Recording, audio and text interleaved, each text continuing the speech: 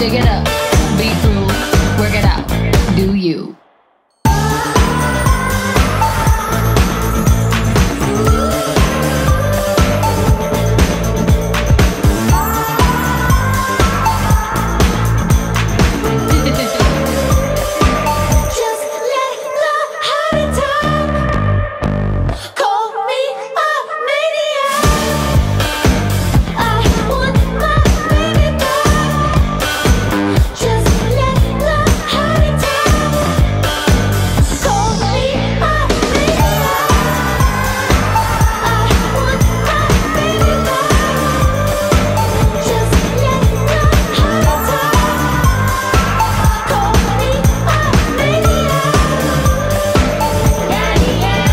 Shake it up, be through, work it out, do you.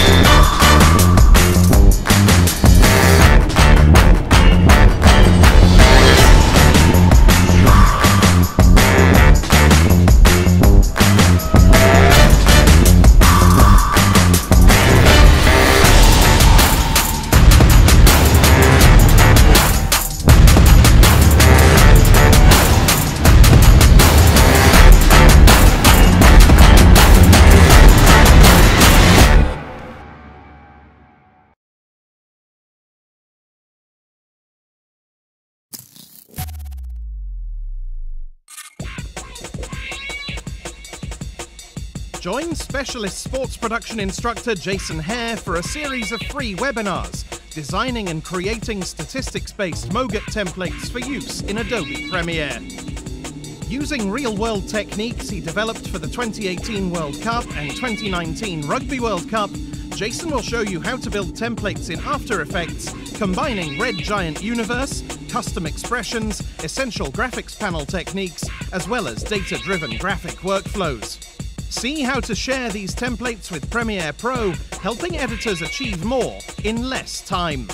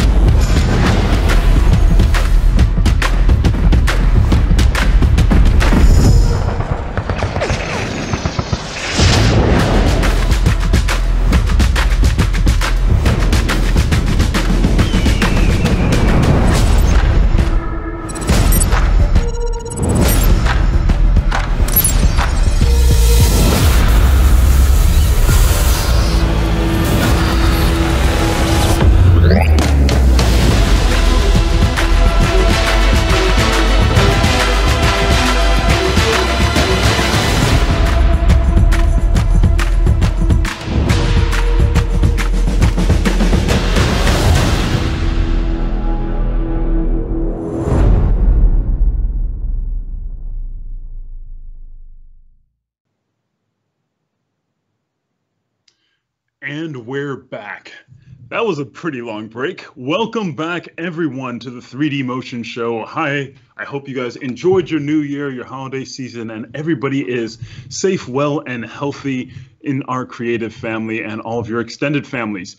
So we're here for another season, 2021, well underway. We already have a huge lineup and wanted to start it off a little bit different this year because we have so many great, talented artists within the Maxon family. Wanted to make sure you guys knew them and were well aware of them. So today's lineup is all going to be our internal team. So you're in for some big treats there and some names and faces if you don't know, you definitely want to get to know.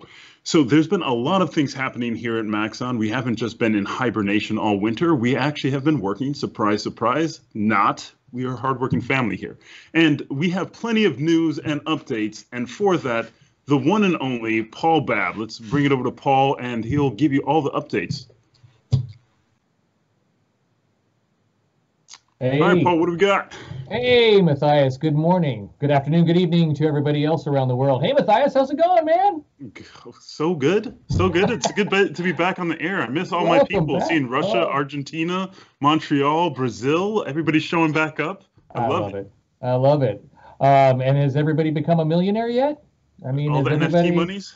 Yeah, and NFT dollars. I mean, you know, it's going to be a show of millionaires pretty soon. This is going to be, we're going to have to bring in Robin Leach. I just did it myself. It's going to be the lifestyles of the rich and famous graphic designers.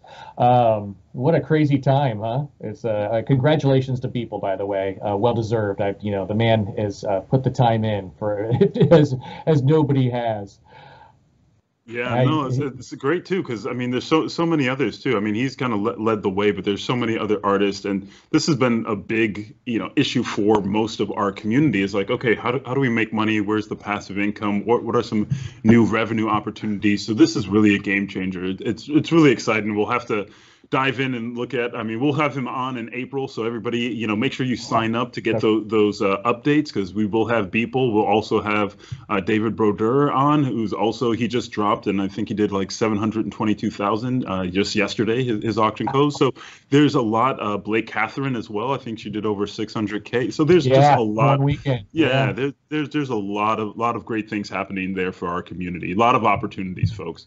Yeah, listen, for the last 10, 15 years at trade shows, I've been telling people there's never been a better time for artists to make money. And I was just talking about the growth of the motion graphics market, and and visual effects becoming more democratized and more people doing it, and independent filmmaking and this type of thing. I never dreamed that my premonition was this good. Can you imagine nowadays if you say to your parents, Mom and Dad, I've decided to become an artist, that they don't want to immediately commit suicide but start celebrating because now they know you might be paying for their house? Absolutely incredible. Well, there's been a lot of news since December. I don't know if people have been paying attention. I'll just rattle off a few of them. We acquired our long-standing Japanese distributor back in January, I believe, which is really great because it helps us bring more services and better connection with our community out in Japan. So we're excited about that. We'll be looking forward to going out and doing a couple of shows there, Matthias. Awesome. I know that there was a patch recently for some of the Red Giant products to work with Final Cut Pro. Some of those changes, and the M1 support has been coming out. Forger. I mean, if people didn't notice, we acquired a great little mobile app called Forger, a little sculpting app. If you haven't played with it, it's pretty cool. I played with it early on when the whole process started. Great little tool, and the guy developing is really great. Javier, super nice guy. They has a great team over there, and they've joined the Maxon family, and we're really excited about the possibilities of that down the road.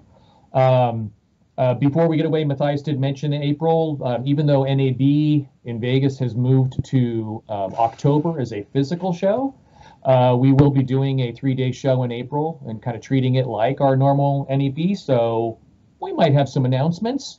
I do know I can say that we've cut a deal with Dell. They're going to be giving us some pretty nifty giveaways, right, Matthias? Oh, yeah. We have an amazing laptop up that's going to be available for anybody who's registered. So we're going to be giving that out. So if you haven't registered for the 3D Motion Show, just go to 3dmotionshow.com. If you're checking this out on YouTube or anywhere else, on Facebook, wherever we're streaming, make sure to go to 3dmotionshow.com, and right under the video, you'll see a little place for sign up. That's where you're going to be able to register for your chance to win any of those amazing prizes. And you're definitely going to want this Dell laptop. So I've been using this one here for the last, I guess, 2.5 years since we were live and doing the tours, and it has been a workhorse. It doesn't matter if I'm using Redshift or any GPU rendering or cinema. It hums along. So it's like having a mobile workstation. You definitely want to get it, or at least get your opportunity to get it, or just take a look at their whole lineup, because they have a whole powerhouse lineup of different tools. But if you want a chance to win it,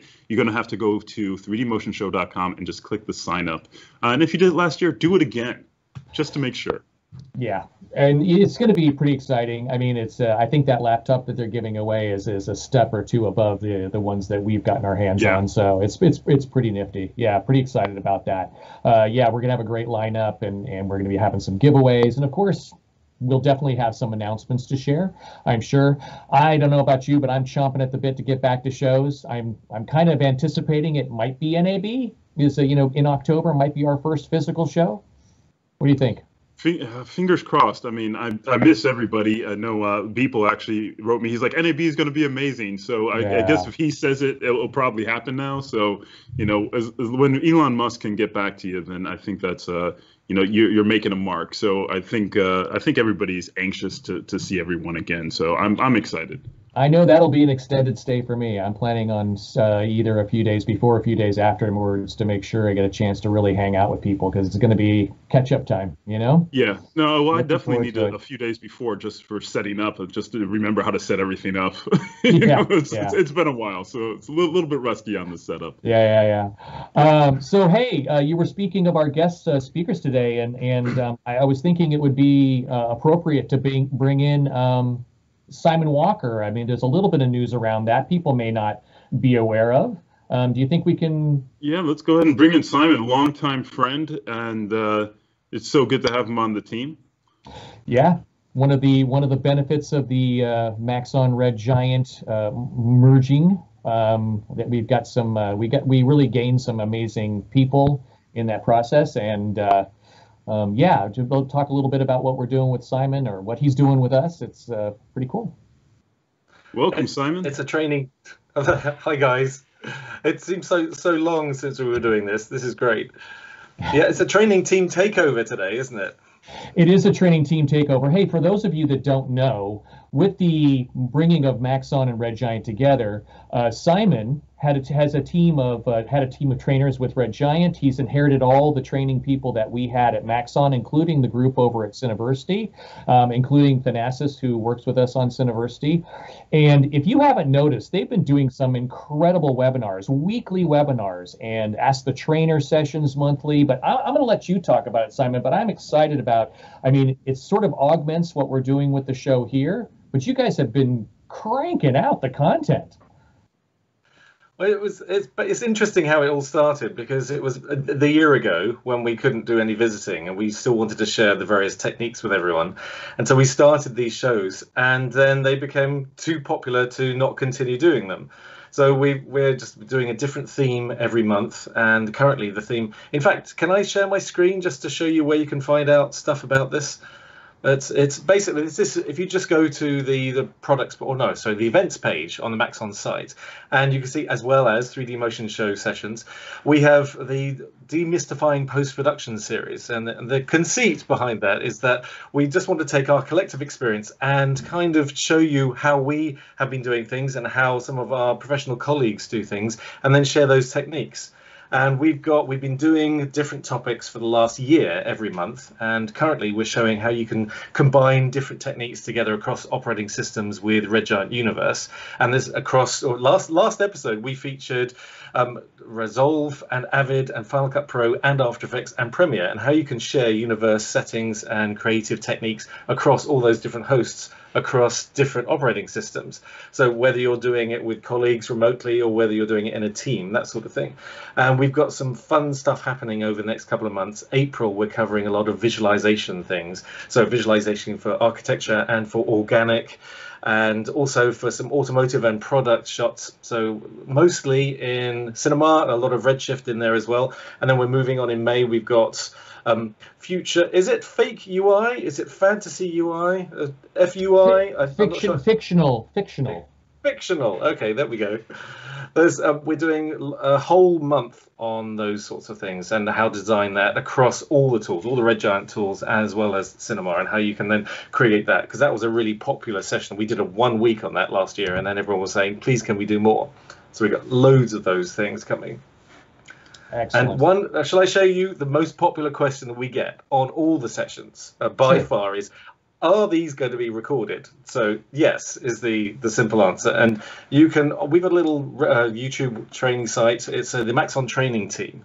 And you can just look at any of the sessions that we've done all last year, including last week or this Monday's collaborative creation in Universe. And if I just jump onto here, just want to show you a little tip. You don't have to watch the whole thing if you're looking for a specific technique, because we're setting these up with these little timestamps. So you can jump in if you just wanted to do about how to share presets between Avid and After Effects. You can just jump in and watch that little bit too. That's so it's awesome. just really designed to share these techniques with you. That's incredible. I mean, that's exactly what people are looking for. Is we found that with on Cineversity is that, you know, sometimes they don't want to even see a whole video. They just want to jump in and get that one technique. So that ability to jump in there and find exactly what you want is amazing. Yeah, absolutely. It's just-in-time learning, I think, is the new phrase. Yes. Yeah, actually, when Simon and I are in the process of talking about what to do with the next steps with Cineversity.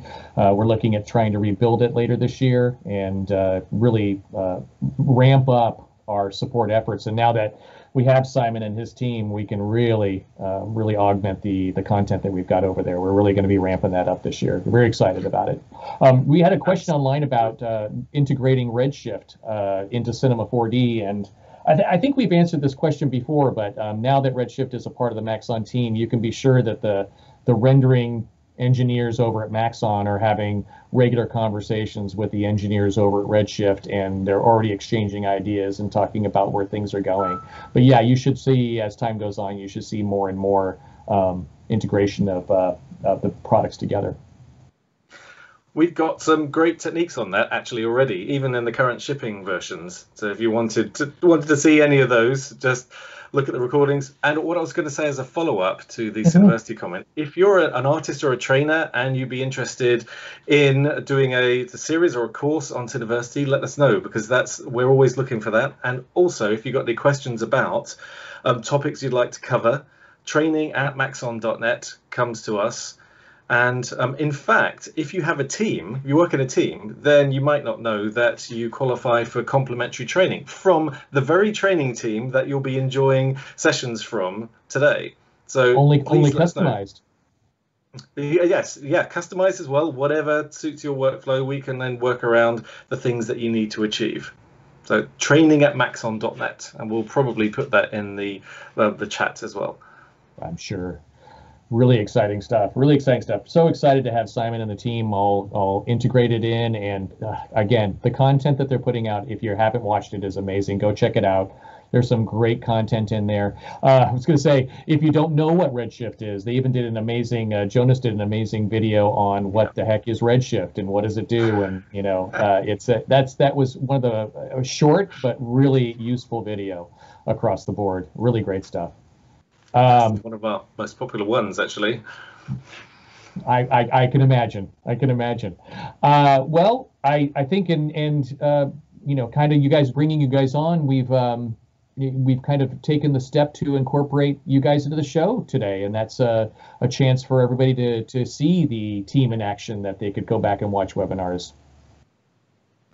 They say always play chess with somebody better than yourself, and that's how I feel with the team that we've got. They're so much better than me in every single way. So every time they do a session, I learn so much. So I'm really excited to see the sessions today.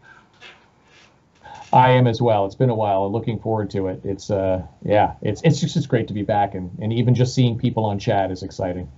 But you know what? I think if we've got all our news out, I think we're going to take a little break and come back with our first presentation.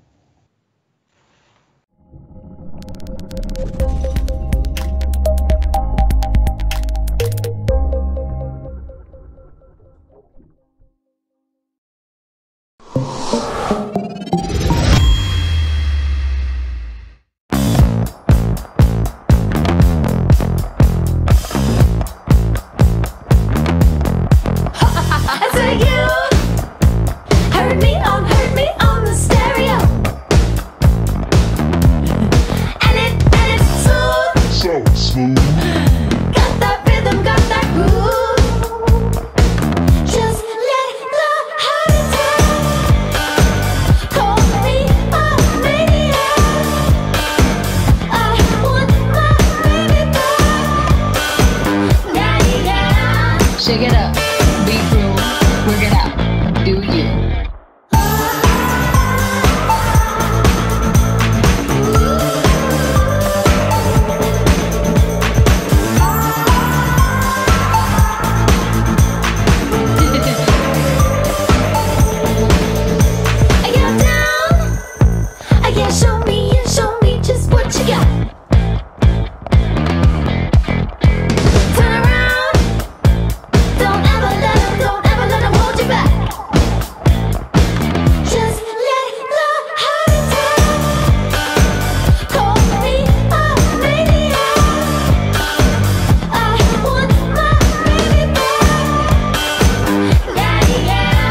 Shake it up, be cruel, work it out, do you.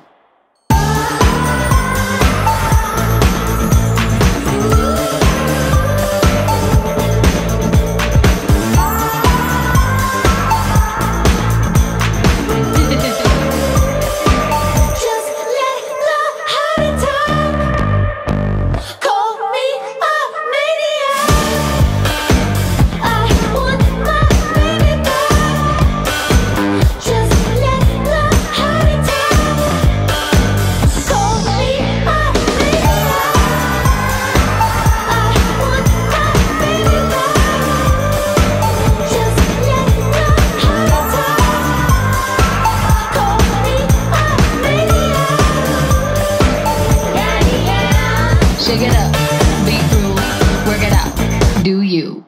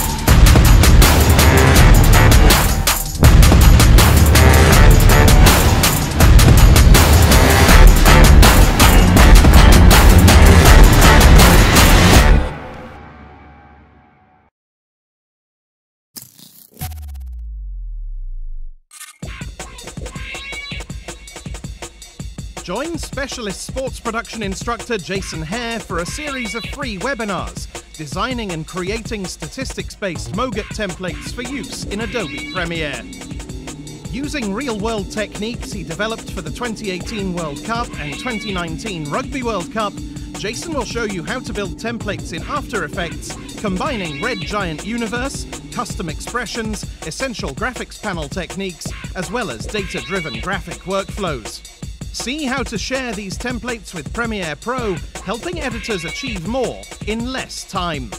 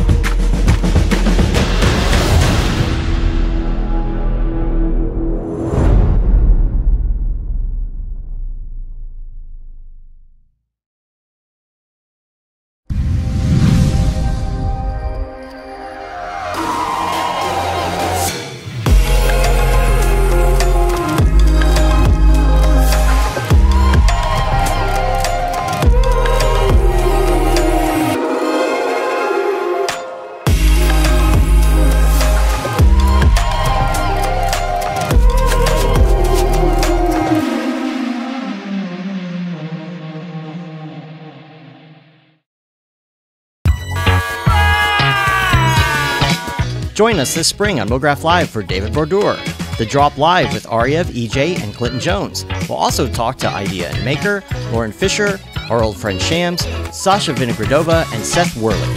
Check it all out at mograph.com/live.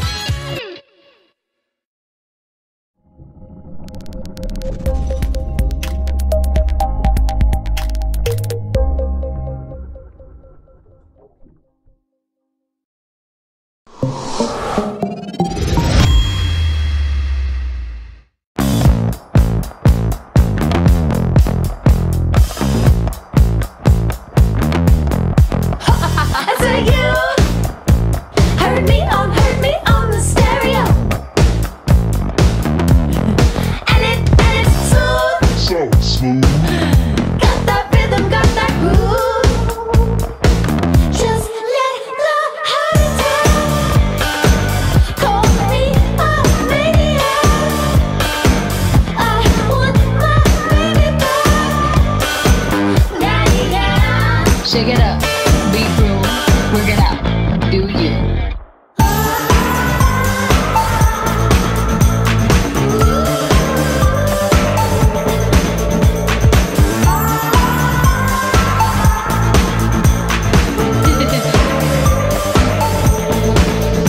I get down, I get show me just what you got.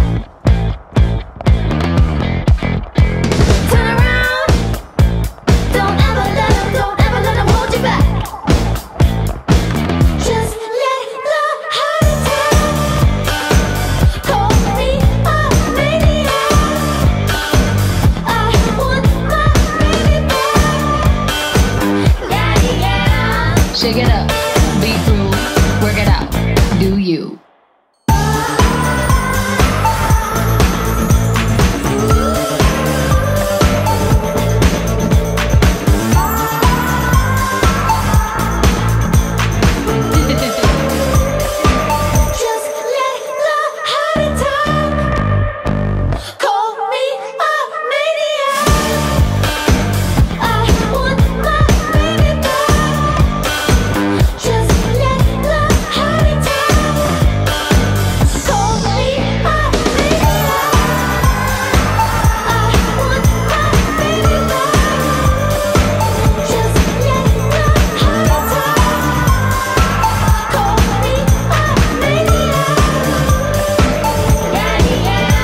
Shake it up, be cruel, work it out, do you.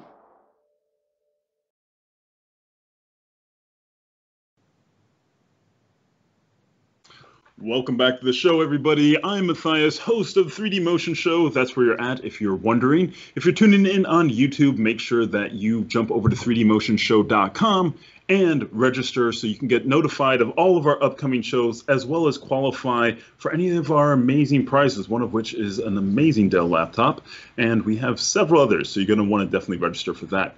So up first, our first presenter of this new season is my good friend from across the seas, longtime trainer, and one of the best people you can talk to about anything in the world of Cinema 4D, Jonas Pilz. Hey there, Jonas Pilz here, Master Trainer at Maxon, and today I want to show you how to use MoGraph and a few other generators to create rigs for your visualization projects.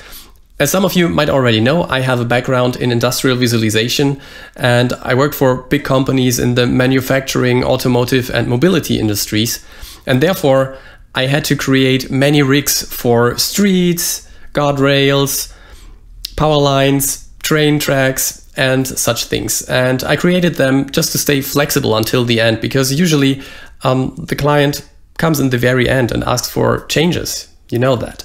So what all of these things that I just mentioned have in common is that they are long, which means that they can be perfectly based entirely on a single spline. And that's what I want to show you today.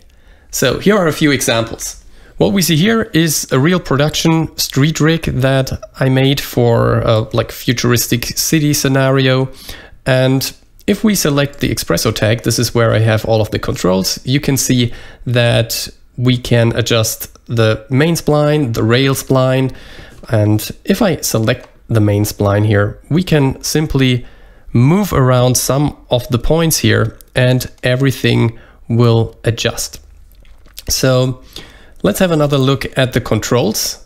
We can adjust the width of the street and also the distance of these guardrail stands here. If we just move the slider here a bit, we can adjust the count of lines here. So we can create 5 lines instead of just 3, and also adjust the distance of these stripes here.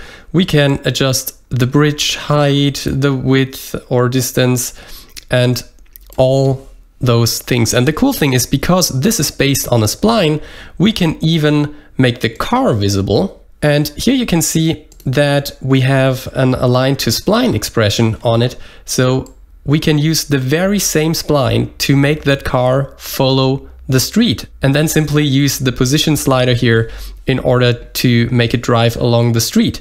If you have another null in here, you can even move it to another line. And if we now adjust the position slider, this car will always drive on that line. So that's a pretty cool setup and very flexible. Also, if we, for example, now adjust the shape of the street again and move it to this place, you can see that the car always is in that line. It will always stay in that line. All right, let's go to the next example, and I want to show you this power line rig. It's a lot more basic, but what we have here is a power line setup following a spline, and you can see that the whole thing is adjusting. And if we have a look at the Espresso tag and the controls that I added here, we can again adjust the spline. We can set the mass distribution from step to spline vertex. So now it's here on the spline vertices. If we go back to step, we can adjust the mass distance. We can also adjust the alignment, so we can make it so that it aligns to the surface or that it's straight up. And we can also adjust the wire hanging. That's also pretty cool. And now let's go to the next setup here, my Rails finished setup. And this is also the one we're going to use for today's session. So if I go to the Redshift menu and enable the Redshift render view, you can see that this is our setup here. So all of these matrices that you see here are going to be replaced by stones, and we can move around. It's really fast. We can also adjust things, but maybe let me disable the render view here so we have a little bit more space. So let's have a look at this. So this is what we are going to create. And here you can also see that in this case, I just have one object here. The other objects are hidden. And we have this user data tag here instead of the Espresso tag. And we have a main spline, a rail spline, and we can also adjust the fastening type. So you can see it here that the fastening is changing. We can enable or disable the stones. We can adjust their seat, and we can also adjust the ground level of these stones. But now let me also have a look at the spline here, and let's move some points. You can see that everything is adjusting as expected. We can also rotate the whole spline, and this way you will see that the rail spline is perfectly working. Let's undo this for now.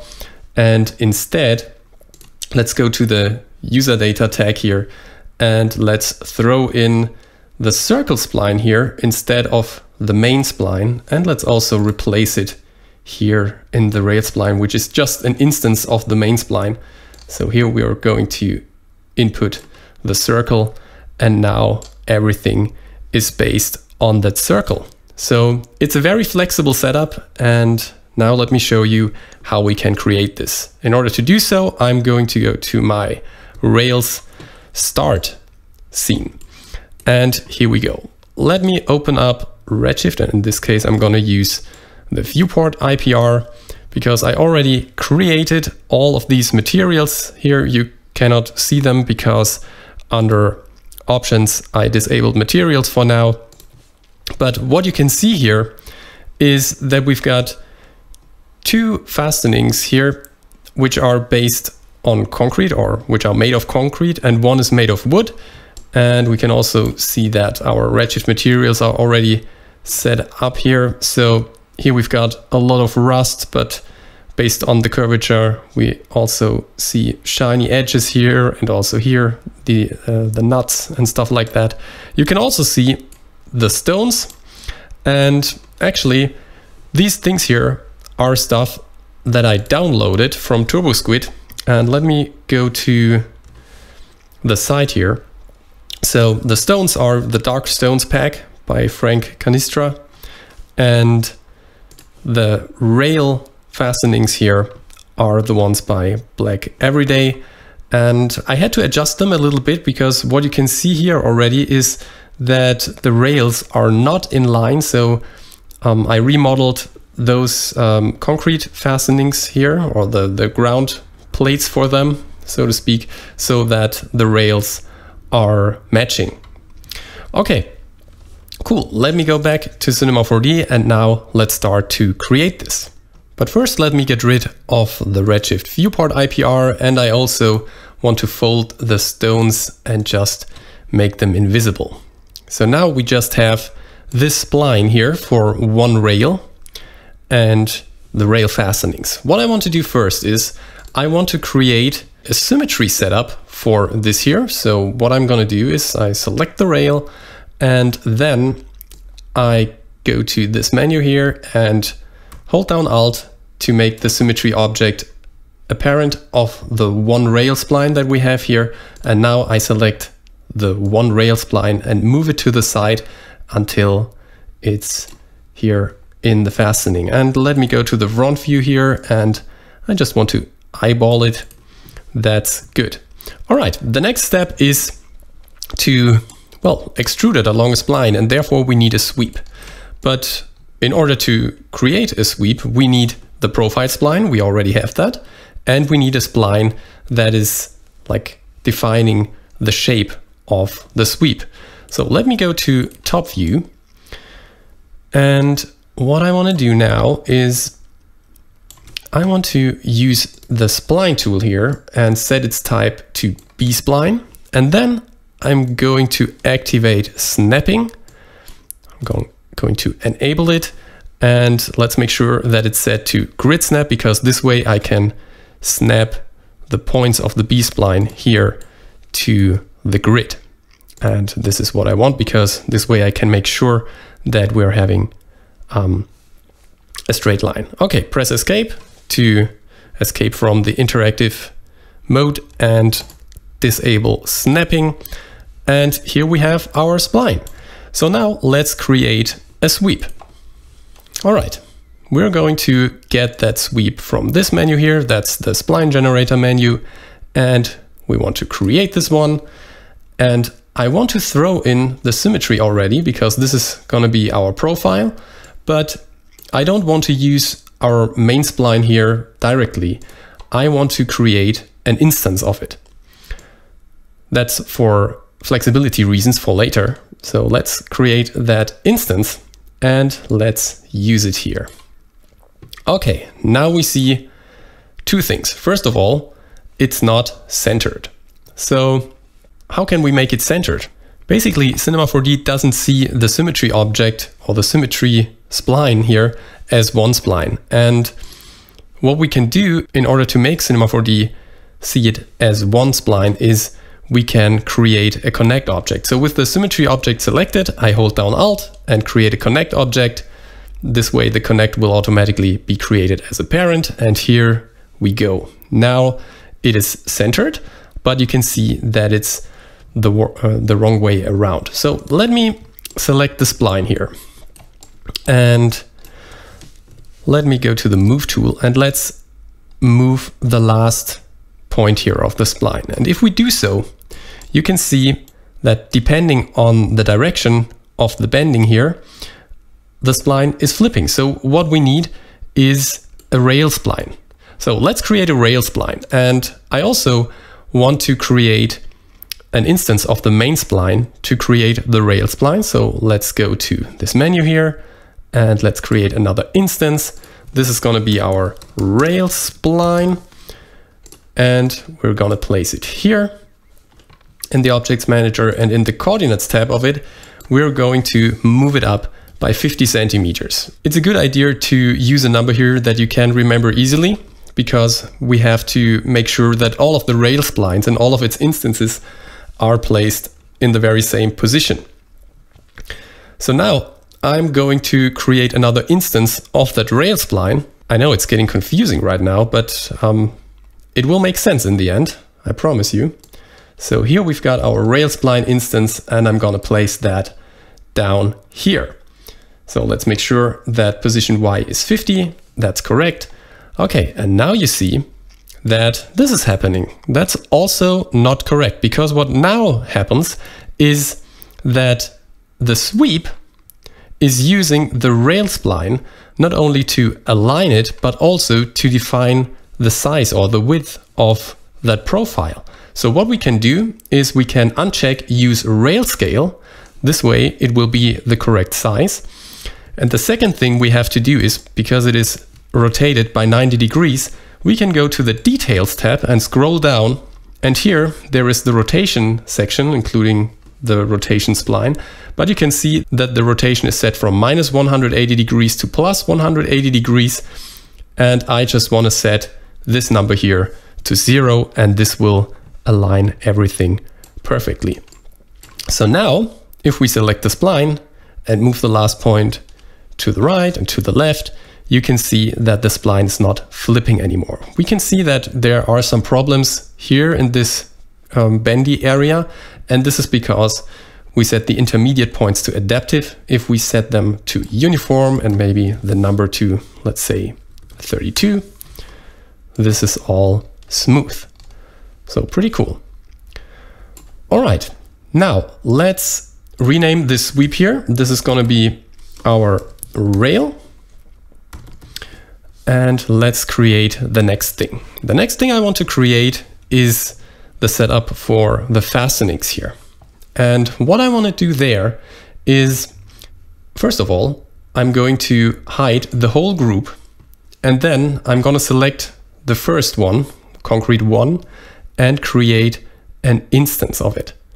So the reason why I made the group here invisible instead of the separate ones is that if I make the separate fastenings here invisible, you can see that they also disappear in the instance.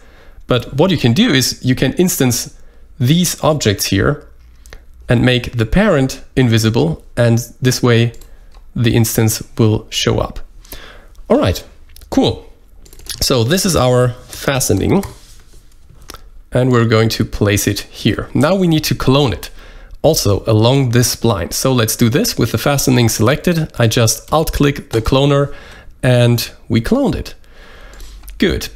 Now let's set the mode to object, and we want to clone this one along the spline. So let's bring in the main spline here, and let's also bring in our rail spline here into the rail link field.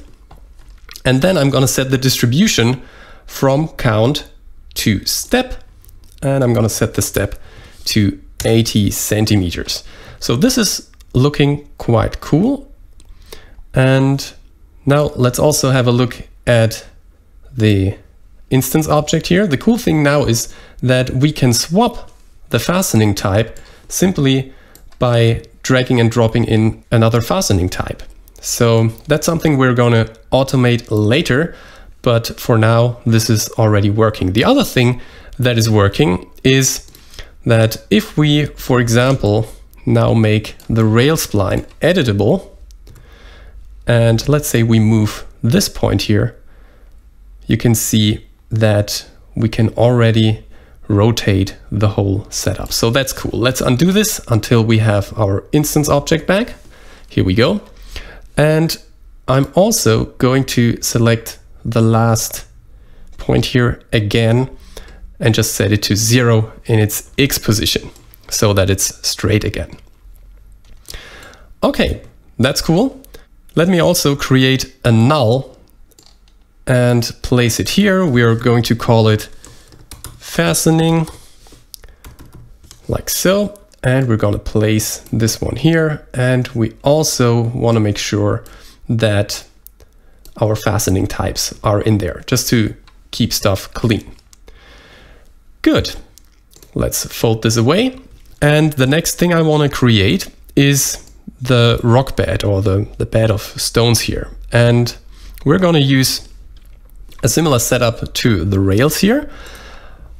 So let's go to the front view, and I want to use or create a spline which is defining the profile here.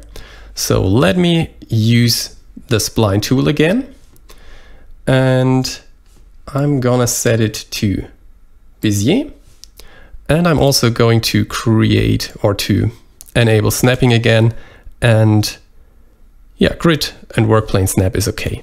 So let's start here and let's create our first point, and then I'm going to go to something like this, and yeah, just create a spline like that, and then I'm going to this line and create another point. Then I'm going to go to this line, and the reason I turned on snapping is simply because I want this to be almost symmetrical.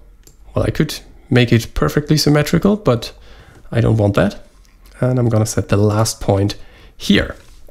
Okay, that's my profile spline for the rail bed, or for the rock bed spline.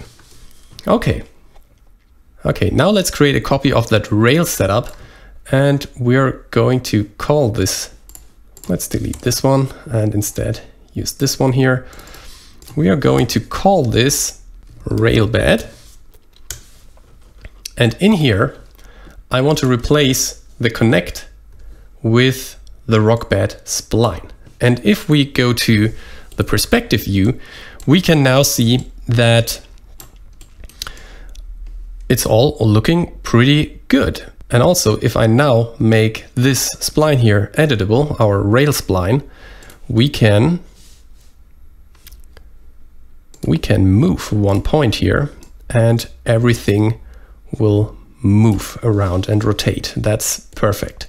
Okay, one thing that isn't perfect, but you cannot see it yet because we don't have a texture on here, is that our texture mapping is pretty distorted. So let me create a new material, and I'm going to add a checkerboard texture and make it 20 by 20. And I'm going to assign it here to the rail bed. And of course, because I disabled materials, I now have to enable them. And here you can see the problem. So what I want is equidistant distribution along our profile spline. But you can see that this is not equidistant at all. And even if we adjust our rock bed spline here, let's say the intermediate points to uniform, you can see that some stuff is changing, but you won't find a type that gives you the perfect or the correct result. So what we need to do is we need to resample that spline, and we can do that by using a MoSpline object. So let me create a MoSpline from the MoGraph menu here, and we are going to set its mode to spline, and then in the spline tab we are going to use our rock bed spline as the source spline. And now we're going to move this out of this rail bed sweep object, and we're going to use the MoSpline instead. As you can see, well, it's actually looking pretty good. We can also set this to even, that would be the very same, and I will leave it at even. So now we can see that the checkerboard here has equidistant distribution in both directions. It is stretched, we will take care of that later, but it is equidistant. So by using the MoSpline, we are able to resample a spline so that our textures in the end won't be distorted. Good, now let's tidy things up. And in order to do so, I'm going to create another null. and I'm gonna place it here. I'm gonna double click the rail bed object here and just copy its name and use the up key 2 times and just paste it up here. And now I'm gonna make all of these objects here children of that group. Okay, so that's looking good as well. And now I want to take care of the stones. So what we could do is we could clone the stones directly, but this is something that can be really slow, especially if we have lots of stones in the end. And we will end up having like 500,000 of these stones here. So instead of just cloning them, we are going to use a matrix object. And because we want to render the whole thing in Redshift, there is an object that is called matrix scatter. And this is basically a Cinema 4D matrix object with a Redshift tag on it. So I'm going to use that here, or I'm going to move it to this place. And I'm also going to set its mode to object. And in this case, I want to use our rail bed as an object. And here you can already see that the stones or the matrices are appearing, but we need a few more of them. Let's bring it up to 20,000. And here we go. That's something we can use. Now, the cool thing already is that we can go to the transform tab, and by using its PZ value, we can adjust the level, the ground level of these stones. So this is pretty cool. We have to remember that later because we can use that in our Expresso. Okay, the next thing I want to do is I want to randomize this whole thing.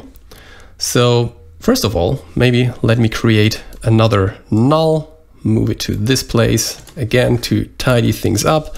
I'm going to call this one stones. And I'm going to drag and drop these objects here into that new group null. Okay, the next thing I want to do is randomize these stones in position and rotation. So let me go to the MoGraph menu and create a random effector, and I'm going to hold down Command or Control on the PC, and this way the random effector will be created on the same hierarchical level as everything else. And this is cool because we already have that group. Okay, now let's go to the parameters tab, and we're going to bring down all of the positions to 5. So that's already better. Then we're going to check scale and uniform scale. Let's set it to 0.2. And now the most important one, rotation. Let's set this to 180 by 180 by 180. And now this is looking really cool. If we go back to the matrix object, we can still go to the transform tab and move these clones up and down. So that's pretty cool. All right, now let's say, well, let's move them up a little bit more. Let's move them up by 4 centimeters. That's pretty cool, because what we can see now is that some of these are intersecting here, of course, because we just created those clones on the whole rock bed here, on the whole rail bed. So let's have a look from the top, and we can see, of course, they are intersecting with the fastenings. What if we don't want that? All right, and we also don't want this to be a dynamic or simulation setup. We just want them to be like cut out. One way how to do this is by using a plane effector. So let's create a plane effector, and I'm gonna hold down Command again to create it on the same hierarchical level. That's plane visibility, and in the parameter tab, I'm going to uncheck position, and I'm going to check visibility. As you can see, nothing is happening. Now, in the fall off tab, we can use these fastenings as a mask for the stones. But because the geometry here is, well, not super light, we can make this more efficient. So what I will do is I'm going to create a new mask or geometry to mask these stones out. And this is going to be very simple geometry. So let me go to the fastenings, and I'm going to create a copy of that cloner here, like so. We don't need this one, it was still selected. And I'm gonna call this stones mask. And instead of using the fastening instance here, I'm going to create a cube, and I'm gonna make it the dimensions of these fastenings here, which is around 250 by 50 by 20, something like that. And I'm just gonna throw that cube into the cloner here. And now if we go to perspective view, you can see that this is our setup. Well, of course, that's not very beautiful, but we just want to use these cloned cubes as the mask for these stones here. So let's go to the plane visibility effector, and I'm just going to try dragging and dropping our stones mask into the field list. And well, I'm going to use a point object to do so, and you can see everything is disappearing. And if I bring up the radius here, nothing is happening. And that's a problem. So it doesn't work by default. I just saw that I've got a typo in here. So that's the stones mask, not the stoner's mask. And instead, as we did before with the spline, when we created the symmetry, we have to create a connect object. And now it sees the whole setup here, the whole cloner setup, as one piece of geometry. And let me again double click this, copy, go one up, paste, and now select the plane effector and just drag and drop this in here. You can see it's the very same effect for now, but if I now select the stones mask here in the field list, I can bring up the radius and you can see that clones are appearing. So here we go. That's a pretty cool thing. So we can already make this connect object invisible. Right, now that's what we have. Okay, not perfect. Let me go to the top view because here we can see everything a little bit better. Instead, we could use surface mode, but that's also not perfect. Let's go to volume. We're going to use volume mode here. And by default, you can see that we now only have those stones inside of the fastening mask. So we need to invert it. Of course, we can do that. We simply select the stones mask here, go to its remapping tab and check invert. And now you can see that we don't have stones in here anymore. You can see that they are still a little bit intersecting, but now we can simply go to the cube object and just bring up the Z size. And here you go. You can now see that we are subtracting stones here. And I think that's okay. So now we have a setup that is very flexible, that doesn't involve dynamic simulation, and therefore it is really fast. So let's double check this. Let me now, for example, move some of the spline points here. Let's move this one. You can see that it's reacting immediately. There is no delay and such things. Okay, let me also make the rail spline editable for now. And let's move one of the points here. That's also working. Okay, so actually what we just did is we finished the setup, and now we can make the setup easier in order to be used by someone else, because right now it's a pretty complicated thing.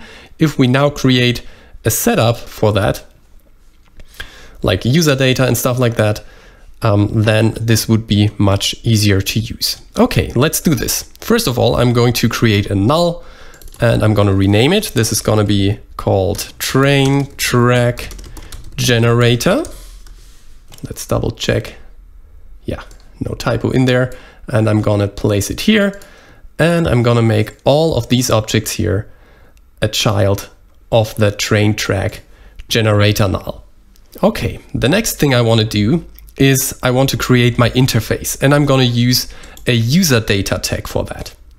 It's under programming tags, and actually this tag's only purpose is to hold user data. And we created a separate tag for that so that you know that this tag is holding all of the user data and not the Expresso tag or not the null, for example, because this is also possible. We're going to use the user data tag to keep things tidy and clean. Okay, let's rename this to train track controls. And now we can add user data. All right, in order to do so, we have to go to user data, manage user data, and then our user data manager is coming up, and we want to create the interface we saw before, and we're gonna add some data here. So first of all, I want to add a link field for the main spline, and the type, the data type, is going to be a link. All right, the next one, and I can just create a copy of this one, is gonna be the rail spline. So here we go, rail spline. Next, I want to control the fastening. And so what I want to do is I add some data, and I'm going to set the data type to separator because I want a separation here. I'm going to call this fastening. And next, I'm going to create the interface for the fastening type. So let's add some data. And what we need here actually is something to swap the reference object inside of the instance object we have here in the fastening section. So I'm gonna set its name to type, and now we need the right data type. So float is not correct. We can do a lot of things using integers, because integers are the data type which allows you to create radio buttons and stuff like that. And this is exactly what we need. So let's set this to integer, and we're gonna use another interface. We're gonna use QuickTap radio buttons. And now this whole thing appears, and we have a little bit of an instruction here. So what we need is a value, semicolon, a string.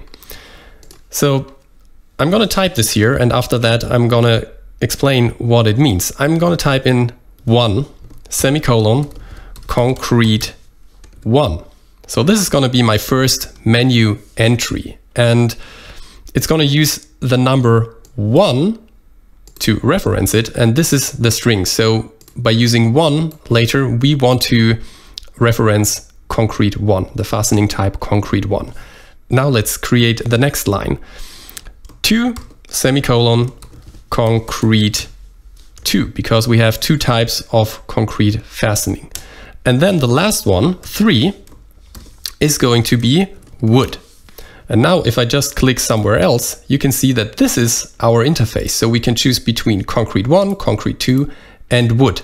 And based on what we choose, this will output 1, 2, or 3. This is what these numbers here are doing. Okay. Now the next thing I want to do is I want to copy the separator line here and rename this stones. And now we're going to set up all of the stone settings. First of all, we want a checkbox to enable and disable the stones.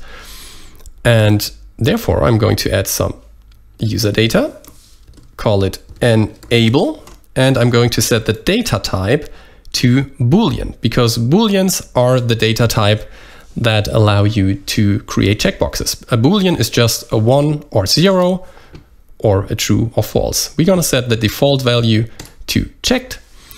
Then the next one I wanna add is the seed, and the seed value is also going to be an integer. And well, what integers are, they are numbers without decimals. So they are full numbers, and I'm gonna set the default value. Maybe let me add something to the max value. I'm gonna set the default to 1, 2, 3. So that's our seed default.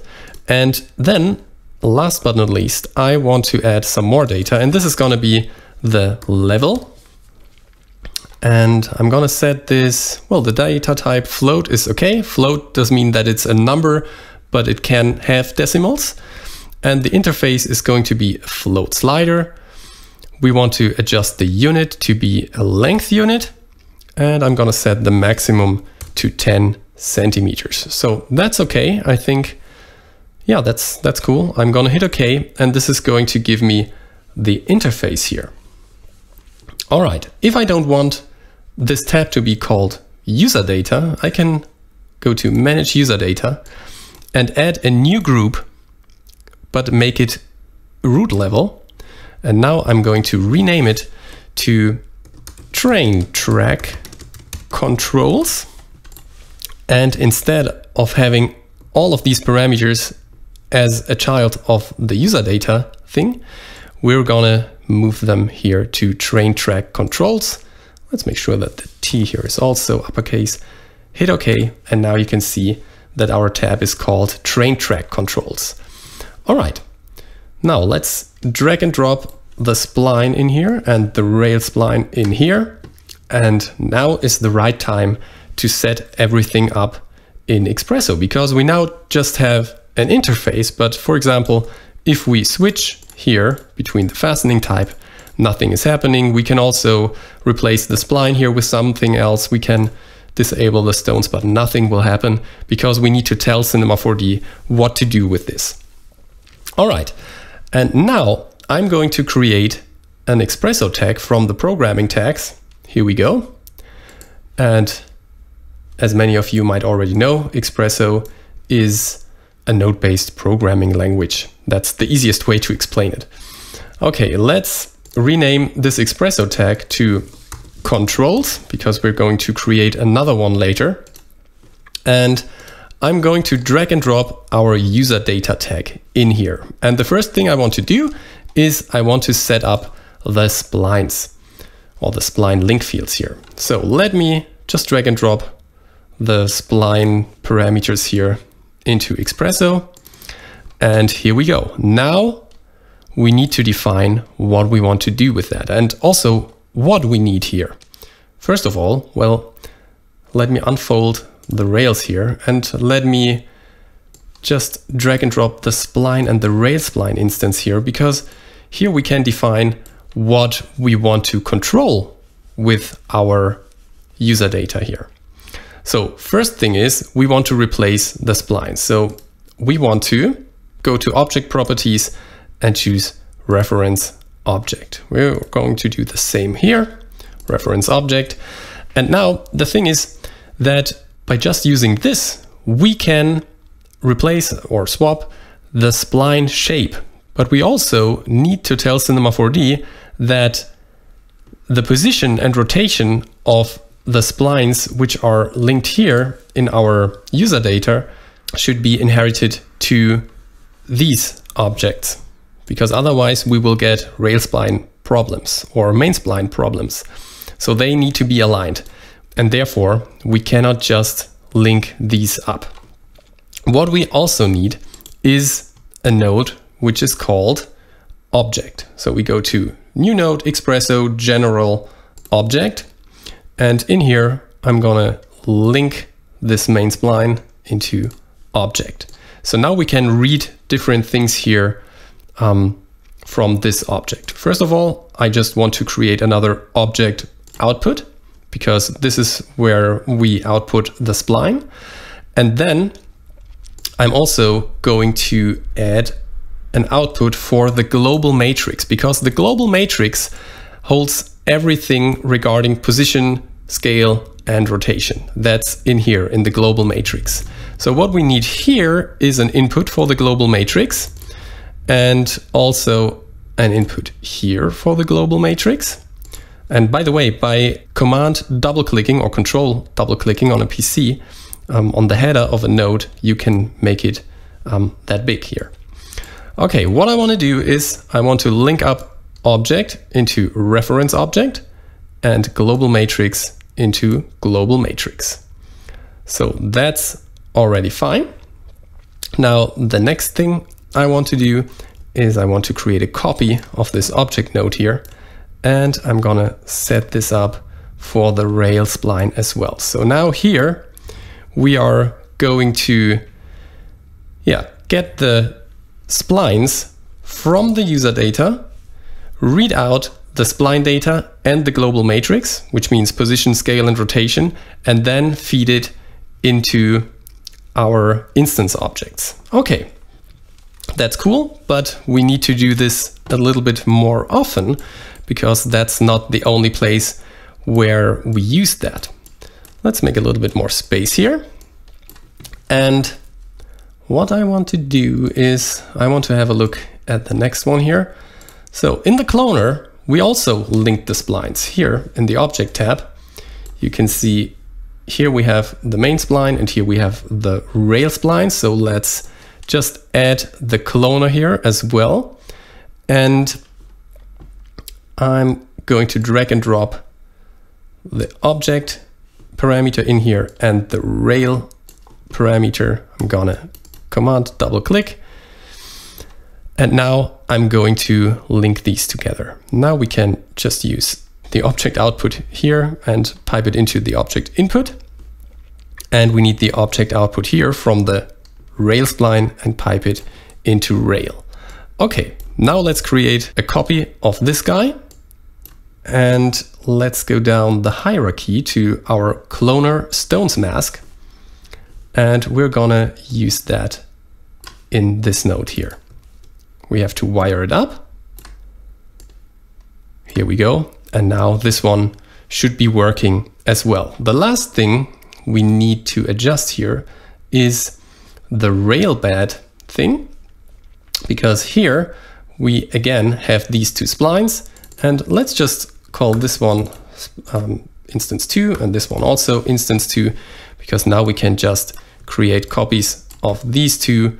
Let's replace the reference object here with instance 2 and the reference object here with rail spline instance 2. And now we need to wire them up again, like so, and here as well. And now you can see that this is working. Let's move them like so, so we can have a better overview. Let's move this away. And now let's just do something to these splines here. For example, we can now replace the spline simply by creating a circle spline. Let's set this to XZ and the radius to, let's say, 1000 centimeters. And we're gonna set the number of immediate points to 32. And now if we link that into the main spline, you can see that this is already working. It's pointing to the inside because we didn't replace the rail spline, but that's okay for now because we already know that this is going to work. Cool. Good.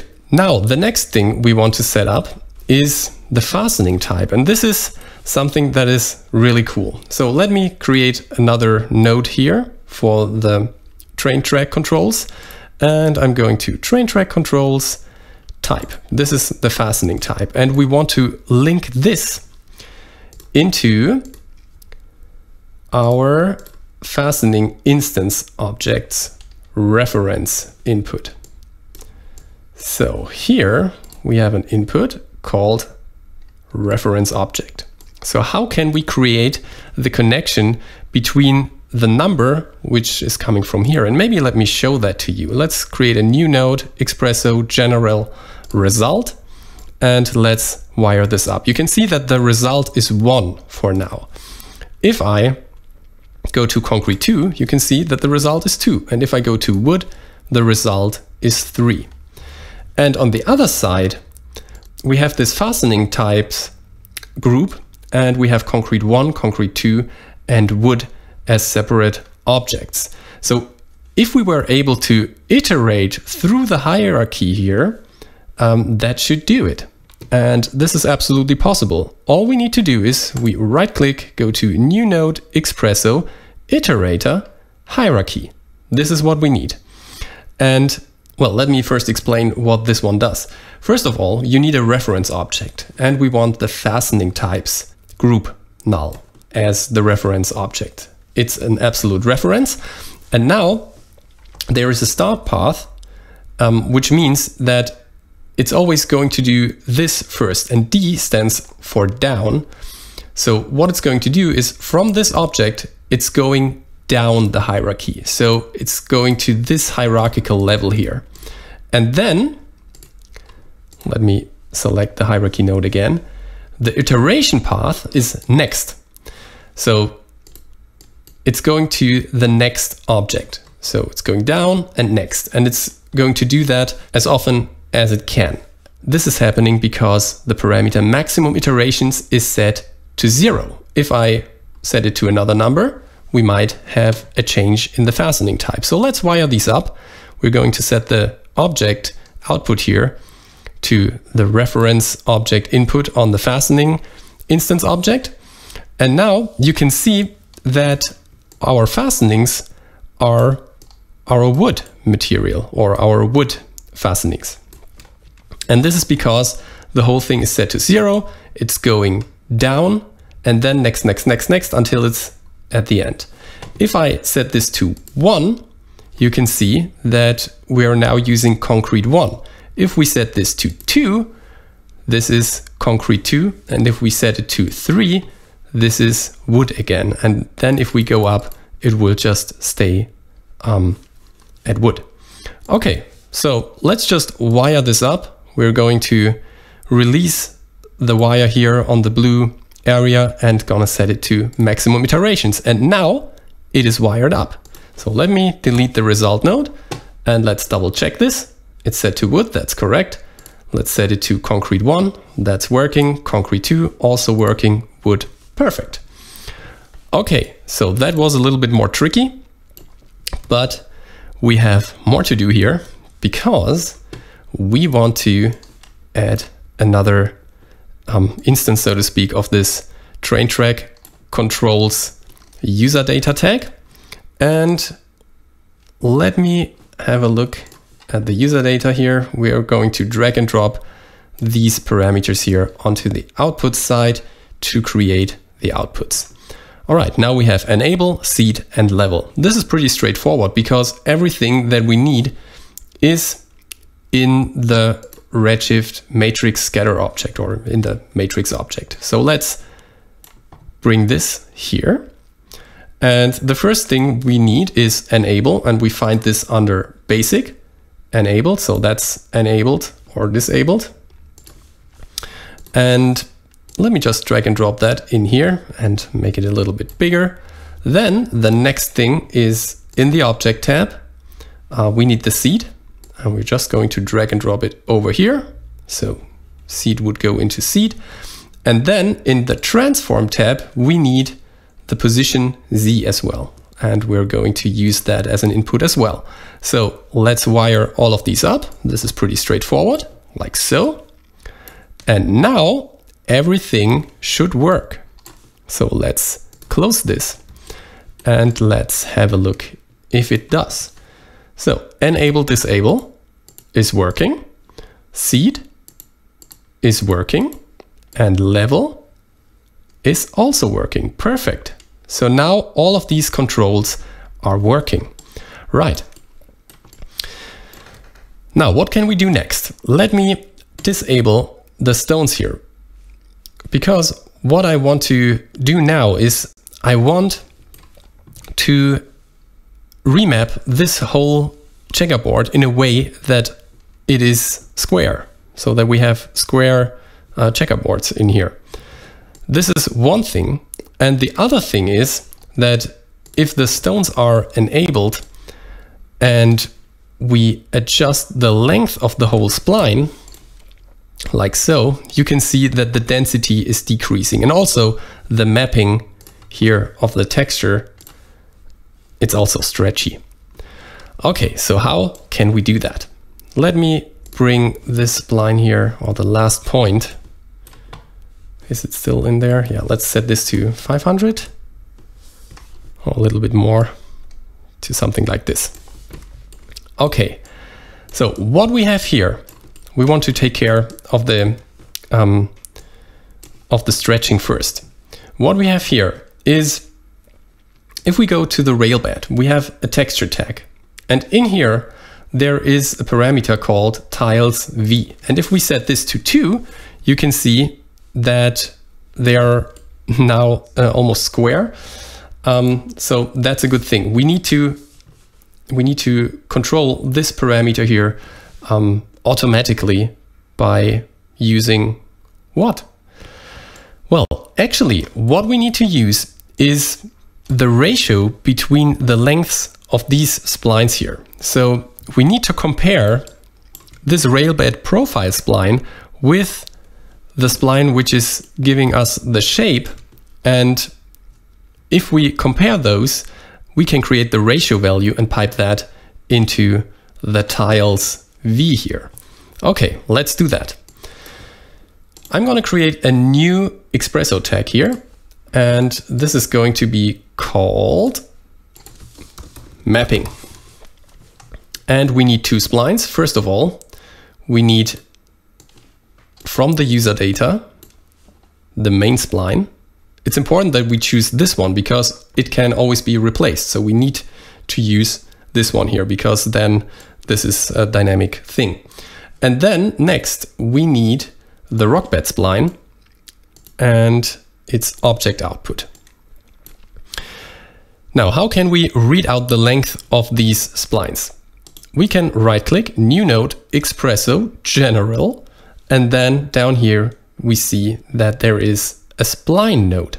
So let's create one of these, and we're gonna pipe the train track controls main spline here into the object input, and we don't need the position output, so we delete the port, and instead we're going to use the length output. And now let's also create another result node to check the result. So the length of the main spline is around 1400. Okay, now let's create a copy of these simply by command or control dragging and dropping. And we're going to do the same with the rock bed spline. And here we have 700, around 700. So if we divide the length of the main spline here by the length of the rock bed spline, we should get a value close to 2. And this is what we need in here. So this is going to be our right result. So how can we divide one value by another? We simply right click, go to new node, Expresso, and this time we go to calculate and math. And in here, we can set the math function from add to divide. So now if we divide this spline length by this spline length and just copy the result node and have a look at it, we get a result which is, let's say, close to 2. That is good because now we can also just drag and drop this material tag in here, and we're going to drag and drop the tiles V parameter here onto the input side of the material node, and then we link them up. And now we have perfect squares. As long as the main spline is straight, we have perfect squares. So let me double check. We can now add or subtract length here simply by moving this point around. You can see that it squares all of the time. If we create a bending, you can see that it's stretching here, but that's okay. All right, now let's do the same with the matrices here. Oh, we need to activate them here with the stones, I mean. And basically what we need to do here is, if we go to the matrix object, we know that we typed in 20,000. So if we multiply the value which is coming out here, which is around 2, then we should get the right number. So let's create a copy of the divide node and set it to multiply. And now we're feeding in the output of the divide math node. And for the second input, I'm just going to type in 10,000. And now we can link this into the Redshift matrix scatter objects count. So let's create this as an input and we'll wire these up. Here we go. So that's looking quite good. We can get rid of the result nodes now, close the Espresso editor, and for now it's working. Now let's make the spline here a little bit longer, like so. That's looking good. And let's also replace the spline by the circle spline. That's also perfect. Maybe let's also increase the radius, let's say to 2000. And you can see that the density is still the same no matter what we do. And that's perfect. That's exactly what we want. So the setup is pretty much complete. I'm going to replace this spline with our initial main spline, and maybe let's create a bending like so. And right now I just noticed that snapping is enabled, so let's deactivate this, and let's also use this point here and move it to this side here. So that's looking pretty good. Okay, so the next thing would be to set this up to be used in Redshift. All right, so let's do this. First of all, I want to replace some materials, but let me disable the stones first.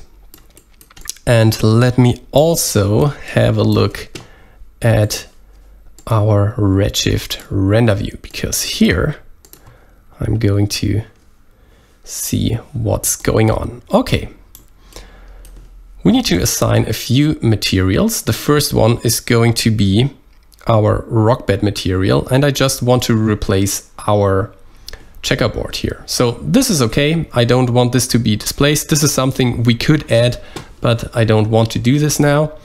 The second thing I want to do is I want to add the rails material here to the rails.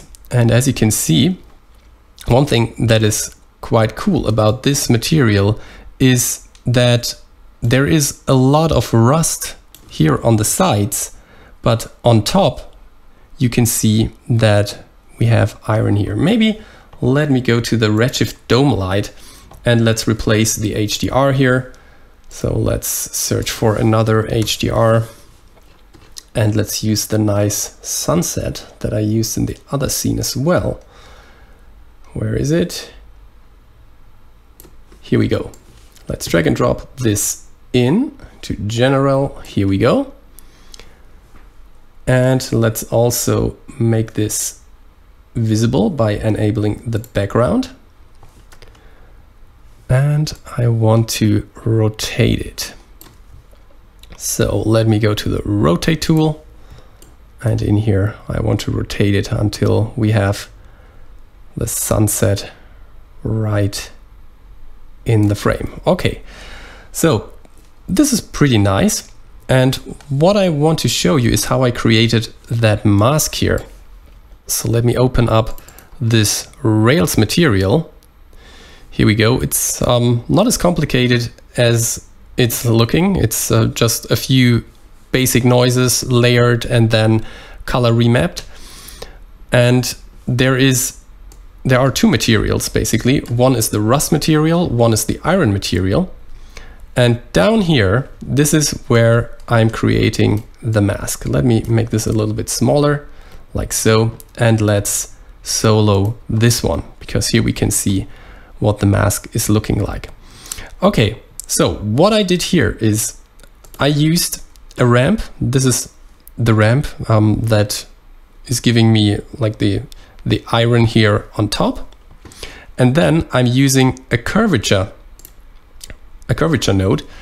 And the cool thing, what I did here is if I mute this this noise which is coming into the radius here, you can see that the curvature is pretty linear, but as soon as I reactivate it, you can see that we get some noise here, and this makes the whole setup look more natural. And in the end, if I bring everything together, it's looking like this. Give it a second, here we go. And yeah, now let's deactivate the solo here. By the way, this is a question I get quite often. What I'm using here are the Cinema 4D nodes. And people were asking me how they can use the Cinema 4D nodes instead of the Redshift nodes. And it's pretty easy. All you need to do is you need to make sure that the renderer is set to Redshift, because this will make sure that the node space is also set to Redshift. And now if I create a node material, node material, this material will automatically be a Redshift material. And this way you can use the Cinema 4D node system with all of its advantages. For example, grouping of nodes or creating assets, stuff like that. Okay, one thing we didn't do yet is, we didn't create the stones here. So let me go back to the object manager, and here in the matrix scatter, let me enable the stones again, because we already set this up here in the user data tag. You can see that we're getting pink spheres. Why is that? Pink spheres instead of stones. Let me go and have a look into the Redshift object tag here. And in the Redshift object tag, you can define particles in here, and that's what we want to do. By default, this is set to optimize spheres. That's the default for the matrix scatter object. But we can set this to custom objects. Now the spheres are gone, and what we can do instead is we can select all of these stones here and then go back in the attributes manager history and just drag and drop them in here. And yeah, what we need to do here is this stones group needs to be visible. So here we go. Now we have our stones here, and you can see that we can navigate really fast. And the reason for that is that matrices are quite light. So we are just moving the matrices onto the GPU, and the GPU is doing all of that instantiation stuff. So that's why it's so fast.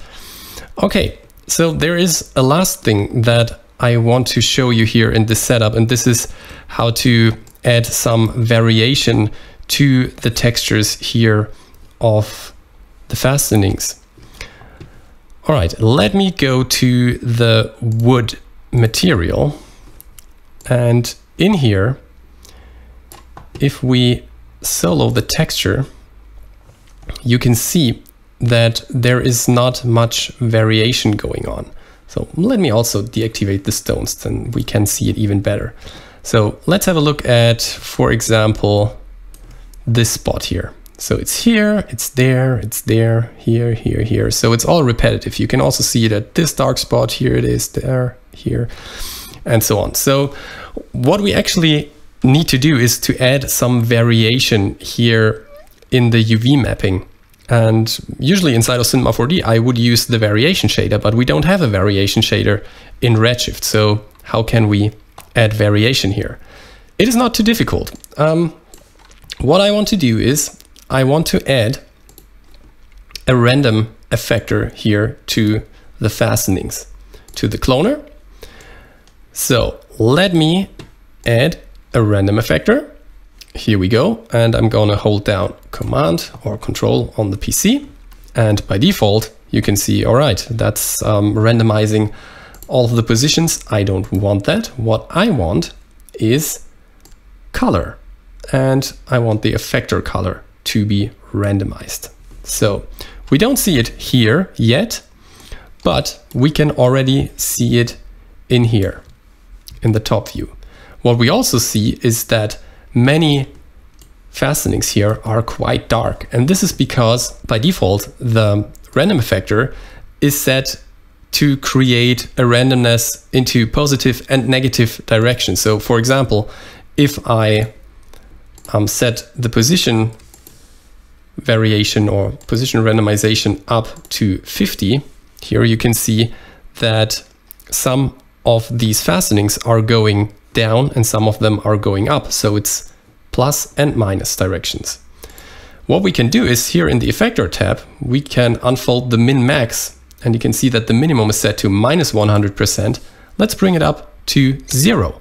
And suddenly all of the fastenings are here and the randomization is just going into one direction. That's exactly what we need. And you can also see that here the fastenings got way more colorful.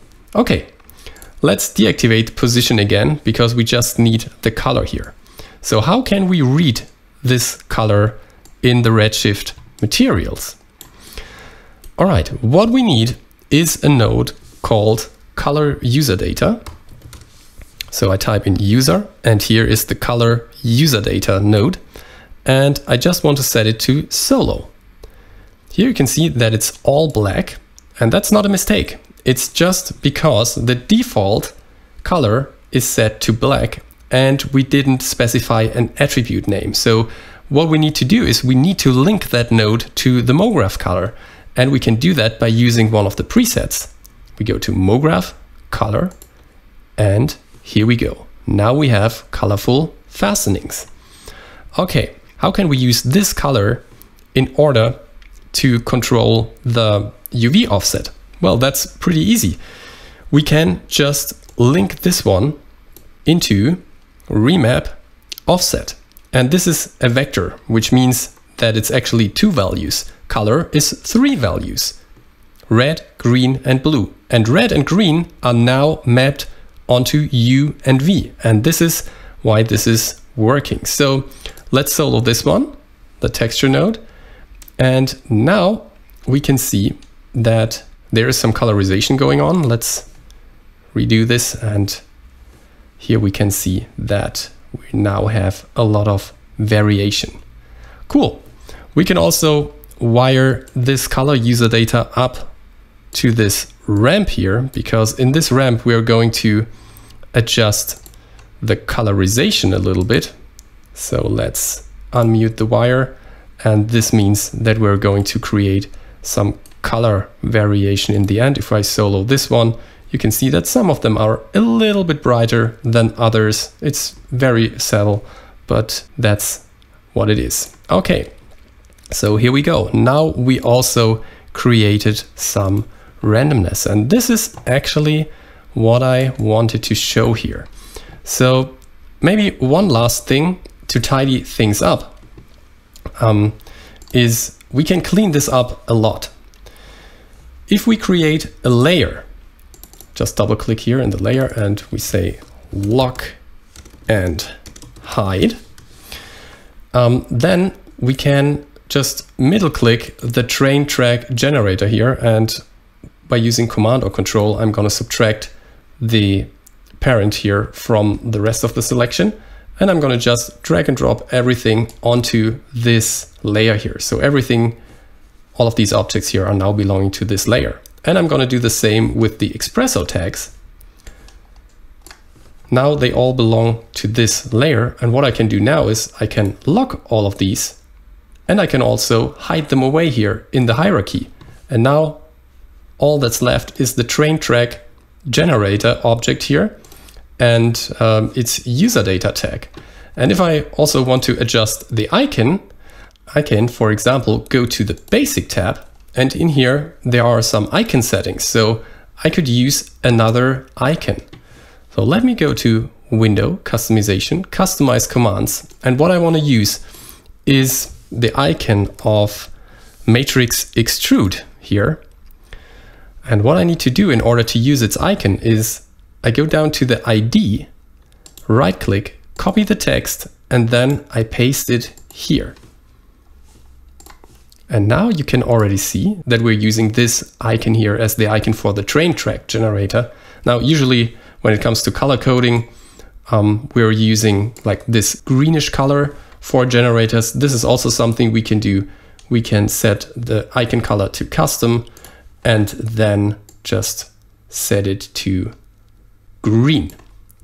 All right, that's pretty much the whole setup. We now are left with just one object here. We have an interface and we can adjust the spline here. So maybe let me adjust the spline a little bit to something like this. And let's also activate the stones again. And then in the end, let's also render this. By the way, if you want to create plants in here, like a little bit of grass or flowers, just a little bit, it's the same technique as with the stones. All right, now let's render this. And I think I'm pretty happy with that. All right, I hope you enjoyed it and also learned something new. And as a member of the Maxon training team, I want to encourage you to visit the Maxon website and go to the events section, because here you can find out everything about our upcoming webinars. If you didn't know, we are running a demystifying webinar each Monday covering the whole Maxon product palette. We are also doing Ask the Trainer sessions twice a month on Thursdays, where you can ask your question live and we try to answer these questions as good as we can. And all of these sessions will be recorded or have been recorded already. And we're hosting them on the Maxon Training Team YouTube channel. So also definitely check this one out. Another thing I want to encourage you to do is to go to our certification pages and find out more about our new certification program. And there's also a free Cinema 4D knowledge test that you can take in order to check out where you're strong and where there might be room for improvement. Cool, I hope to see you in one of our upcoming webinars, and until then, stay safe and goodbye. Welcome back to the show. I'm here with Jonas. Jonas, thank you for that presentation. Amazing work, brother. That was absolutely phenomenal workflow. Well, thanks. Hey, everyone. Nice to see you here. So many people are chiming in. Like one of the things that blew my mind just watching it is I just wanted procedural everything. I was like streetlights, train tracks, cities. I was like procedural everything when I saw that. I was like, why even do it any other way? Just seems like a better way to design. I'm sure it just takes a little bit more time in setup, but it's well worth it. Yeah, especially when you work for clients then, because, well, I mentioned it earlier, but clients tend to like come in the very end of a project and like want a pretty significant change, like for example, just a change in the shape of a train track or of a street and so on. And if your stuff isn't rigged properly, then you have a big problem. And if it's rigged, you just grab the spline and move one point and gone. And you can charge for a whole week. It'll take me a week to redo that train track. Yeah. All right, let's see here. So we do have a couple questions diving in. Let's see, what are the advantages and disadvantages of the user data tag? Someone was mentioning they still fully haven't wrapped their mind around why it's more useful than just regular user data. Well, it is regular user data on there. But the point is that the user data tag is more or less like an empty tag that is just there to keep user data and therefore to keep your scene clean. So what I can do then is by assigning layers to objects and tags, I can completely get rid of all of the Expresso tags. I can completely get rid of all of the other objects in the object manager. And then you still have this user data tag there, which allows you to access the user data. And assigning the user data to a tag instead of like the parent object of everything has the, as soon as you have like a heavy setup and you select the parent object, you will notice that the frame rate drops in the viewport. And if you have that on a tag, because there is no like object highlighting in the viewport going on, it won't affect the performance of the viewport. That's why I prefer like having user data on tags instead of objects. And I also prefer having it on the user data tag just to keep my scenes clean, and then just hide all of the other stuff. Because if you're a one-man show, that doesn't really matter. But if you work like in a bigger company where you have one rigger and all of the other 3D artists are just animating the stuff and so on, you don't necessarily want to give them immediate access to all of the Espresso stuff and so on, because it might be a little bit intimidating, and B, it's just cluttering the object manager. Yeah, no, that's great. So keeping your scene clean is one, and then also viewport performance are two real quick benefits for it. Yeah. Very cool. All right, so let me see here. Is there a constant in the Espresso for minimum maximum value possible? I mean, can we verify if a denominator is 0 before dividing? But what if we wanted the smallest number closer to 0? So yeah, I guess I know there are clamp values inside of Espresso, but you want to talk a little bit more about that as far as clamping those values? Well, you already mentioned it. There's a clamp node, and if you pipe a value in there and clamp the value to, let's say, the smallest value is going to be 0.001, and if the input goes down to 0, then it's going to output 0.001 instead of 0. Easy enough. So that's it. Easy enough. All right. So someone had a question about the nodes, which is a great question. Are the Maxon nodes now fully featured for Redshift, or are there still some missing from the original Redshift Espresso nodes? Well, a few features or a few nodes are missing. Like, for example, the Cinema 4D shader node that is missing. I'm using the Cinema 4D node system when I know that I don't have to use these nodes that aren't available, because I like the Cinema 4D node editor workflow better than the Redshift shader graph workflow. But whenever I need it, of course, I use the shader graph. It's just a matter of personal preference. Yeah, I really like the new nodes. The Cinema new nodes are quite elegant in design. Let's see. Yeah, the whole searching for nodes, and they are also tagged. Like, for example, if you, I think I showed that in the presentation, when you search for a ramp node, you can also type in gradient because the ramp node is tagged. So you can search for gradient and still get the ramp node. Yeah, so much more elegant. I mean, it makes the nodes less intimidating for those of us who aren't as experienced. It does make it feel a lot easier and more user friendly to have that system. Let's see. Someone is wondering, is the node editor showing a C4D node material or a Redshift material in C4D editor?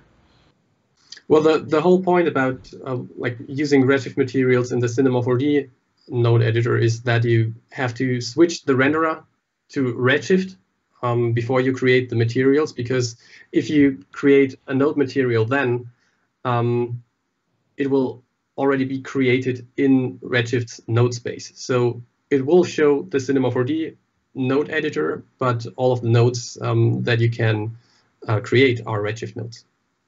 Awesome. So, a lot of people have heard your voice from a lot of the different trainings, but they might not necessarily know your story. So what was your path into this world of, 3D and motion design? How did that go for you?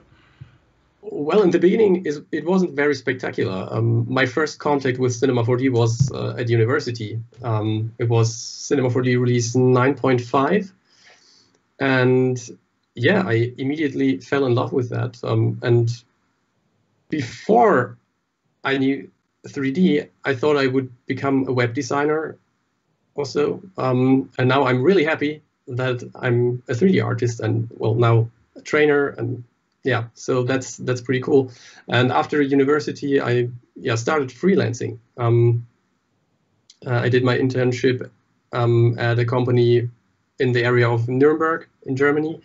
And that's an area where you have a lot of industrial clients and so on. That's how I really get started in professional 3D. That was industrial visualization. And yeah, Yeah. So what got you? Were you doing motion graphics then, or is it just design? And then when did you make the jump into start like animating and motion graphics? Well, I had to animate all the time, but it was like more like camera moves and conveyor belts, stuff like that. But well, I didn't really do motion graphics back then. But the funny thing is that, well, you can abuse a lot of, or misuse a lot of features of Cinema 4D for other purposes. And I learned the whole MoGraph tool set while doing these industrial visualizations. The first thing was, well, here we've got some sort of machine, and can you use the cloner to distribute it in a power plant or so? And I just used the cloner, and that was my first MoGraph setup. So very simple. The second one was create some trees on the landscape, and I did the very same, cloned some trees on the landscape and used a random effector in addition. And then this way the MoGraph knowledge grew and grew and grew, and in the end we created animations where we just had like one plane fall off back then, like a linear fall off in a plane effector, and we just pushed it through a wagon, a train wagon, and it was unfolding all of the seats in there. So starting from just distributing a few machines in a big hall, it went to that. And until then, I never used MoGraph for motion graphics. That started when I started at Maxon. Very cool. So you were just using it for like more set design elements for, dressing your set in industrial design, and then and of course for all of the rigging, because it's just like a very powerful procedural tool, and that's what we needed. That was one of the requirements, to stay flexible until the end. Very cool. Yeah. Another one that I would love to know, just because, working with artists every day and, working with people from all different studios, there has to be like some consistent mistakes and pain points that are just like user errors or things that people always forget. Do you have, one or two things to keep top of mind? I know like with the take system, sometimes I'm like notorious for working on the wrong take or something when I'm setting up a scene. Is there any other pointers that would be, good to keep top of mind when you're working? Well, the biggest one is definitely the take system. And sometimes also the layer system, that people don't find the stuff that has been created because they don't have a look at the layers. So yeah, takes and layers, definitely. And yeah, most of the things are just like render settings that they want to render a whole sequence, but they forget to set it up to render a sequence and just create the current frame or render the current frame, and they go to their lunch break and come back, and then it's just that one frame one frame over lunch. Yeah, so those little things. So definitely, study up on the take system, and we have plenty of those, tutorials on Cineversity. If you guys haven't checked out any of those trainings, definitely check out Cineversity, the take system, as well as the layer system, so you can get familiar with that workflow. It is definitely a game changer if you're not using it already. I use it more and more, but the more that I see artists use it, the more that I see that I'm not using it as good as I could, and it definitely changes your performance in moving through a scene. Absolutely. So I have to admit that release 17, when the take system was introduced, was the only Cinema 4D release where I upgraded during a production. Really? Because of the take system. There was the project where I created this procedural street fall that I showed in the beginning of the presentation. It was a huge project, I think it was 4 or 5 minutes of animation. And then in the end, because the renderers back then weren't as fast, and in this case, I really had to stick to the native renderers. So I had to optimize everything as much as I could. And so I ended up creating render layers. And the heaviest scene had like 15 render layers, where I just created different passes just to make sure that I can bring together everything then in compositing in After Effects, which turned out to be quite good because my render times went down from like 20 minutes per frame to 3 or so. Just because I was able to optimize here and there, and yeah. That's amazing. So right in the middle of production. So yeah, take it firsthand. Start using your take system and your layer system, folks. Yeah, absolutely. It does make a difference. And then lastly, any tips on procedural thinking? Like, so when you're starting up a scene, is there any things to keep top of mind to think about how to build things out procedurally for those of us who've kind of just like thrown things in a scene and just start moving it around? Is, what can help us just like think a little bit differently on setting things up procedurally? Well, the most important thing, I think, is that you try to think outside the box. And use a sphere, not a cube.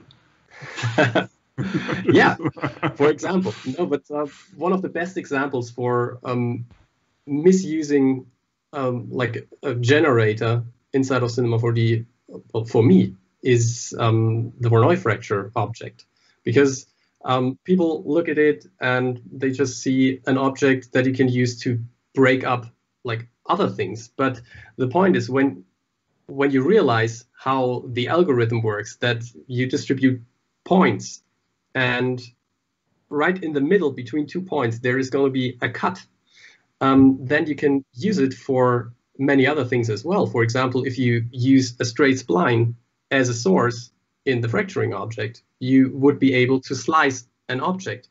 And the Voronoi fracture object comes with the big advantage over the knife tools, that it's automatically creating caps for your cuts. So you have ready-to-use slices. And this is the takeaway of this example, that you have to think outside the box and try to understand how the tools work, because then you can really unleash the full power of all of these tools. Yeah, that's awesome. Jonas, thank you so much for taking the time and presenting today and sharing your knowledge as you do. And everybody can find you on routine trainings, right? You're training with the training team pretty consistently. Yeah, absolutely. Yeah. So once again, check out on Maxon. Just go to our events page and you'll be able to see all the different upcoming trainings. And stay tuned, because we're going to be here with our next trainer, Ellie, just right after this break. Thanks again, Jonas. All right. Thank you. Bye, everyone.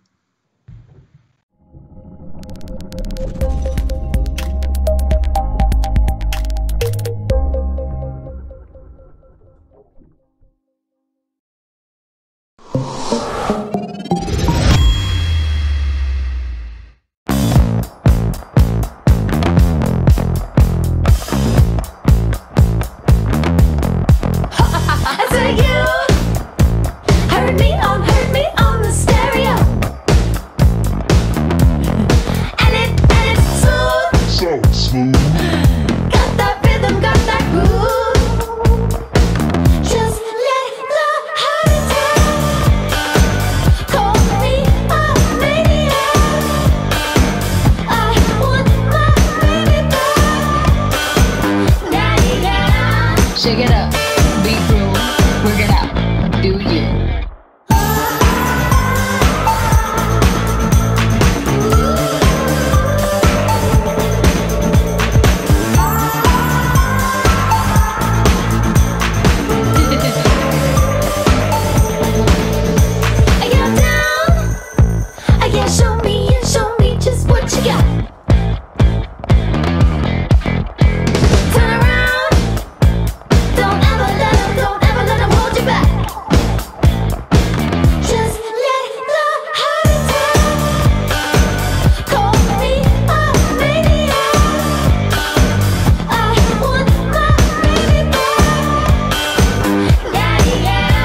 Shake it up, be cruel, work it out, do you.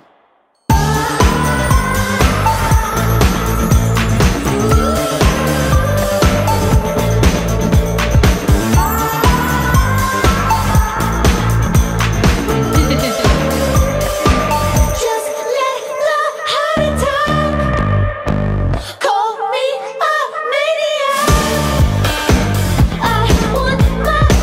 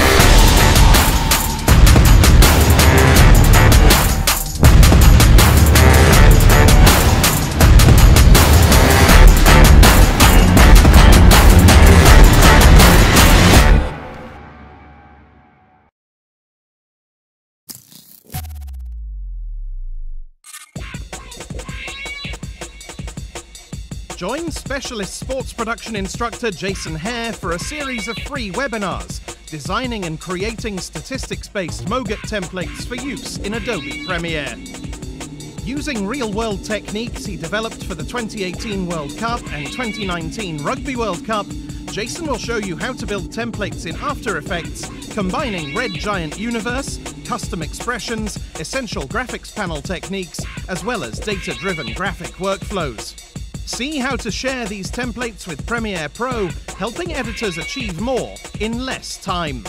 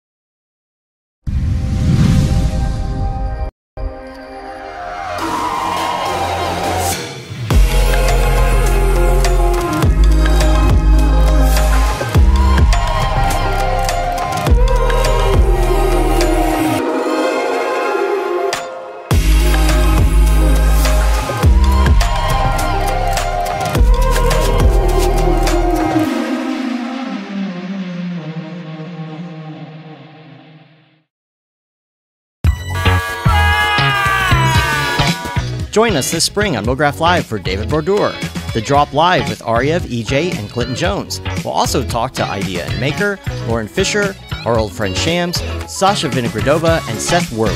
Check it all out at mograph.com/live. Welcome back to the show, ladies and gentlemen. I am your host, Matthias Omatola, aka Major VFX on the social medias. And we are on the 3D Motion Show. For those of you who are tuning in for the first time, you're going to get amazing artists giving you breakdowns of their processes and techniques using Cinema 4D, Redshift, Red Giant, and the whole family of Maxon tools and features. So up next is Ellie Wade from across the pond. I met her a couple years ago, and I couldn't believe I hadn't had her at any of the live shows, but luckily we have her here today. So welcome, Ellie, to the show. Hey guys, thanks for being here and watching my presentation for the 3D Motion Show. I want to quickly shout out Matthias. Thanks for inviting me on. I'm super happy to be here. So you're probably wondering who I am. My name's Ellie and I'm an expert trainer for Maxon. I started my journey into 3D about 6 years ago now, and I've been loving it ever since. So as part of the Maxon training team, we create a whole load of content, tutorials, webinars, and all of these can be found on our YouTube channel. And if you ever fancy catching us live and being part of our session, then check out our events page to see when we're coming up next. So introductions aside, let's get into what we're going to be doing today. I thought I'd break down my Release the Kraken scene I created recently. Usually when I'm deep diving into a new technique, I like to create a scene featuring it. It helps me learn a lot about the tools involved and how they work. This is exactly what I did here with this scene. I was learning a lot about Redshift fog, so I had the idea to create a spooky ocean scene with some cinematic mist. Then after sharing it with the training team, it very quickly turned into this Kraken scene with a wrecked boat, so thanks guys. I'm going to go through a couple of different techniques I use, starting with some simple C4D to model my scene, in particular the rocks, tentacles and floating wood debris. Then I'll break down how I created my red materials before finally getting into creating some misty cinematic fog in Redshift. Let's get started. So I'm going to start off by breaking down some of the simple techniques I use to model my scene. I was conscious that I didn't want to spend hours modelling, as I wanted to focus my time on creating my materials and fine-tuning my fog. This meant I had to think of some quick and easy ways of creating each part, but by still ensuring it would look great in the final render. So I've got a fresh new Cinema 4D scene open, and let's take a look at how I created kind of like some of these things like the rocks and the sea and stuff like that. So let's start off by grabbing ourselves a plane. And I made this pretty big, so it was about 5,000 by 5,000. And then for my width and height segments, I just bumped this up to the max, which is 1,000 by 1,000. And if we take a look at our shading lines, we can see this is got quite a lot of like polygons going on. But we need this level of detail ready for when we add our displacement map. And I'll show you what happens if our segments are low once we've added it, so you can see the difference. Then if we grab ourselves a displacer and just make that a child of our plane. So when it came to finding displacement maps, I actually just had a look online, and a guy called Jay Pierce did sort of like a whole pack of terrain maps, and I believe they're created from like World Creator. And yeah, I found they got like incredible detail, and they all look really amazing, and they create these really nice looking displacements. So I ended up using this one here, which is number 17 in the pack. And if we come into our displacer and then load an image, here are all the different ones. But yeah, as I said, we went with number 17. So if I add that, just hit no, we can see we've got a bit of displacement going on already. But because the height is set to 10, we're not seeing kind of a lot of displacement, and we want a lot. So I put this up to something like 2,000. And it's going to go crazy to start with and look a little bit stretched. And that's because our type is set to intensity centered, so it's kind of displacing and like pushing and pulling in the positive and the negative direction, but we actually just want it in the positive. So if we just set this to intensity, we get this really cool looking detailed rocks. So yeah, so quickly showing you, if I go back to my plane and I change my width and height segments down to something like 10 by 10, you can see how the segments of the plane is having a massive impact on the displacement map. So always remember that working with a lot of segments, if you want a lot of detail, is exactly what you want to do. Just kind of like bump those up. So this was all I did when it came to creating like the rocky terrain, like landscape. Because yeah, as I said, we wanted to do something that isn't going to take a load of time, but still is going to look really cool. And in the final render, these look really great when we add like our redshift textures on. Right, now let's take a look at how I created my sea. So if we grab a disk, something like our outer radius, so we have no inner radius, is 10,000. And our disk segments were set to 50. And this is going to help, again, when it comes to displacing this. And all I did was kind of pull that up, and so we're hiding a lot of our rocks now. And in the final render, there's kind of some displacement on the sea, and that's actually created with a redshift tag and a material. So I don't create any kind of displacement on the geometry in the same way we did using a displacer on the plane, and instead we're going to use a redshift object tag and a material that has noise in, and that's going to create kind of our ripples and our waves and a little bit of our sea foam.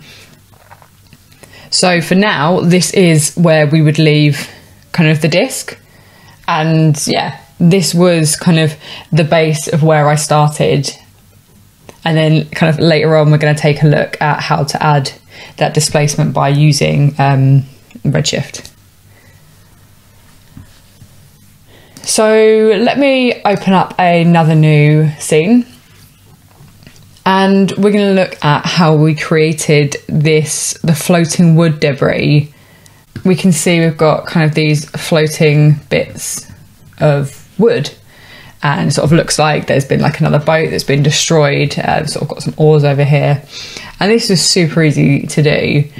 And what's great, because they're quite small in our scene, I didn't have to worry too much about kind of a crazy amount of detail. So what I did was I grabbed myself a cube and I made it pretty small because I wanted it to be sort of like little like shards of the boat. So let's make these a bit smaller, and then something like 17, and let's come in here. So it almost looks like a plank of wood on the boat. And what I want to do, I'm going to displace this in the same way we displace the plane. And so for that, we're going to have to increase our segments a bit. Let's start with something like, this might be overkill, but we'll see. Grab my displacer, drop it onto my cube, and then in my shading, I'm going to add a noise, which has gone crazy, and that's because we need to change a few of these settings first.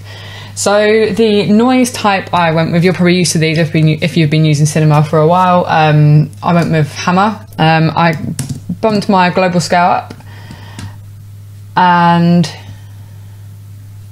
what we did was I changed it to intensity. And now what you can see is we've got this sort of misshapen wood, and it may not look fantastic at the moment, and that's because we're really kind of close up to it.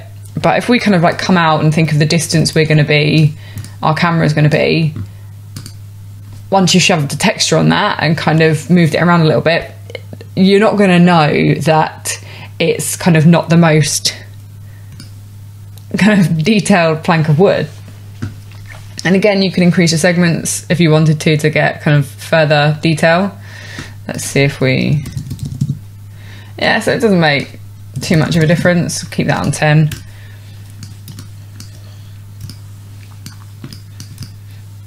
So yeah, so that was how I created kind of like the wooden plank. And what you could do, you could create like a couple of different ones, kind of like place them around in your scene. But what I did, a really like simple technique of kind of like cloning things, hint there, and then spreading them around your scene, is using some of the MoGraph tools.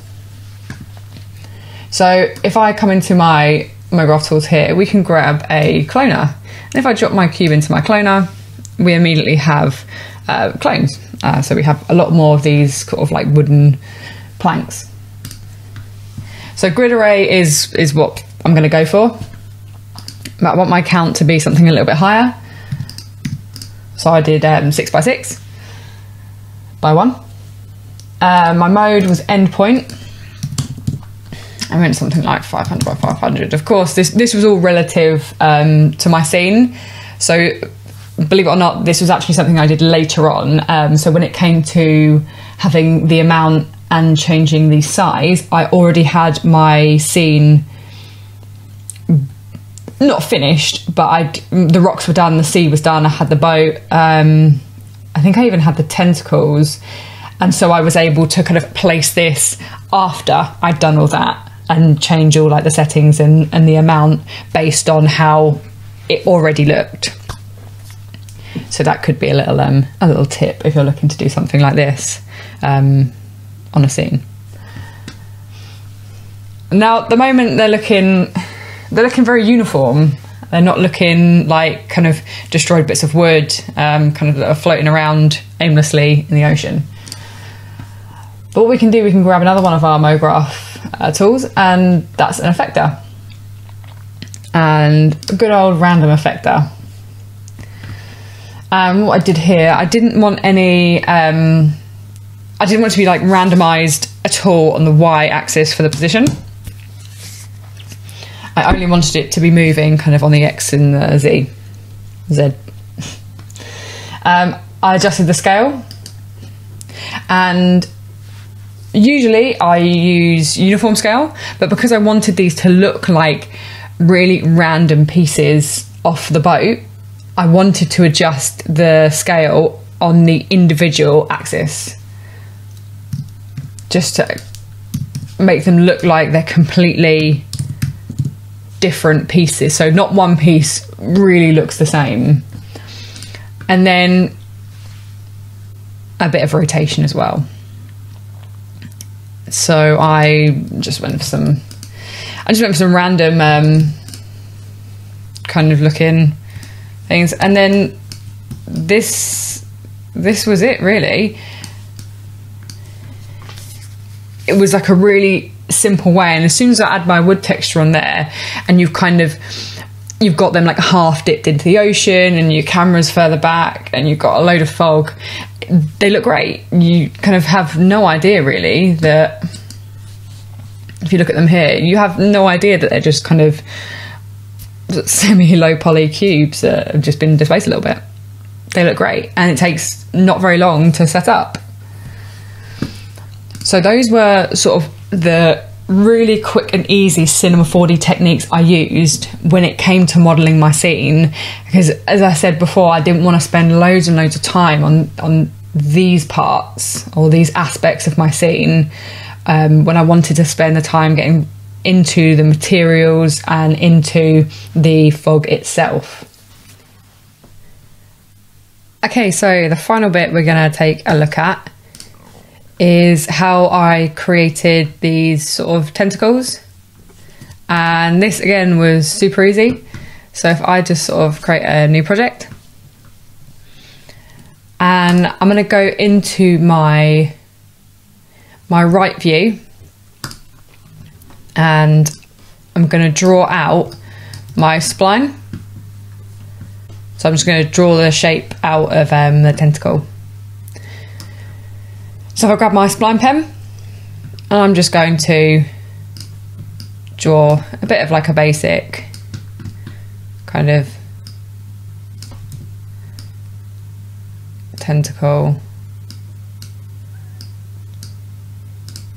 shape. Cool. Yeah, so I was like clicking and holding to get these sort of like smooth Bezier points, but you could actually click on it and just go to like soft interpolation, and then you get these handles that you can sort of change around. Okay, so come back to my perspective view, so my main view, and this is sort of what we have at the moment. So we've got our spline shape, and what we want to do is we're going to kind of use a sweep and another spline to kind of sweep it across around here and create my tentacle. Let me grab my sweep, and then we need another spline, and I'm going to grab a circle to then kind of sweep along this spline. So what I'm going to do, I'm going to drop my main spline I've just drawn into my sweep, and then my circle needs to be dropped in above my first spline. And it's looking a little bit strange, and that's because the radius is set to 200. If I set this to something like 50, we're starting to see this take shape. So I'm going to set my end scale to 0. And right, what I'm going to do, I'm going to increase, this is where it comes sort of like a little bit of like messing about. So this was how I created my tentacles, and what I did, again, you could just sort of clone this, but I actually drew mine out individually, just because, as you can see, it didn't take very long, and so to draw out 3 or 4 different splines, yeah, just didn't take me that long at all. And then from in here, we can even adjust our points if we wanted to. I have that, I can sort of, because at the moment, because I drew it in my right view, it's completely kind of flat. So we could sort of pull these out a little bit and then maybe pull that out a little. Oh, wait, was that the wrong one? Oh yeah, we wanted maybe this one. Maybe that one out a bit more. And then we do that. It's going to look a little bit more, like it's got a bit more movement going on instead of it just being kind of perfectly flat. Cool, yes, that was all I did, and then I kind of had them in where I had, if I just grab my disc quickly.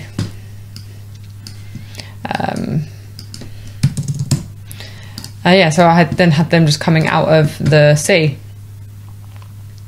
Sort of like this, and sort of added a bit of rotation on them. Yeah, so once the texture's on, they look really cool.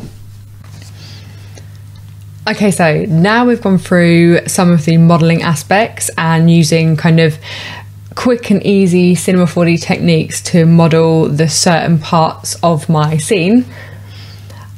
We're going to take a look at how I created my materials in Redshift.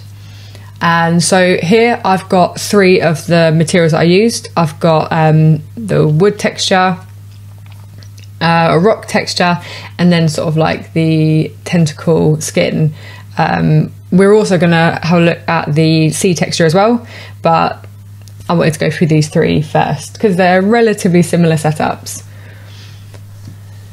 So I've got my Redshift render view open here just for you to see kind of how they're looking, and I've got a dome light on with HDRI just so we can see kind of what these textures are looking like. And what I'm going to do, I'm going to kind of go through how each of these was set up using different kind of texture maps. And so let me remove all of these and let's create a new Redshift material. And just for ease, I'm just going to sort of duplicate it, and that one and that one. Right, and so this first one is going to be we're going to recreate this wood texture. So I've got all my texture maps here, and let's come into this. So I've got a diffuse, a normal, and a roughness map. So if I drag and drop those into my Redshift shader graph and just sort of spread these out. What I did for this is my diffuse is sort of like your base color, and I plugged that straight into my base property diffuse color. If I check that, we can see how this is kind of updated in our viewer up here. Our roughness, we're going to plug this straight into our reflection roughness.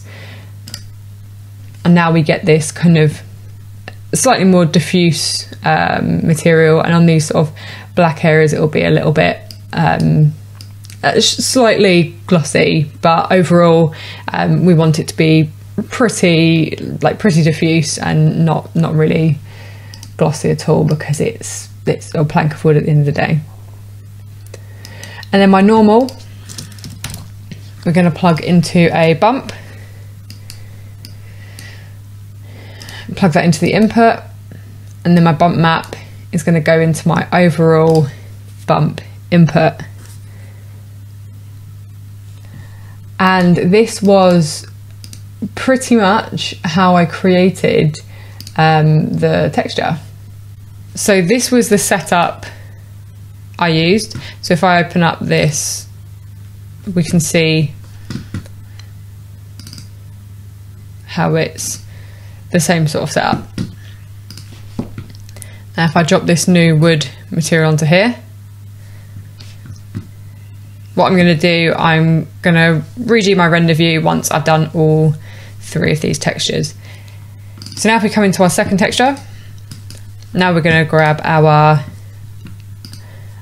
maps for our rock. So we've got diffuse, height, and normal. So we have our normal, we have our height, and we have our diffuse. What we're going to do for this, a great node that I love to use is the color correct node. So it saves you having to worry about changing any of the color of your texture maps kind of before you bring them into Redshift. We can just very easily plug our diffuse into our input, pop that into our diffuse color, and then in our color correct we have a whole bunch of settings that I'm sure you'll be used to if you are used to kind of like color correcting. And what I'm going to do, I'm just going to sort of bump the saturation up because I'm quite liking this green that's coming out here. I think it's really nice. Then our normal, that's going to go into a bump. Input, and that's going to go into our overall bump input. And then my height is my displacement. So what I want to do is I want to grab a displacement node, plug that into my texture map, and then my displacement node is going to plug straight into the displacement of my output. And so this was the setup for the rock. So if I open this up, we can see how that's set up. So I can drag and drop my rock on there. And then finally, we're gonna create this kind of tentacle skin here. So again, I've got my new Redshift node, and all I've got is my material and my output nodes. That's what I've got at the moment. And now we're gonna come in and grab our tentacle skin. And we've got diffuse, height, and normal, so the same as the rock.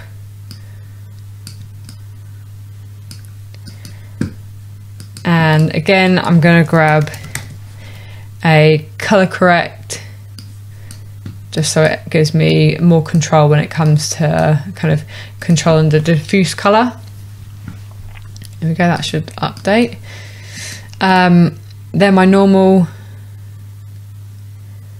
I'm going to grab a bump map first, drop that into there, and then into my overall bump input again, sort of as we did before. And then my height needs a displacement node, and then we're going to be doing the same thing but plugging that into my displacement. And so this was it for the texture. And then what I'm going to do in my color correct, I'm going to do the same thing and bump up my saturation. Maybe just the hue a little, so it's kind of more of a bluey green. Yeah, maybe. And then drop that onto here. And what I did as well was I tiled it to create like smaller scales. So what I'll do, if I play that and come into this texture tag, I can sort of tile this. And that's looking pretty nice. So we can always have a look at these and see kind of the main differences. So actually in my displacement, I needed to adjust some of the settings. So in my rock, I had my displacement scale set to 2.5, not to 1. And in my like tentacle texture, this displacement was set to 3. There we go. So now we're getting much similar result to my original textures. One thing to mention as well is I have Redshift object tags on my spheres, and I had these on my objects as well in my scene.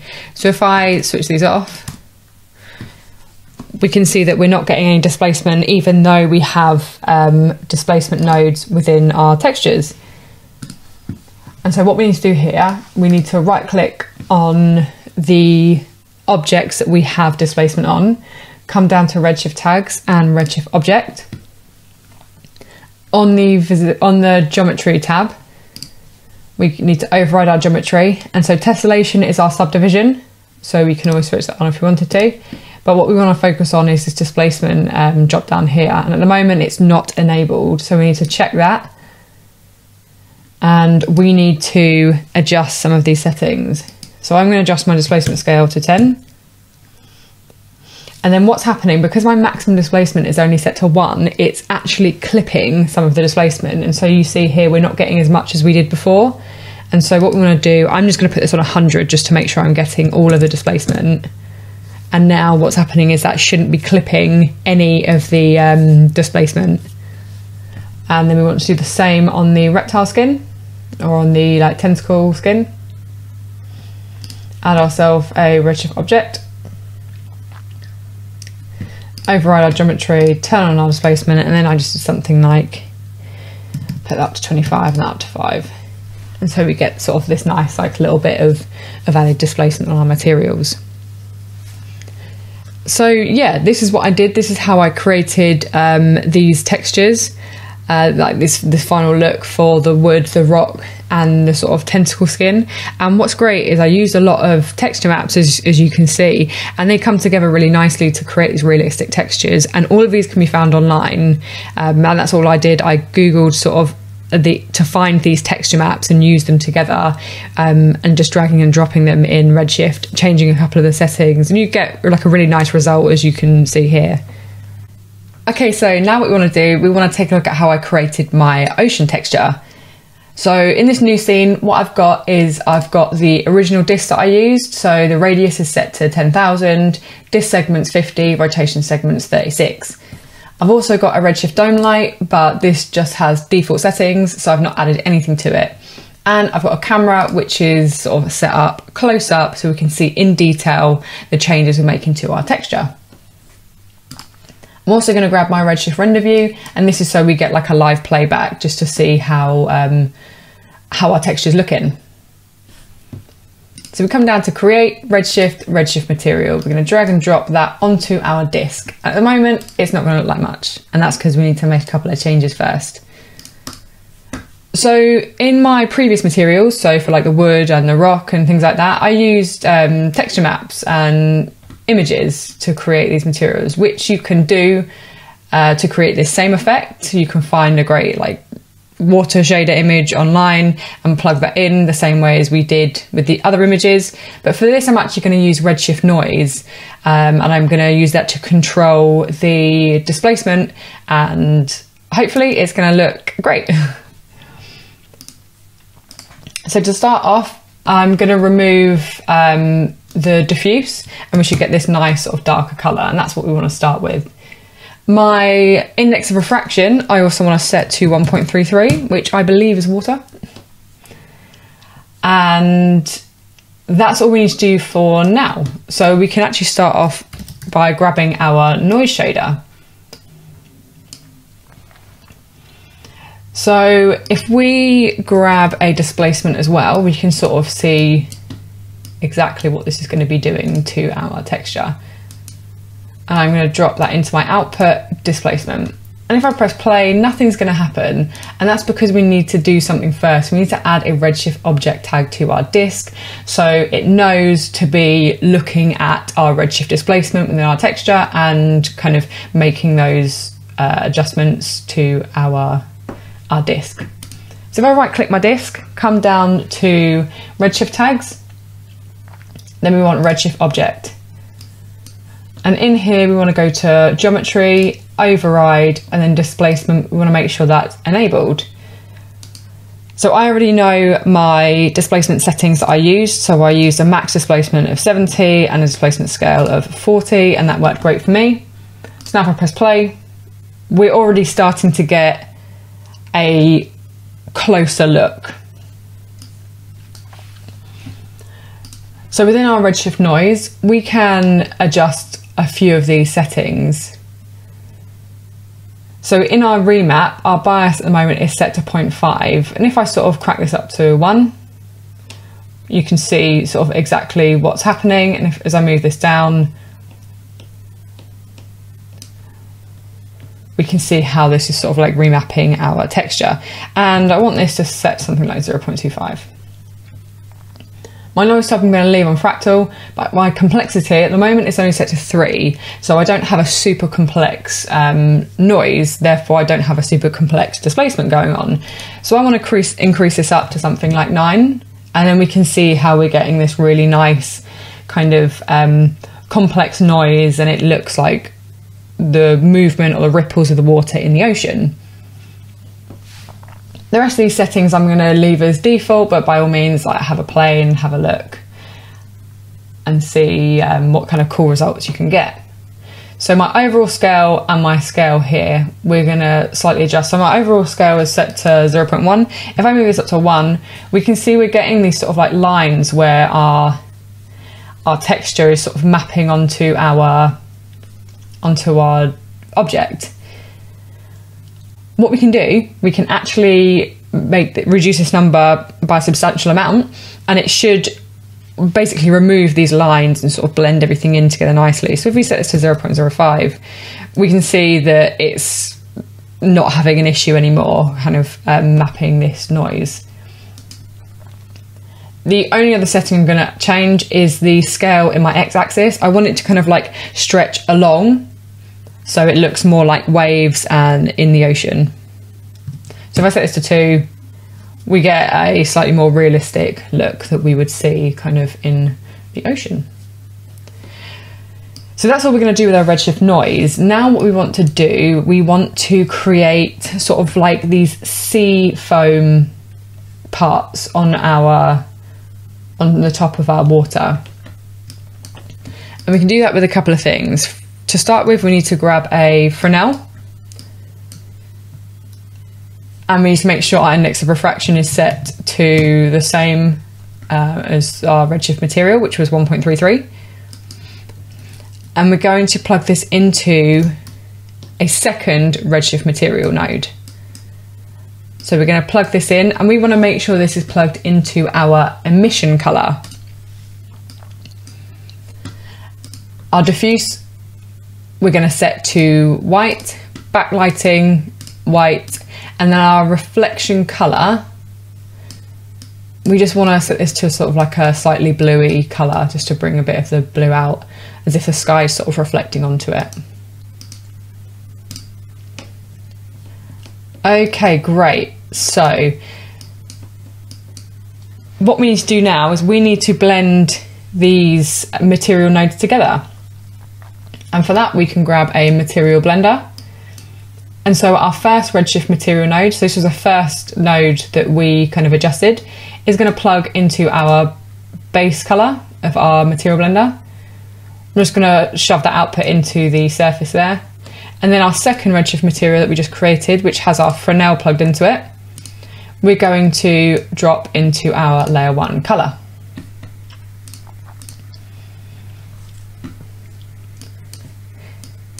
Great, so the final thing we want to do is we want to plug our original redshift noise into our material blender. So if I drag this up in our layer 1 blend color, and what's happened is it's totally changed the color. Let me just drop that on additive. And so I liked the color how it was before, but I want to use the redshift noise as my blend color for the 2 redshift material nodes. And so what I can do, if I grab a color correct, I can really quickly solve this by dropping my noise into my input, my output color into my blend color, and then within my color correct, I can put my contrast up so we bring that nice darker color back, but it's still having an effect on my material blender. And so that was how I created the ocean texture. We're using a Fresnel to create this sea foam area, and we used a redshift noise to create the displacement, which gives the effect of like the ripples and the waves in our sea. Okay, so now it's time for the bit that I'm most excited for, and that's going through how I set up this cinematic fog in my scene. I absolutely love it, and I think it looks great. And just to demonstrate how much of a difference it can make, if I switch on my render view, Let that have a little think about it. So this is what it looks like with my fog. And if I switch off my environment, this is what it looks like without it. And so you can see it totally changes kind of like the vibe and the atmosphere of your scene. So basically we use redshift volumetric scattering to create like fog or mist. And basically it allows us to sort of describe the lighting properties and its effect on lighting. And this effectively makes us able to render things like fog and volumetric light beams. So what I'm going to do, I'm going to show you how we can set this up, because we need to do a couple of things. So let me get rid of my redshift environment. So this is the majority of the scene in the final render. I've got the rocks, I've got the sea, and I've got the boat, just to give an idea of kind of the fog. And in the background I've got a redshift area light, and I've got like a moon texture mapped onto it, which we can see down here. And I've got the intensity and the exposure like really low, because I didn't want to have it kind of blowing out my scene. I just wanted to have like a little bit of light coming through that fog. And then I've also got a dome light with, again, a kind of like a nighttime HDRI image. And again, my exposure is kind of like pulled all the way down to like -6. And so what we want to do on my area light, under volume, I've got my contribution scale set to 0.07. But what will happen when you first create an area light, it'll be set to 0. So what I'm going to do, I'm going to set these both to 0 on both of my area and my dome lights. And we'll sort of build this from scratch. So the first thing you're going to need to grab after your lights is a redshift environment. So we need to open this up. And here we can see our volume scattering settings. But before I adjust those, I need to put a texture and noise onto my redshift environment. And it's a certain one. So we come into create, we go into redshift utilities, and we need to grab a noise volume. If I just stop that. And then we can drag and drop this onto our redshift environment. Now if I press play, it's going to think about it because I've got a lot of geometry going on. As we can see, we don't have any fog yet. And that's because we need to adjust a couple of settings in our lights. So what I'm going to do first of all, I'm going to come into my area light. I'm going to increase my contribution scale, which was set to 0.07. And we can already start to see something happening.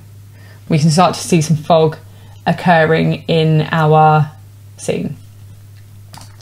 I'm going to do the same to our dome light. These had the same contribution scale. And now we can start to take a look at some of our different settings and what they mean. So I spent a lot of time kind of adjusting and fine-tuning my settings to find the perfect fog for this scene, and I loved it. I loved sort of learning about this new technique, and that's why this whole scene came about, is because I wanted to understand how redshift fog worked and all these different settings and the impact that they had on a final render. So scattering basically defines how strong the volumetric lighting is. So the higher the number, basically the brighter the volumetric lighting, and vice versa. So if I put this on something like 5, we can see we get this super blown out sort of scene. And if we move this down to something like 0.001, we're starting to see what's not a lot of fog, but you can still see kind of in the background here, and then this light, we're starting to get a little bit. And so I ended up with 0.003 here, and as we adjust to more of these settings, you'll see how we ended up with that kind of like final, really nice, like cinematic, foggy result.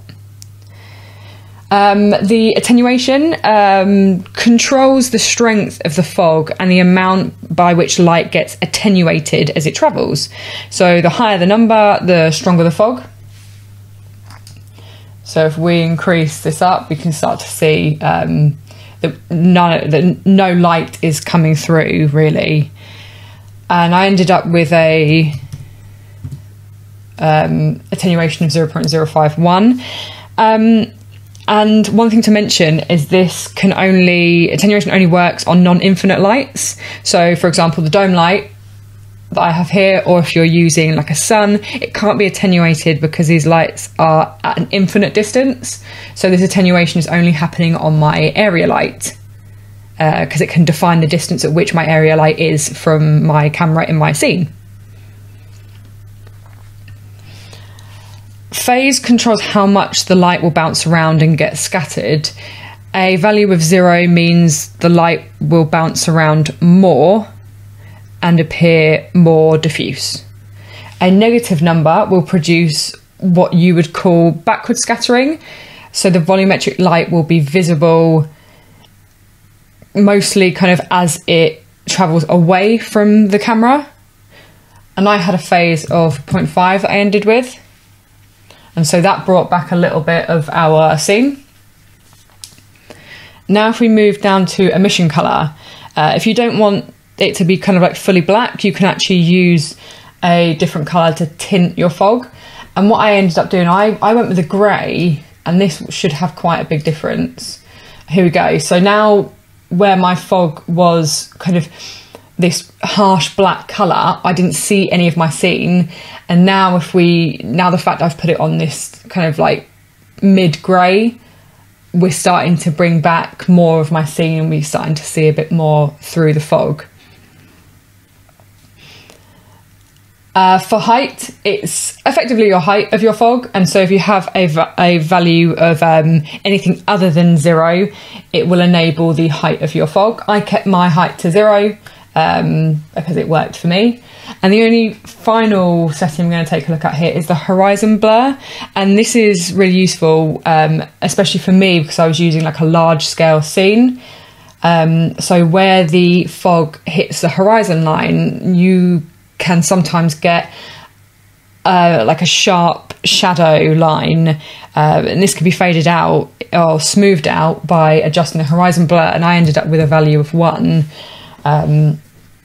and that just sort of worked for me. And so yeah, these were the settings that I ended up with. I think maybe my fog was a little bit brighter here. So yeah, that was how I created the fog. And I guess the only other thing I want to go through is kind of, I adjusted a few render settings, and I think when you're working with fog or volumetric lighting in Redshift, you will need to take a look at kind of your samples and make sure they are high enough to remove any of the noise. And yeah, that was something that I kind of did later on. Once I'd created my scene, I then started to fine tune my render settings. And so at the moment, these are pretty much default. The only thing I've done is I've changed my primary GI to brute force and my secondary to irradiance point cloud, but I've not changed anything else yet. And the main things that I changed was so my unified sampling, so my min and max samples, I just sort of increased these to 16 and then 64. So nothing kind of like crazy. And then the main thing is sampling overrides. I tend to override my samples before I do my final render. And I ended up kind of overriding all. And the main one for our volumetric lighting, so our fog, is this volume override samples here. And so for the majority, I tend to go with 512. A lot of this is kind of just seeing what makes a big difference. As I said, yeah, the volume one is kind of like the key one that you're going to want to increase, so you don't get any of that noise in your volumetric lighting. And then what we want to do is under optimization, I just sort of bumped these up a little bit, something like 16 and 16. I think I kept the rest as they were. And lastly, the number of rays for my GIs. This could be a little overkill, but I ended up with 2048 because I wanted to get a really nice, clean render. And then I also increased my irradiance point cloud to 64. And those were the only settings that I adjusted. And that was a key part in making sure my render looked really nice. Because if you spend all your time in Redshift kind of adjusting these settings for the fog, and then you kind of leave your render settings as default, all that time will be wasted because you'll end up with potentially a bit of a noisy render, and nobody likes that, right? Cool. So yeah, that was how I kind of created this Kraken scene. We went into some like simple, easy Cinema 4D modeling techniques that don't take too much time. We then took a look at how I created my materials and my Redshift textures using things like texture maps, as well as using Redshift noise for like the ocean. Before, going into the bit that I found most fun, which was sort of having a deep dive into Redshift volumetric lighting, and in particular creating this, what I think is a really cool looking cinematic fog. Okay, so that's it for my presentation. I hope you guys enjoyed it, and thanks for watching. Also, thanks to Maxon and Matthias for having me on. It's been a pleasure. If you guys have any questions for me, then let me know. And if not, I hope to see you soon.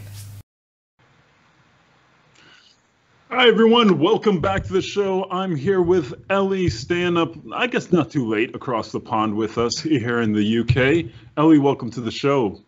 Thanks for having me. How's it going? So good. The people were really enjoying your presentation, as was I.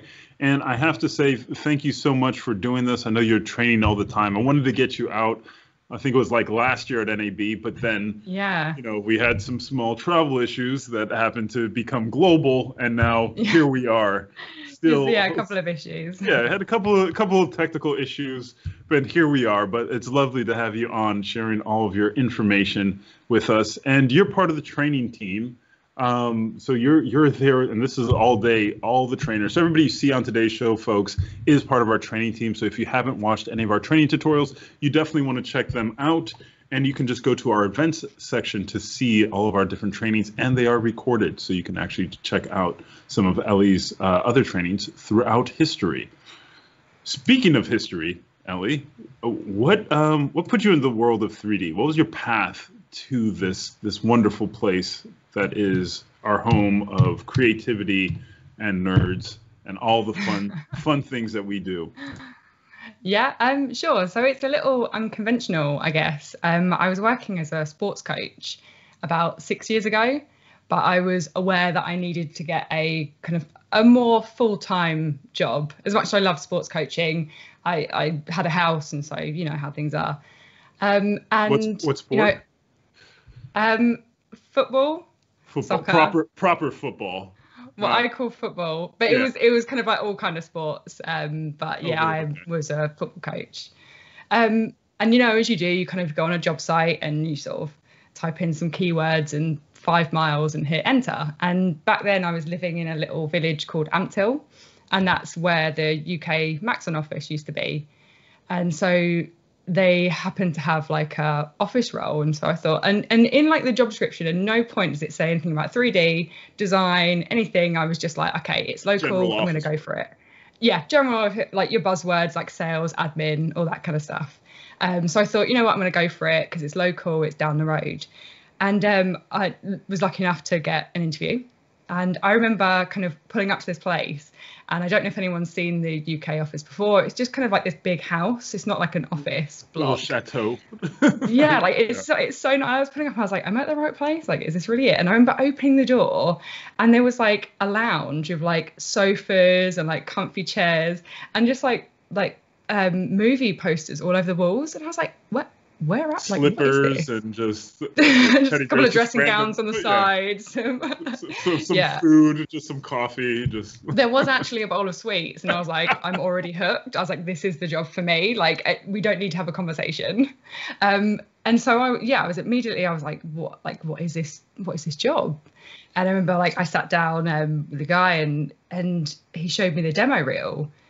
And he explained what Maxon was. And I was like, this is amazing. Like, this sounds so cool.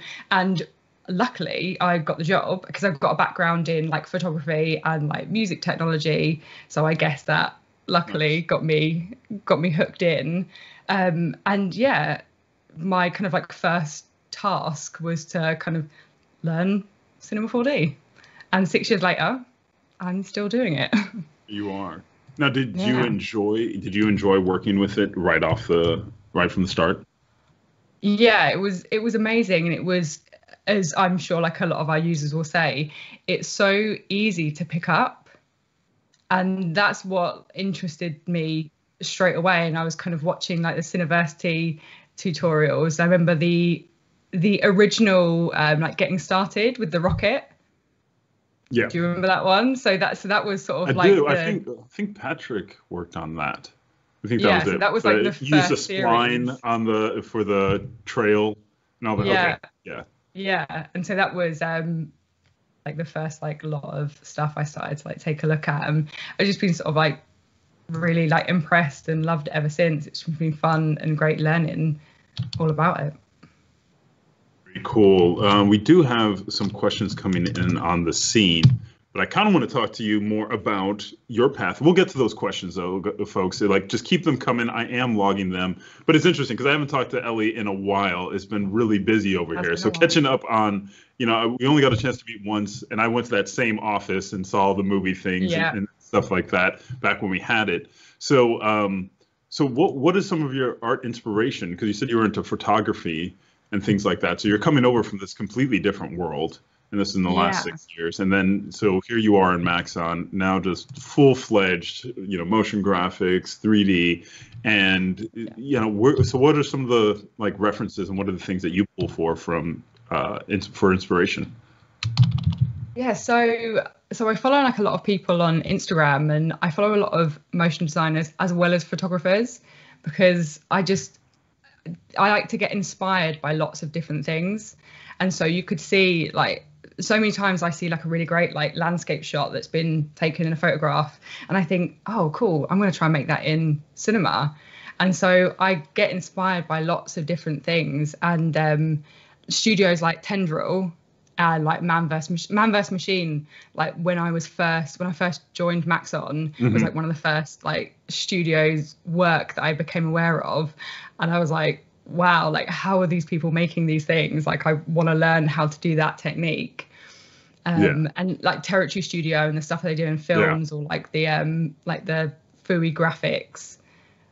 So yeah, I guess like everything like really is inspiring. Like Behance, I like to look across there and just sort of see what different designers and artists do, whether it is kind of in motion design or whether it's in film or whether it's in photography. I think creativity kind of just breeds creativity. 100%.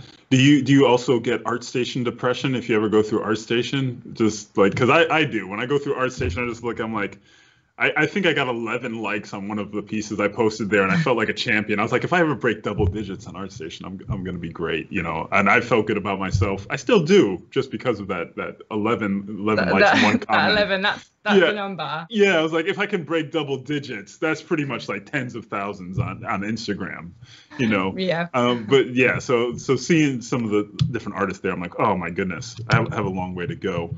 Oh yeah, definitely. I see like some things. I think there's like a balance, isn't there, between like looking for inspiration and then not getting so like, oh my God, that's so amazing. I could never do that, or how am I ever going to get that good? And so I have to like find that line, don't you? Yeah, it's pretty crazy. But it's that inspiration as well as depression that you fight with as an artist. I think it's just an artist thing. It's like, I think that's so just an artist thing. Yeah, it's what I'm inspired. Kind of, oh my goodness, I we'll feel post terrible. Something, and like 5 seconds later, we hate it, I think that's what being an artist is, like not ever being satisfied with something that you've done. Yeah. Ooh, I got a great idea.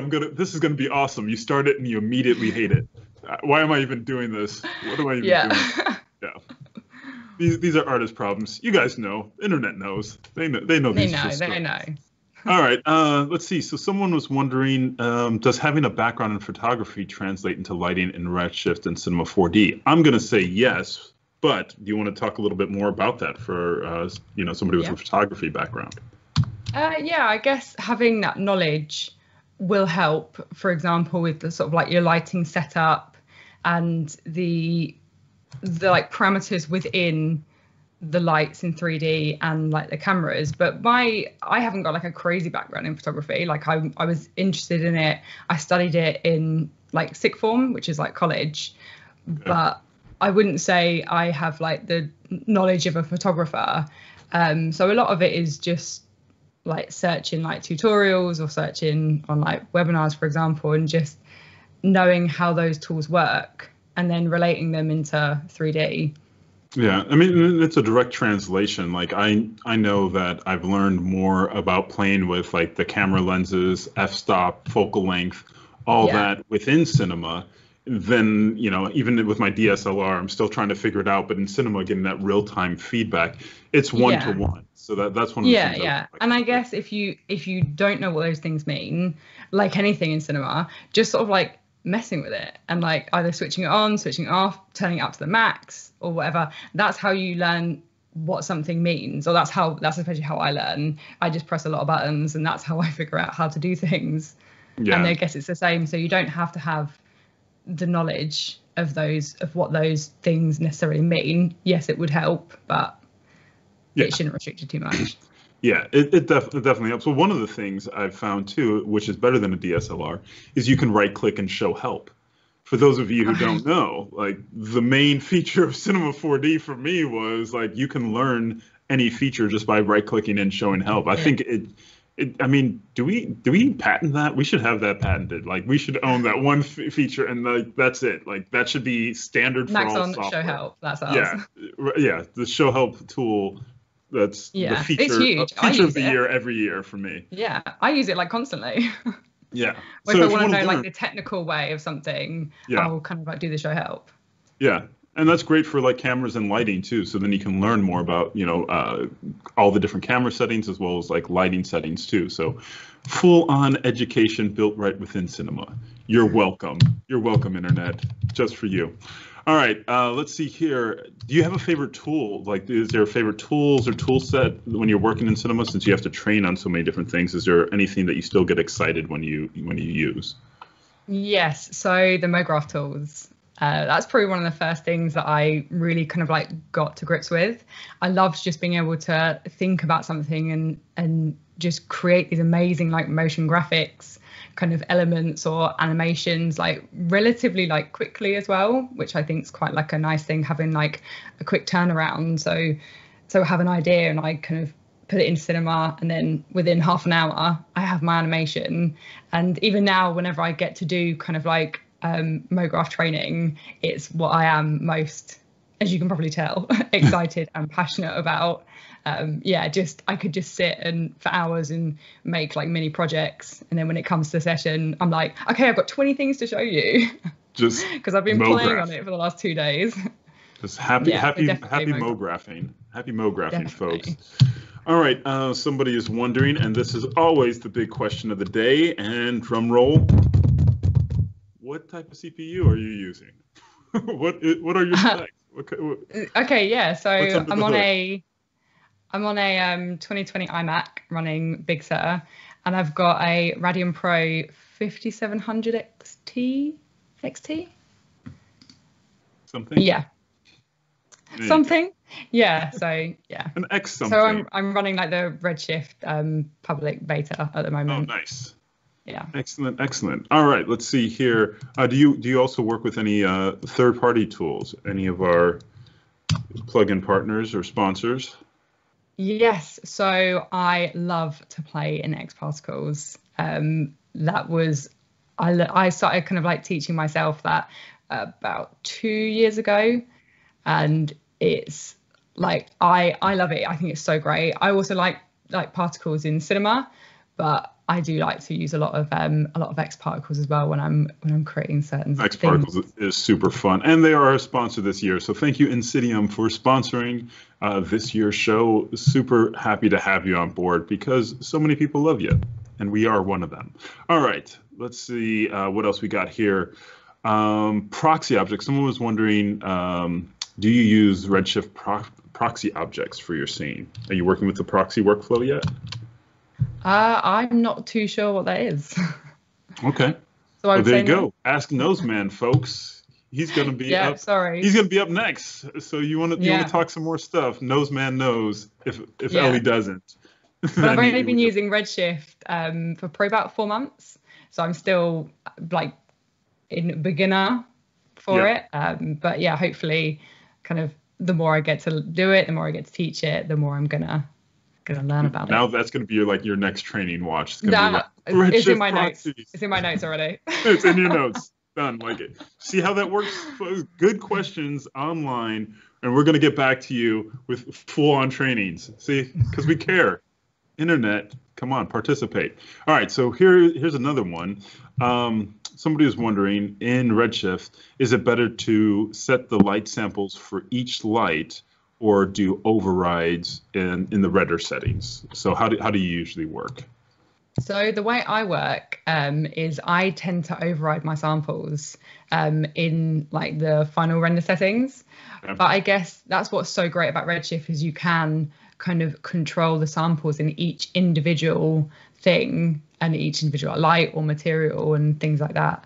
But my workflow, maybe it's because I'm still relatively new to learning Redshift, is I tend to override my samples, and that's just sort of like a habit I've picked up from watching like other people's tutorials and trainings. So I guess it's whatever works. Maybe personal So you just preference. crank them up at the end, or? Yeah, depending on, like, for example, like with the volumetric scattering and the lighting, I'll make sure I override my volume samples and just sort of crank those up. But I guess by the end of the scene, the chances are you may be overriding them all anyway. But yeah, it's always kind of like seeing what works. It can be overkill, but yeah, we love that. Yeah, I've definitely over cranked some samples, but it's like if you got the power for it, just let it ride. And the great thing with Redshift, it doesn't actually affect the time like too much. Like at no point, especially in comparison to sort of like other renderers, I found that even cranking them up still doesn't like add too much time in the stuff that I've worked on, at least. Awesome. Well, that's the questions that we have. Oh wait, no, one more. No, I think it's just people chatting within chat. All right, so chat, if you have questions for any of our presenters or me or Maxon, just at me, at Matthias Omatola in the chat, and we'll do our best to ask those questions or get them answered from somebody here at the Redshift, Red Giant, Maxon, all under one roof, Maxon family. So any questions, just at me for that. Ellie, thanks so much for joining us. Anything you want to share to the internet and the interwebs before we leave? Yeah, I guess just kind of like our Maxon events page. If you want to check out some of our sessions, we've got some stuff coming up in April, which is going to be on like some visualization stuff, and then some more stuff in May, which I'm not going to talk about yet. Yeah, and recordings, Maxon Train Team YouTube channel. If you ever want to catch any of our like recorded sessions, check that out. And yeah.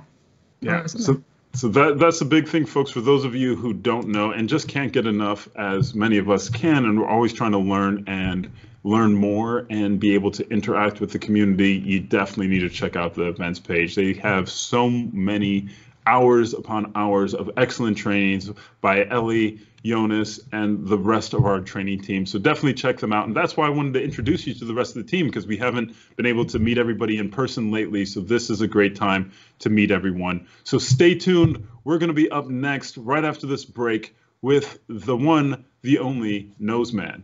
So thanks again, Ellie. Cheers.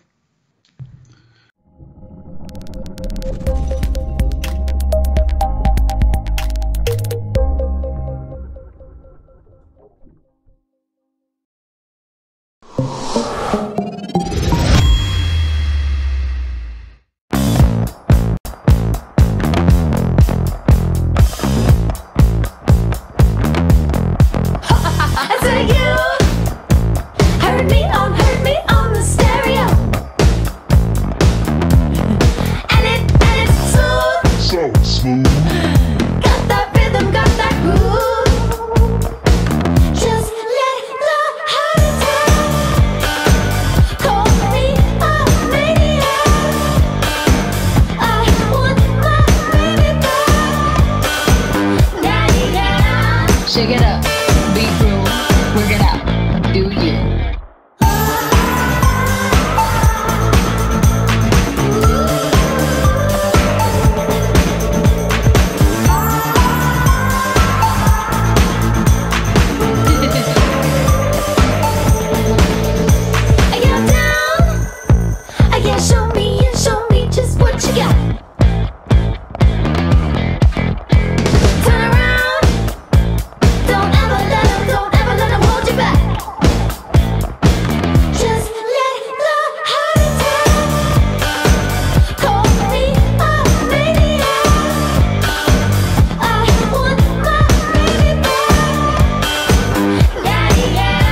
Shake it up, be cruel, work it out, do you.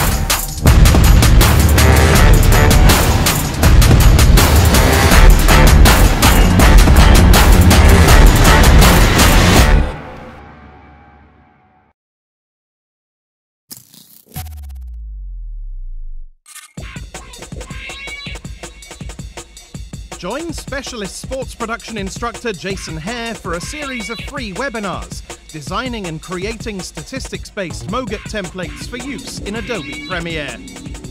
Using real-world techniques he developed for the 2018 World Cup and 2019 Rugby World Cup, Jason will show you how to build templates in After Effects, combining Red Giant Universe, custom expressions, essential graphics panel techniques, as well as data-driven graphic workflows. See how to share these templates with Premiere Pro, helping editors achieve more in less time.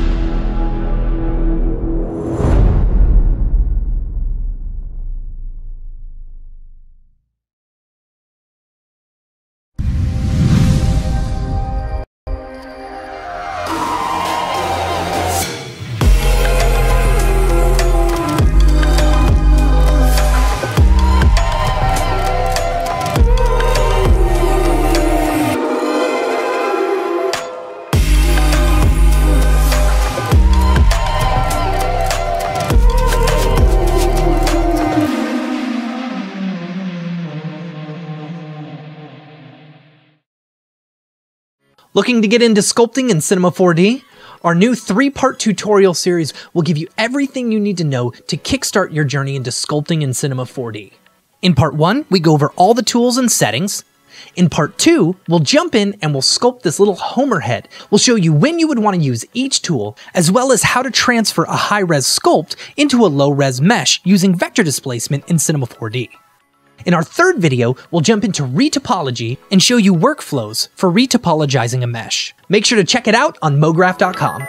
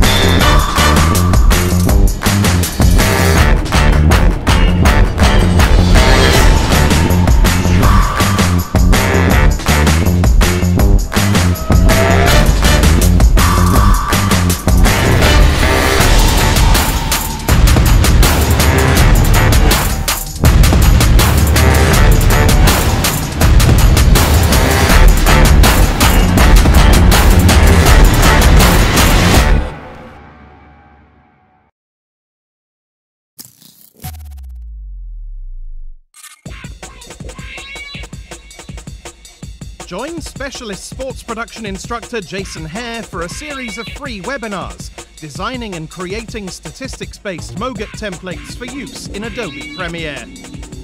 Using real-world techniques he developed for the 2018 World Cup and 2019 Rugby World Cup, Jason will show you how to build templates in After Effects, combining Red Giant Universe, custom expressions, essential graphics panel techniques, as well as data-driven graphic workflows.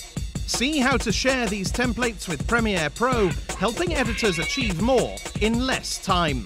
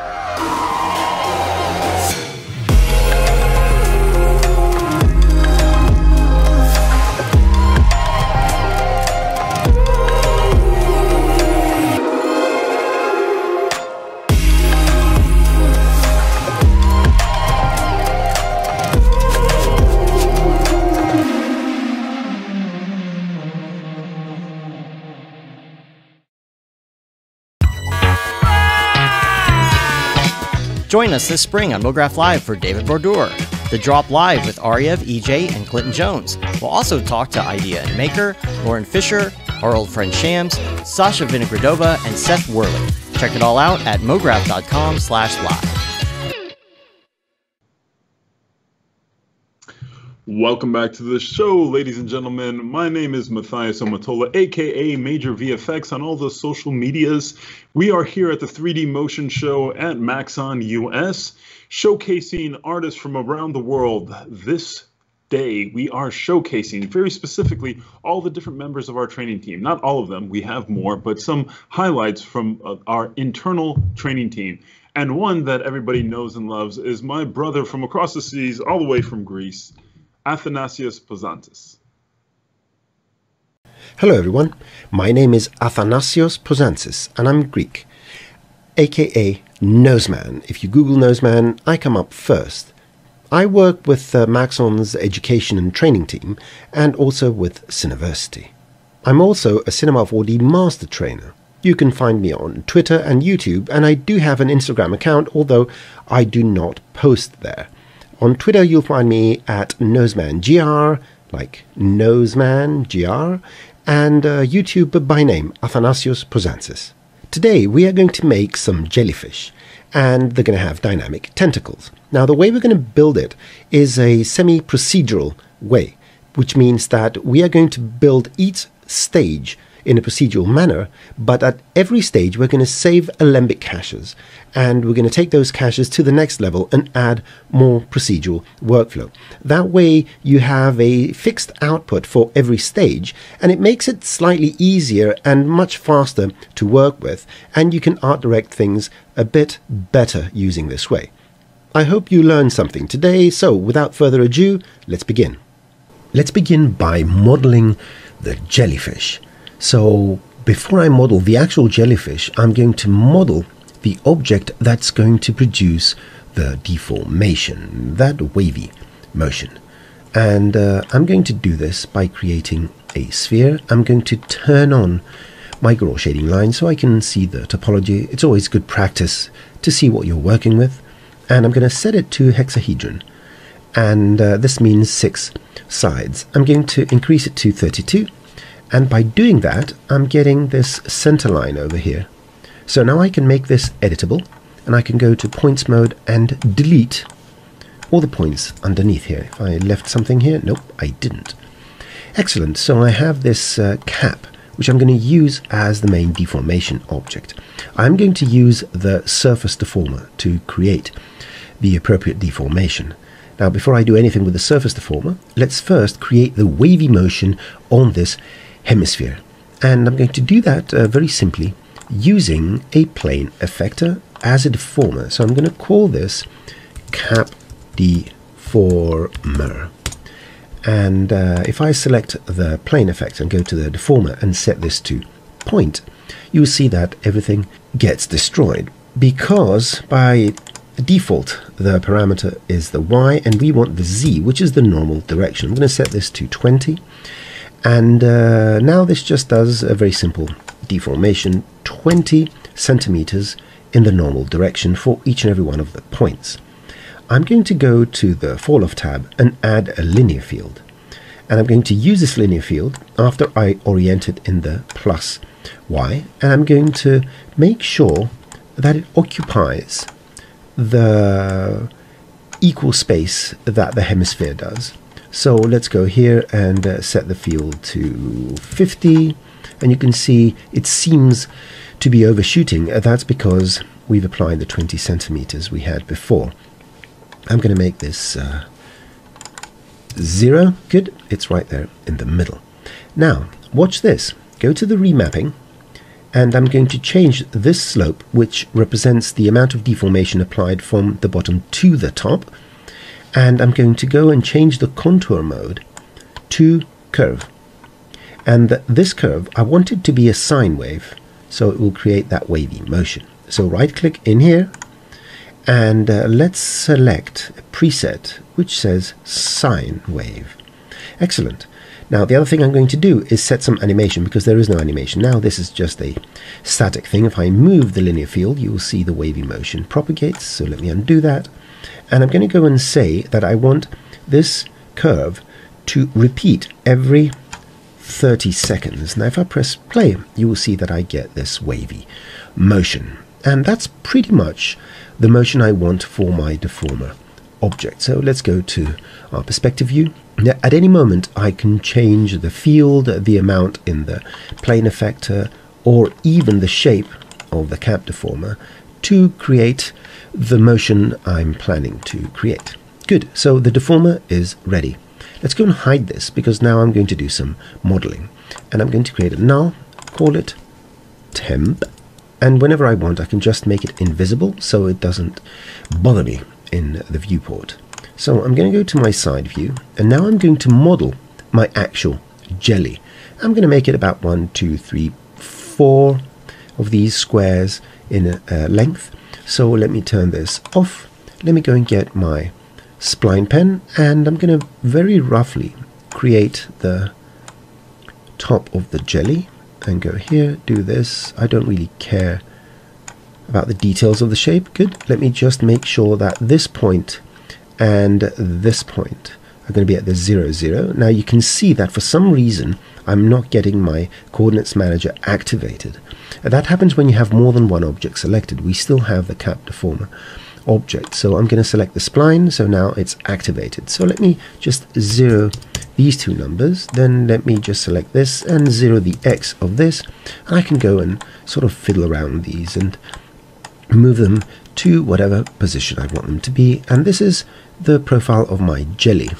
I don't know if you have ever seen a jellyfish, but they happen to have this thick part at the top. We can always go and change this at any given moment. Now, with this spline created, I'm going to go and add a lathe object. And let's go to our perspective view and drag the spline in the lathe, and we have our jelly, a flat jelly. When they're washed out on the beach, this is approximately what they look like. Not this geometric, but that's another story.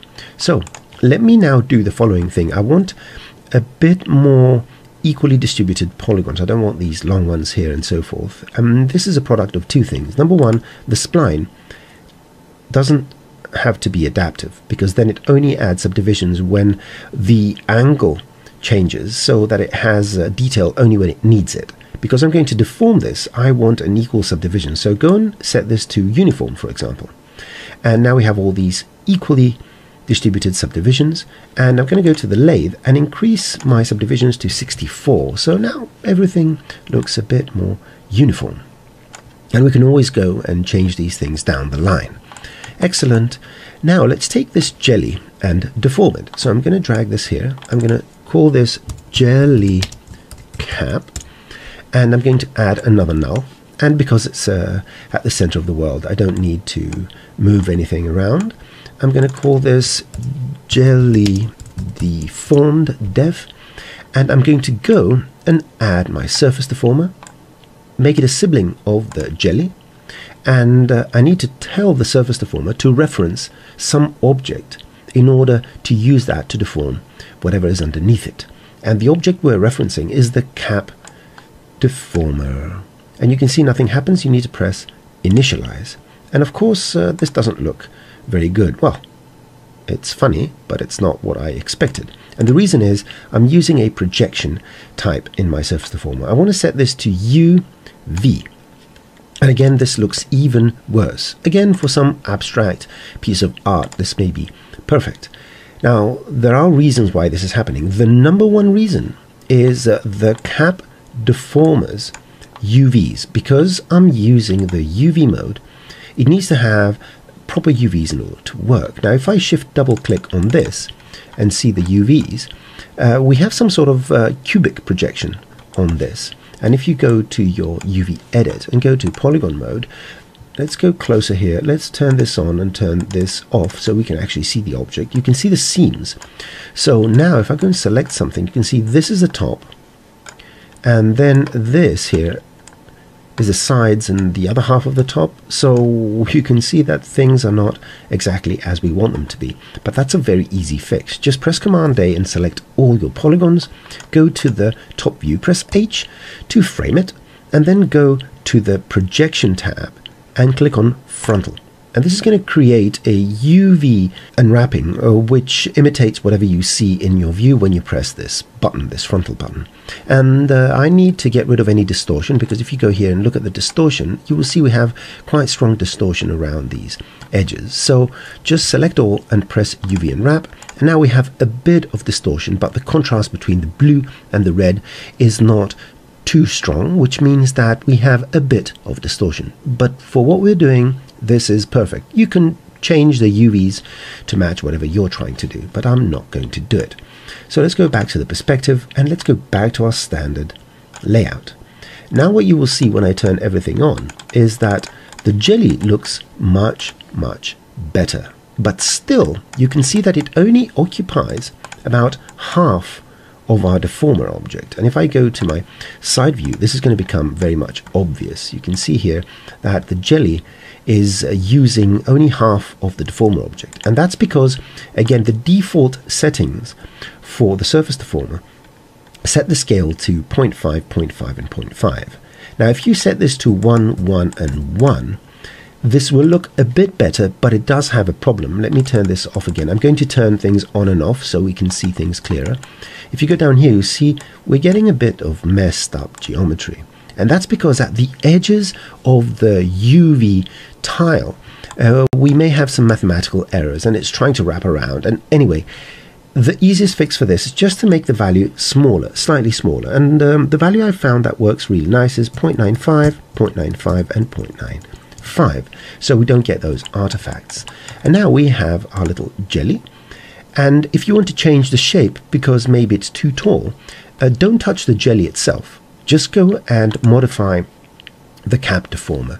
So you can go and scale this down, and you will see that the jellyfish is going to adjust accordingly. So let's go to the side view so we can see it a bit better. Let's turn this on temporarily. Let's select all the polygons. Let's scale them down. Let's press play, and you can see now the jellyfish looks much better. And I think that is all I'm going to do with the deformation itself. So let's close these hierarchies here, and the deformed jellyfish is ready to receive some more modeling details.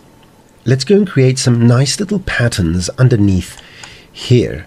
So there's one number I need to remember, and that is the number of subdivisions, rotational subdivisions. I want it to be equally divisible with the shape I'm going to do, so it's nice and symmetrical. And the way I'm going to do this is I'm going to turn off the surface deformer, and I'm going to apply a deformer before the surface, because the deformers work in the order they appear in the object manager. So anything I put over the surface over here is going to execute first, and then the result of that is going to be deformed using the surface deformer and so forth. So what I'm going to do is create a flower, and I'm going to put it on the ground plane just like this. Let's make it a bit smaller and bring in the inner radius. And I want to make sure that this number, the petals, and the number of subdivisions is equally divisible. So 64, and here we have 8, and that will be 8 times 8 equals 64. And you can see that all these lines fall exactly in the same places on the mesh. And that's just going to give us a more symmetrical deformation. Visually, it won't really make a difference, but I love to talk about these things. It makes me seem smarter than I am, which, I mean, I am a genius, but that's a different story. Not for now. So I'm going to use this flower, and the way I'm going to use it is again by adding another plane effector over here before the surface, and I'm going to call this plane flower, and I'm going to go and set the mode to be points, and you can see everything moves in the wrong direction. And let's zero out the Y, and let's go and add some of the Z's here. Good. And you can see that everything is moving upwards, inside or outside. Anyway, I am going to show you something that's very important later on, but for now, this is what we have. Now, in order to get that pattern and use that for our plane deformer now, we need to go to the fall off, and I'm going to drag the flower in here. And I'm going to select the spline field now. Let's bring this up slightly, and I want the spline shape to be curve as it is, and the distance to be radius. And now you can see that we're getting this nice little pattern. Now you may be wondering why these are moving upwards inside the model instead of outwards, and that is a very, very important thing, and I'm glad you asked the question, although I asked it for you, because we need to make sure that our normals are oriented properly. Because we're going to use this model with spline dynamics, with hair dynamics, we need to make sure that the normals are pointing in the right direction. Unfortunately, there are two things you need to do. So first of all, if I take this jelly cap and I copy, make a new document and paste it in a new document, and then make it editable, if I go to the polygon mode and select all, you can see they are blue, which means they are reversed. So let me close this document now. So I know that the model has reversed normals. How do I fix that? Well, you go to the jelly cap and you flip the normals. So now the direction of the points moving is the correct one. But there's a small gotcha.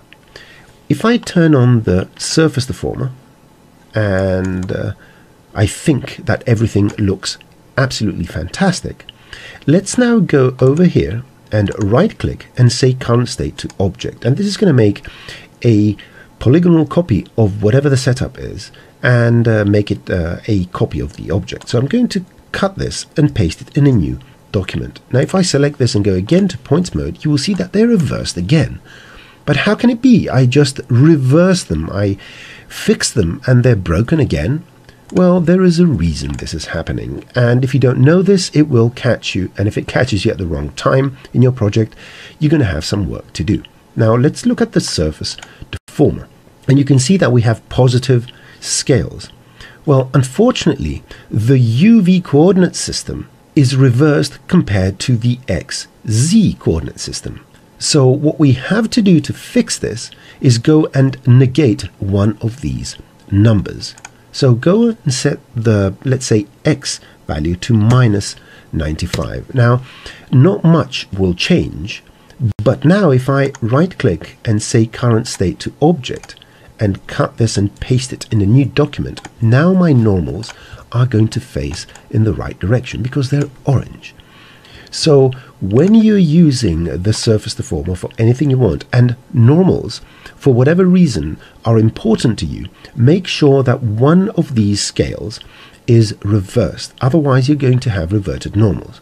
The other thing I could have done is just make sure that the jelly cap has reverted normals to begin with. So bring this back to its default state with not flipped normals and let the surface deformer flip them for you. So make sure at every stage before you start baking stuff and complicating your scene to make sure that your normals are pointing in the right direction, because as far as Cinema 4D's renderers are concerned, they're very forgiving when it comes to normals, but other renderers, especially GPU renderers, are very strict when it comes to normals, and you're going to have problems with transparencies and subsurface scattering and stuff like that. So always look out for your normals.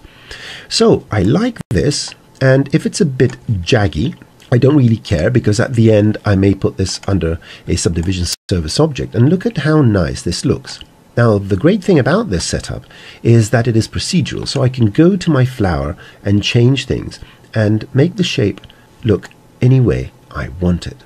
So that looks fantastic.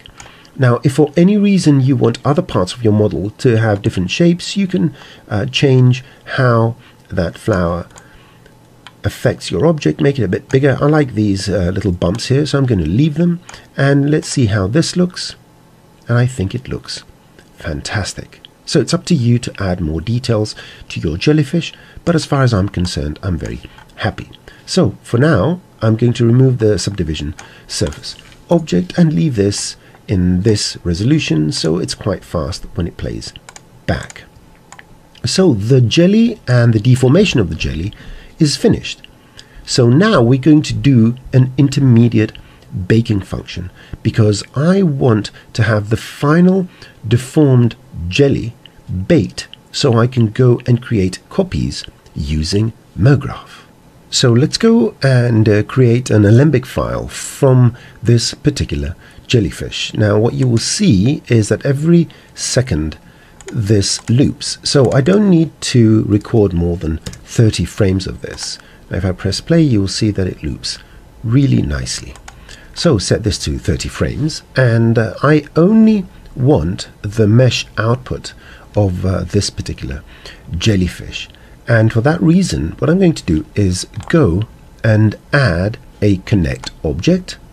I'm going to call this jelly animated, and I'm going to put the whole hierarchy underneath. Make sure that you turn off the weld, because if the weld is on and 2 points happen to be within the tolerance and they're going to be welded, you may have point count differences from frame to frame, and that will make, number one, your alembic huge, and number two, you'll have problems with motion blur and stuff like that. So just make sure you turn it off. Now what I'm going to do is right click on the jelly animated and say bake as alembic, and it will just take a few seconds to bake this. Now if you want to make sure that it works properly, just go here, cut this, go to a new document, paste it in, and just press play, and you will see what happens. Now you can see it does one loop and then it stops. I want this to repeat, so go to the play mode and say loop. So now it's just going to loop forever, and the file is relatively small. And of course what you could do is go and put this under subdivision surface object if you want it to be a bit smoother. Now that the jellyfish is complete, let's go and deal with the motion, and we're going to do that in a new scene just to have things a bit simplified. So create a new project, and I'm going to go and create a sphere. I'm going to set it to be a hemisphere. I'm going to use this as a guide, so I don't need to use the actual jellyfish, not yet. So let me turn on my raw shading lines, and I'm going to consider this to be a static jellyfish of sorts.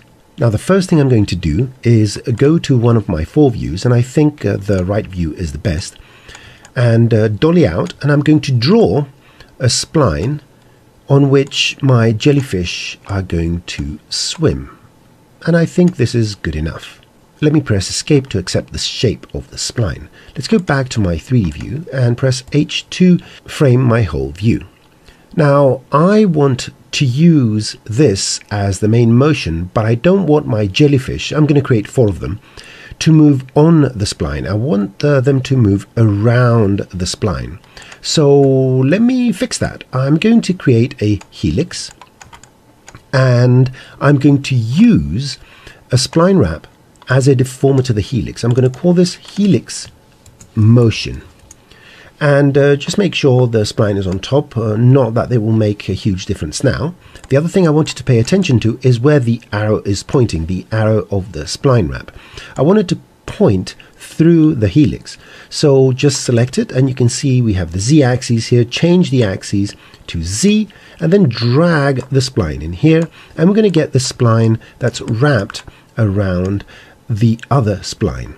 Now the problem here is that you see these weird sharp turns. We need to do a couple of things. I need to go to the spline and set it to uniform and add quite a few segments, and then go to the helix and add some segments here. I'm going to make this 300, and internally these are much smoother now. It seems to have a kink, but we'll take care of it later on.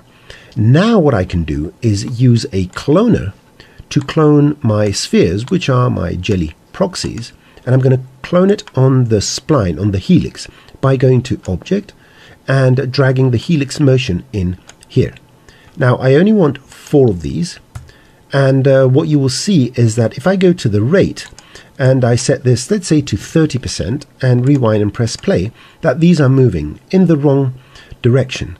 The easiest way to fix this, instead of making this number negative, is to go to the spline itself, go to points mode, right click, and go to point order and reverse the sequence. So now the spline is going the other way. And you can see that my little jellies are moving a bit fast, but I can change that just by changing the rate. Let's make this 10%. Excellent. Now I need to bring these closer to each other, and in order to do that I need to change the start and end. If I bring the end closer, now you see that the jellyfish are closer to each other. So that's the first thing I need to do. The other thing, and you may see some kinks in the motion, and I'm going to extend this to 180 frames. You will see we get some snapping here. Just make sure that smooth rotation is on, and now they're going to rotate a bit smoother. And if you see any kinks happening here, what you could do is go and make your helix a bit smaller, because now the turns are too abrupt. So I'm going to make this 50 and this 50. So they are going to go around, but not as much. I'm going to double the rotation times 2, so they go around. Excellent. Now I want to change the orientation of them. So go to the cloner, go to the transform tab, and let's find which rotation that is. It's not this one, and it's this one. So I'm going to change this to the closest 90 degrees. So now they're moving on the spline outside. The other thing I want them to do is sort of rotate around as well. And the best way to do that is to make sure we have a rail spline. And the rail spline is going to be, after I stop and rewind, is going to be a copy of the helix motion. So I'm dragging, pressing Command or Control. I'm going to call this helix rail. I'm using the same spline to deform it, and I'm going to make it 120 and 120, so it's bigger. It's away from the other spline. So let's go to the cloner and drag this in the rail. Rewind, press play, and now you see that they are rotating at the same time, which I find very interesting. If you want them to rotate less, all you have to do is go change the rail. Maybe I divide this by 2, and now you're going to see a sort of rotation, not as much as you had before, but good enough nonetheless. Fantastic. If you want to smooth out the motion to avoid any kinks or add any other secondary effects, select your cloner and just go and add a delay effector. And you can increase the number here in the blend and make them move a bit more smooth. So let me just delete the delay effector. So I'm happy with what I have here in terms of the main motion. And again, you can add random effectors, move them a bit further up, further down. You can even do part of that here in the cloner by changing, for example, the rate variation or the offset variation, and rewind, press play, and you will see that you get a slightly different speed between each and every one of your jellyfish. The only thing I am going to do is change a bit not the offset amount, the variation, but the actual end, just so that these can move at a larger distance between each other. Now be careful, because this may loop around. There you go, it loops around, so make sure that this is short enough or the spline is long enough so you don't get the wraparound of any of the clones, so that nothing appears here before your frame resets to 0. Excellent. So I'm just going to stop and rewind. I'm going to go back to my other project and bring in my animated jelly. Here is my animated alembic. I'm going to copy it here and take it to the other scene. Let's paste it and replace the sphere with the jelly. And if I rewind and press play, you will see that now we have the animation as well as the motion. Now you will see that all jellies move exactly at the same rate. And to change this, we're going to do a nice little trick. I'm going to make a copy of that alembic jelly. I'm going to change the offset, so one of them has a different timing, and then I'm going to tell the cloner to not iterate but blend between these. So now each one has a unique frame at which it starts, so they seem to be swimming at a different rate, but nonetheless that's quite interesting. So this is all good, and the next step is to add a component from which the actual tentacles are going to be emitted when we use the hair. Now you can argue that I can emit these tentacles from the alembic itself, but that makes things a bit more complex. What I am going to do is create a separate object that will only emit hair and itself won't be visible to the render. And because I want that emitter to be in exactly the same position with exactly the same animation as the jellies, I'm going to use a peculiar method so that I can recycle this animation to as many cloners as I wish. To do this, I'm going to make some room in my object manager. Then I'm going to take this cloner and I'm going to make a copy. And I'm going to select the first cloner, and I'm going to go to the MoGraph menu and select the Swap Cloner Matrix. And this is going to actually get rid of the cloner and create a matrix with all the same effectors and all the same settings as the previous cloner. And I can go and delete these clones because they're not going to be used. Now, what I'd like you to pay attention to is that this particular matrix now, I'm going to call it Motion Matrix, has all the parameters I created earlier, like the motion, the spiraling, and the turning, and all that. And for the cloner now, instead of using the effectors and all that, I'm actually going to take the motion matrix and put it over here. And immediately all the parameters disappear, because now the cloner, instead of using the previous set object, spline, and helix motion, and the rail, and all that, and the rate, it's actually putting a single clone on each one of the matrices. So where you see those little squares, that's where each and every one of the jellies is going to be placed. So essentially nothing has changed other than the source of the motion of the jellies. I'm going to call this cloner jellies and stop the animation and rewind, just in case I need to edit parts of these videos to make it seem flawless. Excellent. Now, how do we create that emitter? Well, number one, make a copy of this, and because it's referencing the matrix, then anything we do to the matrix is going to affect both of these cloners, so we don't have to do things in two places. I'm going to set the name to cloner emitter hair. And instead of an animated jelly, which I'm going to remove, I'm actually going to go and create a disk, make the disk a child of this cloner emitter hair, and you can see it now. We can go close with the camera, you can see it, and they move in unison with the jellies.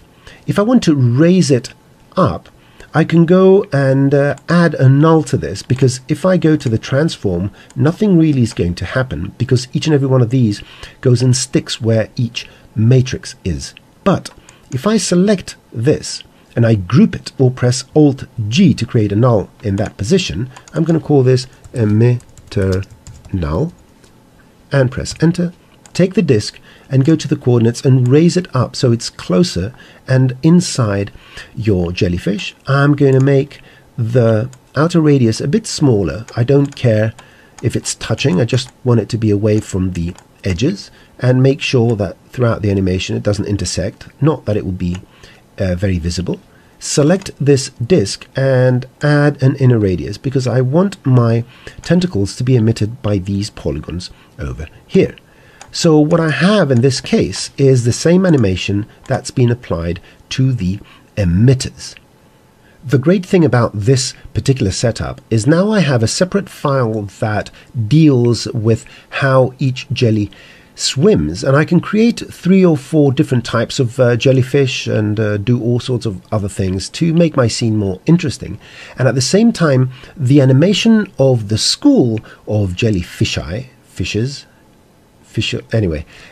jellyfish, I think that's the correct one, the school of jellyfish. The animation is controlled by this setup over here, which is fairly simple and doesn't have the added complexity of having the deformed jellyfish. Not that you can't do it or you shouldn't do it, but I find this way more convenient and more easy to control. So how do we proceed from here? Well, I am going to export 2 alembic files. One is going to be the jellies and one is going to be the emitter. And upon those alembic files, we're going to emit the hair. So when you are using clones in order to create objects to save as alembic, my experience has shown that using a connect object and exporting that connect object is going to give you the best result. So I'm going to call this jellies all, and let's create another one. Go here, create another connect object, and let's go here, put it down over here and call it emitter all. Excellent. So now one by one, I'm going to go to the jellies all, right click and bake as alembic. If you have saved your file, it will create an alembic folder in the root folder of your project, and it will put that in with the name that the connect object has. And it's a fairly fast process for 180 frames. I don't need to say more than 20-25 words, 26, 27, 28, 29. You see how that goes. I'm going to do the same thing for the emitter. Now, you do see that we have the red A. I did this on purpose. That's because I forgot to turn off the weld. And some of the points may have welded through the deformation, which means this is not an interpolated alembic. So I'm going to remove it, make sure that the jellies all and emitter all don't have the weld button activated, and let's go and do that one more time, and I'm going to fast forward. And now you can see that both alembic files are green, and that means that we have full interpolated points. The number of points is consistent, and the only thing that gets saved is the position per frame. And now that I have these two, I'm going to put them in a new file. I have now pasted those two alembics inside this new document, and I can see everything playing in real time. Now remember, it's 180 frames. There we go. We have the full animation, and you can scrub through and do all sorts of fancy things. Fantastic. Now let's go and add some hair, and let me show you what you need to do to make this work nicely. So I'm going to go to emitter all. I'm going to go to the simulate menu, hair objects, and add hair. And you can see that they're facing the other way around. That's because my normals were reversed. All I have to do to fix this is go revert the normals of the original file and save an alembic again. To do that, just select the disk and go and set this to -y. So nothing really seems to change, but the alembic is going to have proper normals, proper facing normals. Right click, bake as alembic. Just so that you know, I'm going to paste the new emitter, the new alembic over here. I'm going to remove the previous one and look at what happens here to the hair when I do that, when I delete the reference. The hair suddenly gets these little green things. This means that they are unrooted. It's just hair that happened to live over there in that particular point. So the association between the previous object, because it doesn't exist, and the hair doesn't exist anymore. What you need to do is select your hair and link the new file. And again, if you press play, nothing's going to happen. So you need to do something to make the connection. If you look here in the Guides tab under the Roots group, you see it says Root Custom. That's what happens when we delete an object. It goes from one specific type of connection of hair to polygons to this custom. And that's what this green thing, these green little circles indicate, that your roots have been set to a custom position. All you have to do for the object that's linked is to set this to, let's say, polygon area. And then you need to go to the editing and you need to regrow this hair. And now they're growing properly. You have to do these steps if you want to regrow the hair and want them to be connected to that object. So before we do anything else, let's go and rewind and press play and see what happens. You can see now the hair is dangling nicely. Excellent. So let's go and do some changes to this hair.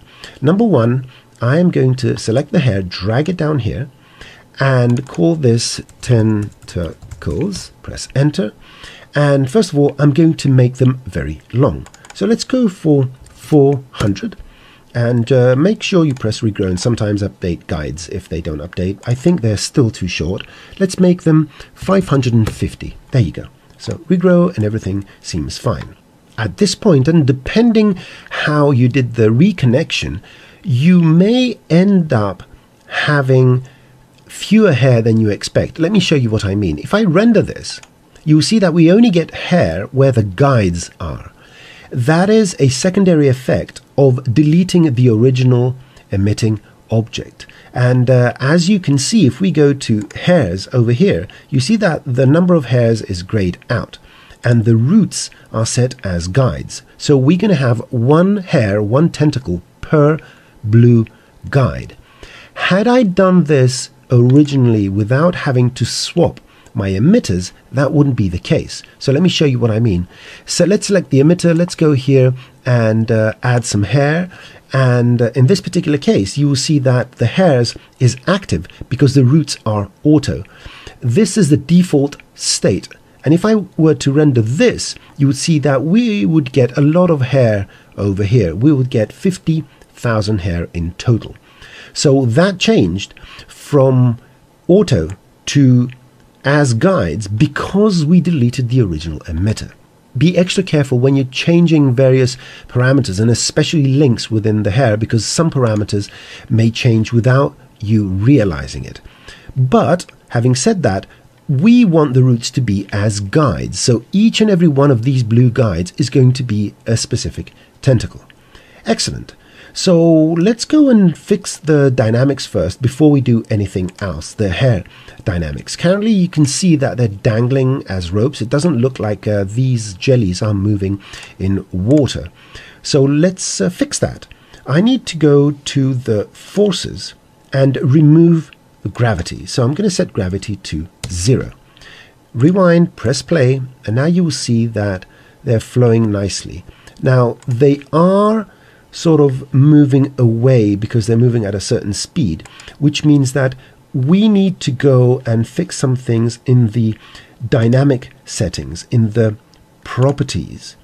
We need to go and add some extra drag so that the hairs drag instead of sort of moving around as if they're ropes. So let's go here and add 25%. Drag, rewind, press play, and now you will see that they're a bit better. Excellent. So that's good enough. I like to change the mass, although I haven't seen an enormous difference in the way they move around. But anyhow, that's what I like to do.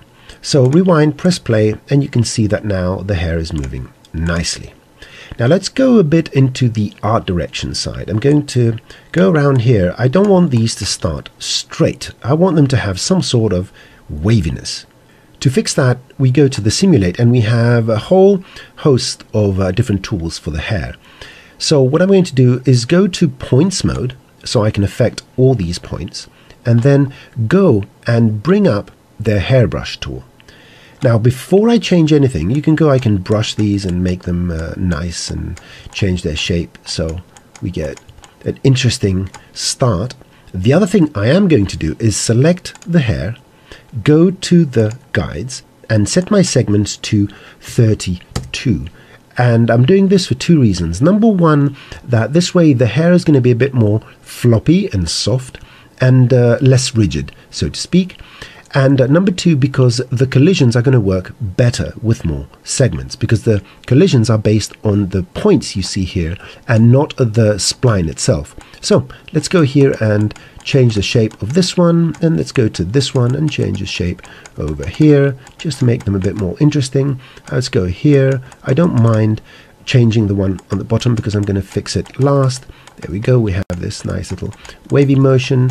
And let's go here and comb the hair, brush it and move it this way.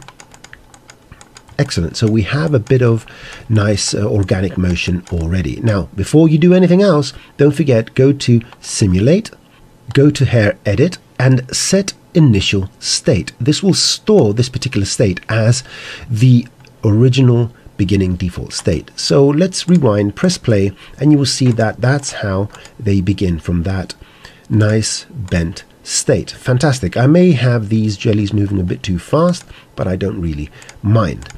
Now let's continue with a secondary bit of motion before we go into the actual collisions. And I'm going to go to the simulate and bring up a force, a turbulence force. And I'm going to set some random values here and rewind, press play, because these forces are going to affect our hair. I can go and increase the strength, and this will add a bit of waviness in what we're doing. Excellent. I'm speeding up because I think I'm running out of time. But nonetheless, let's go and add those dynamics now. So I need to take my jellies and make them hair colliders. So right click and let's go to the hair tags and set a hair collider to these jellies. And now you're going to see the simulation is going to run slower, but now we get collision avoidance, and that looks excellent. The other thing I need to do is make sure that the hairs collide with the other hairs. There's hair-to-hair collision. This is going to slow things even more, but we are going to bake this out. So go to your hair, go to the Forces tab and enable hair to hair. Rewind, press play, and you will see now that the simulation is going to go slower, but we have hair-to-hair collisions, which is going to make it extremely interesting. So I'm going to stop this. I'm going to rewind. I'm going to bake an alembic. But how do I bake alembic? First of all, I can bake the hairs as curves, as they're called, or I can bake them as splines. What I like to do is go to the Generate tab. I want to generate splines, so go here and select spline. And now this object, when baked to alembic, is actually going to generate an alembic with splines. So let's do that. Right click, bake as alembic, and through the magic of editing we have our alembic splines. So I can turn these ones off, and then I can go here and scrub, and everything you see here is really, really nicely made. Now you will see that we have these collisions here, and as far as I understand it, that is a priority issue, but it's fairly simple to solve.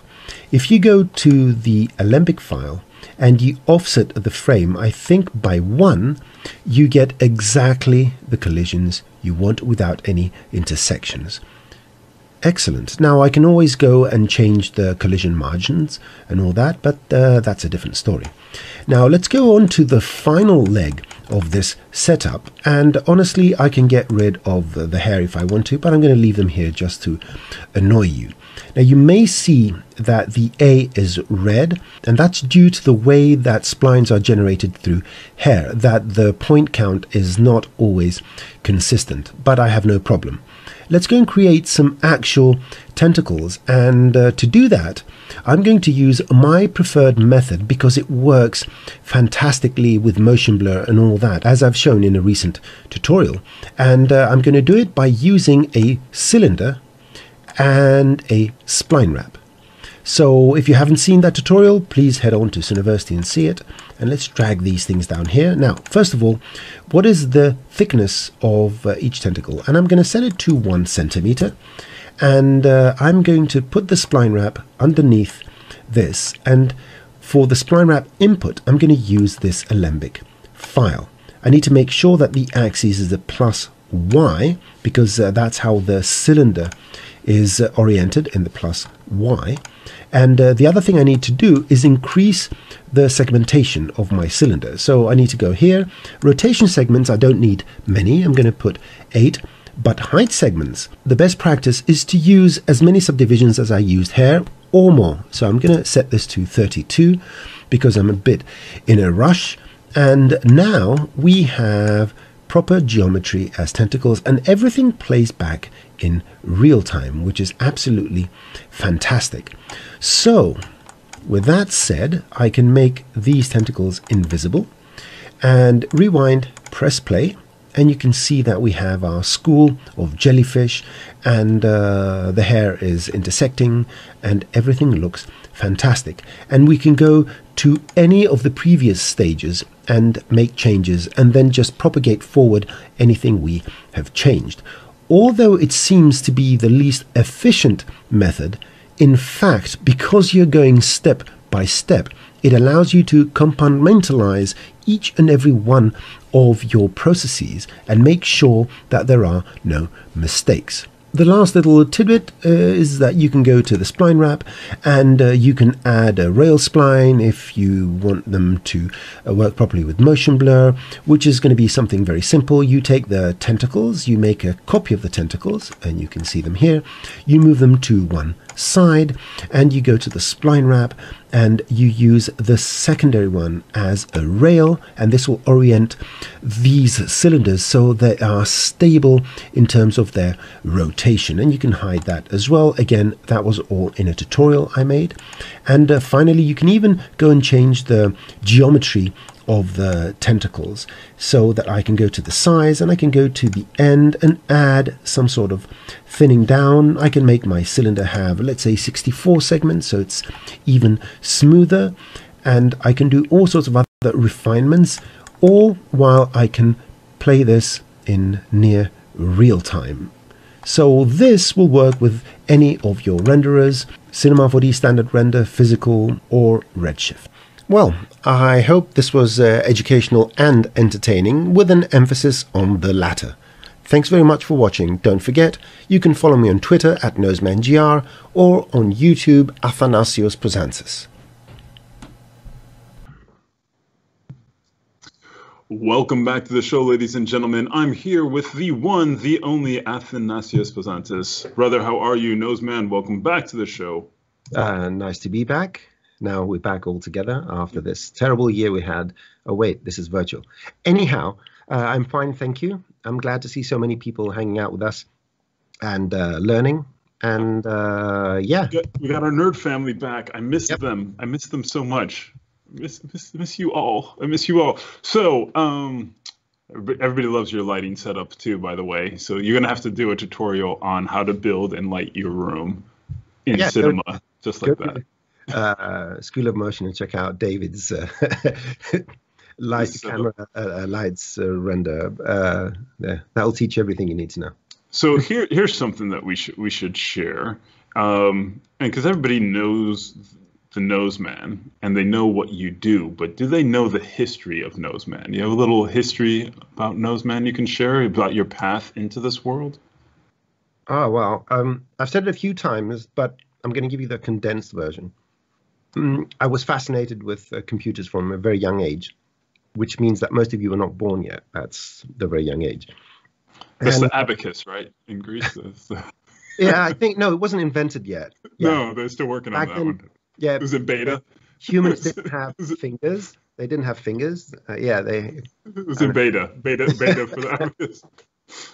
Yeah, it was a bit of a problem. They couldn't get them to move. They were stuck together. So, back in 1982, I bought my first computer that had 16 kilobytes of RAM. Right, an icon today can't fit in the whole RAM, and people created chess engines in 1K RAM computers. Anyhow, fast forward a few years, I managed to squeeze in, because I'm not a shy person. I try to be polite, but I, stick my nose wherever I can, and I do advise everyone that wants to create social relationships to not be shy. Just talk to people, right? Ask people things, and go out there. You cannot sit on your couch and socialize with people. I'm talking about in a few months' time, right?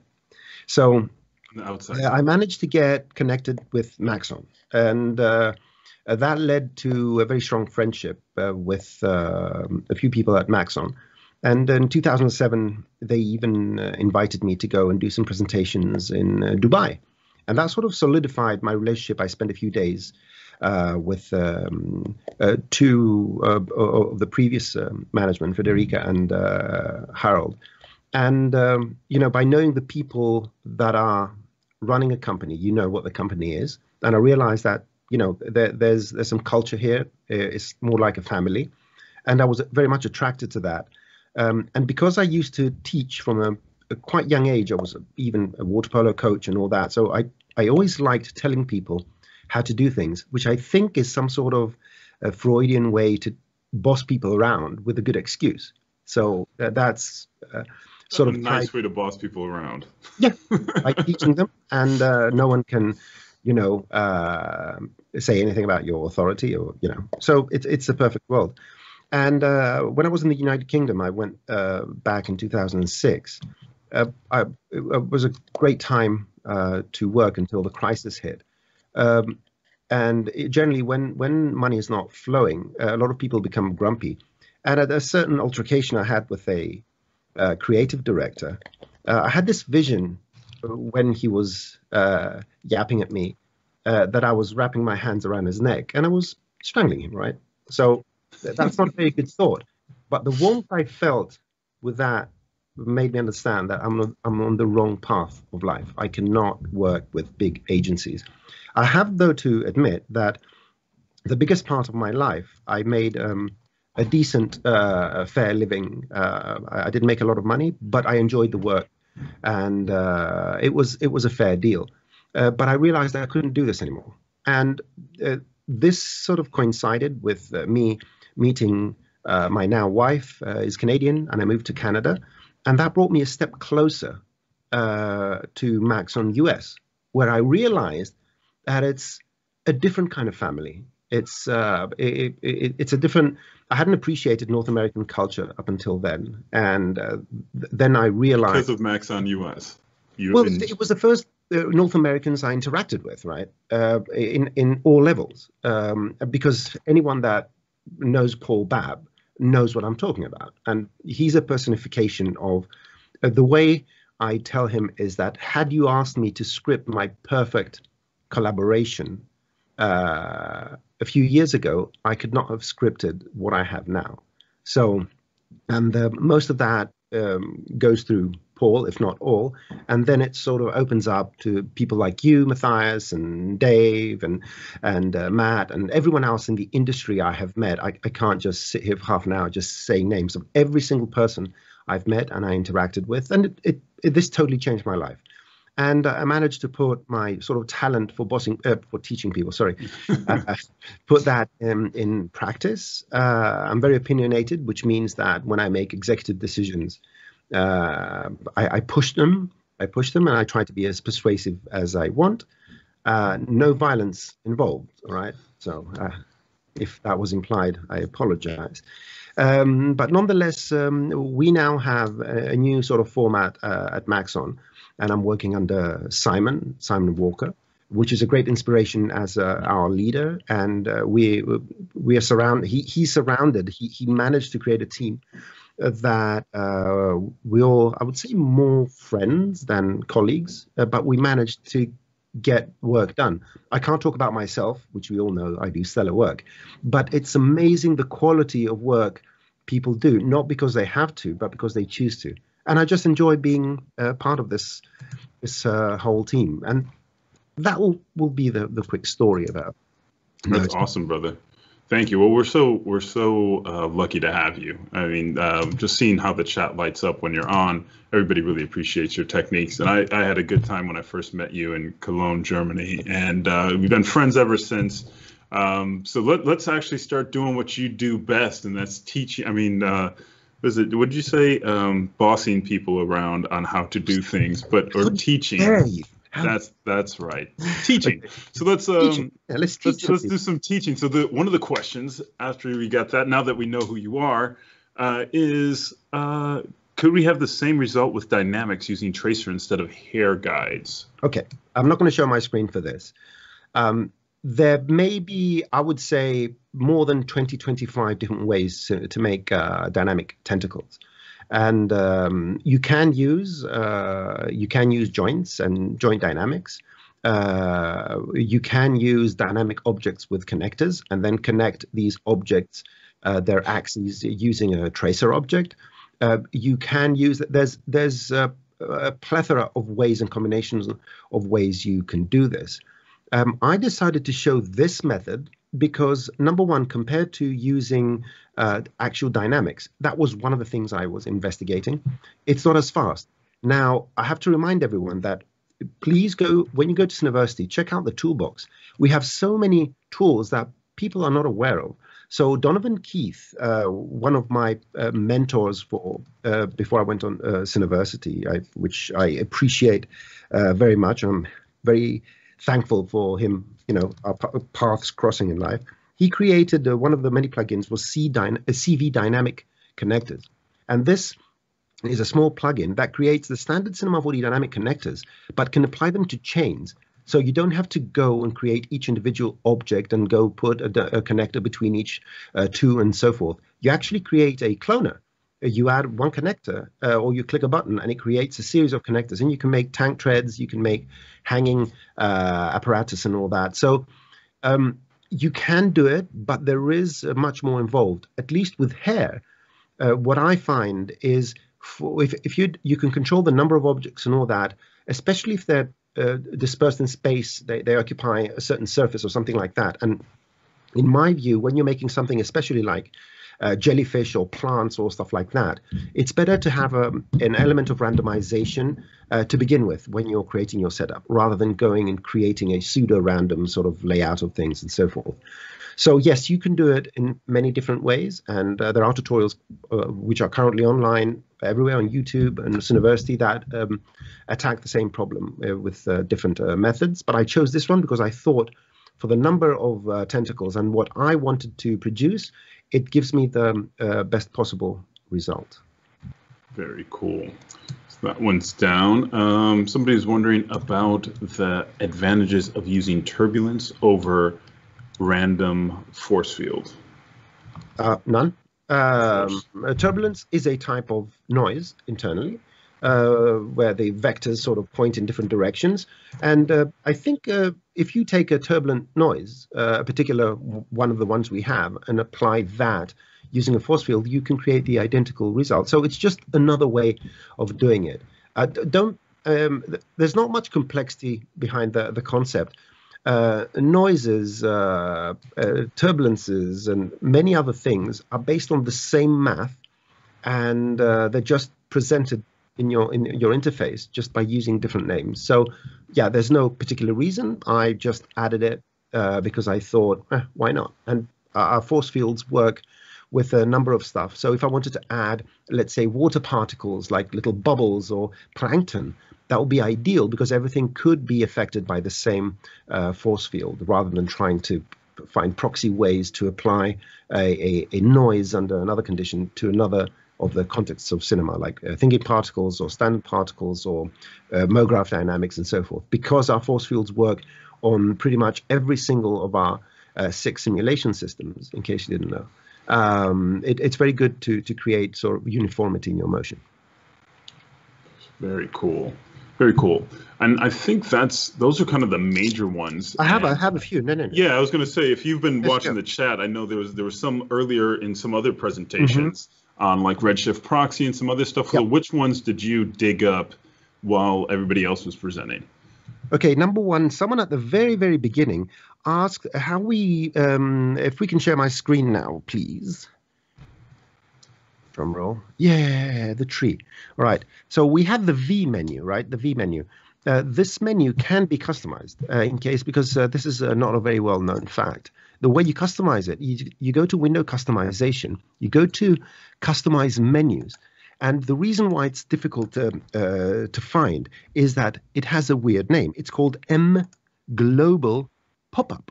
So no one's going to go through these things. I did to show off that I know everything about everything. So what do you see M Global Pop-Up?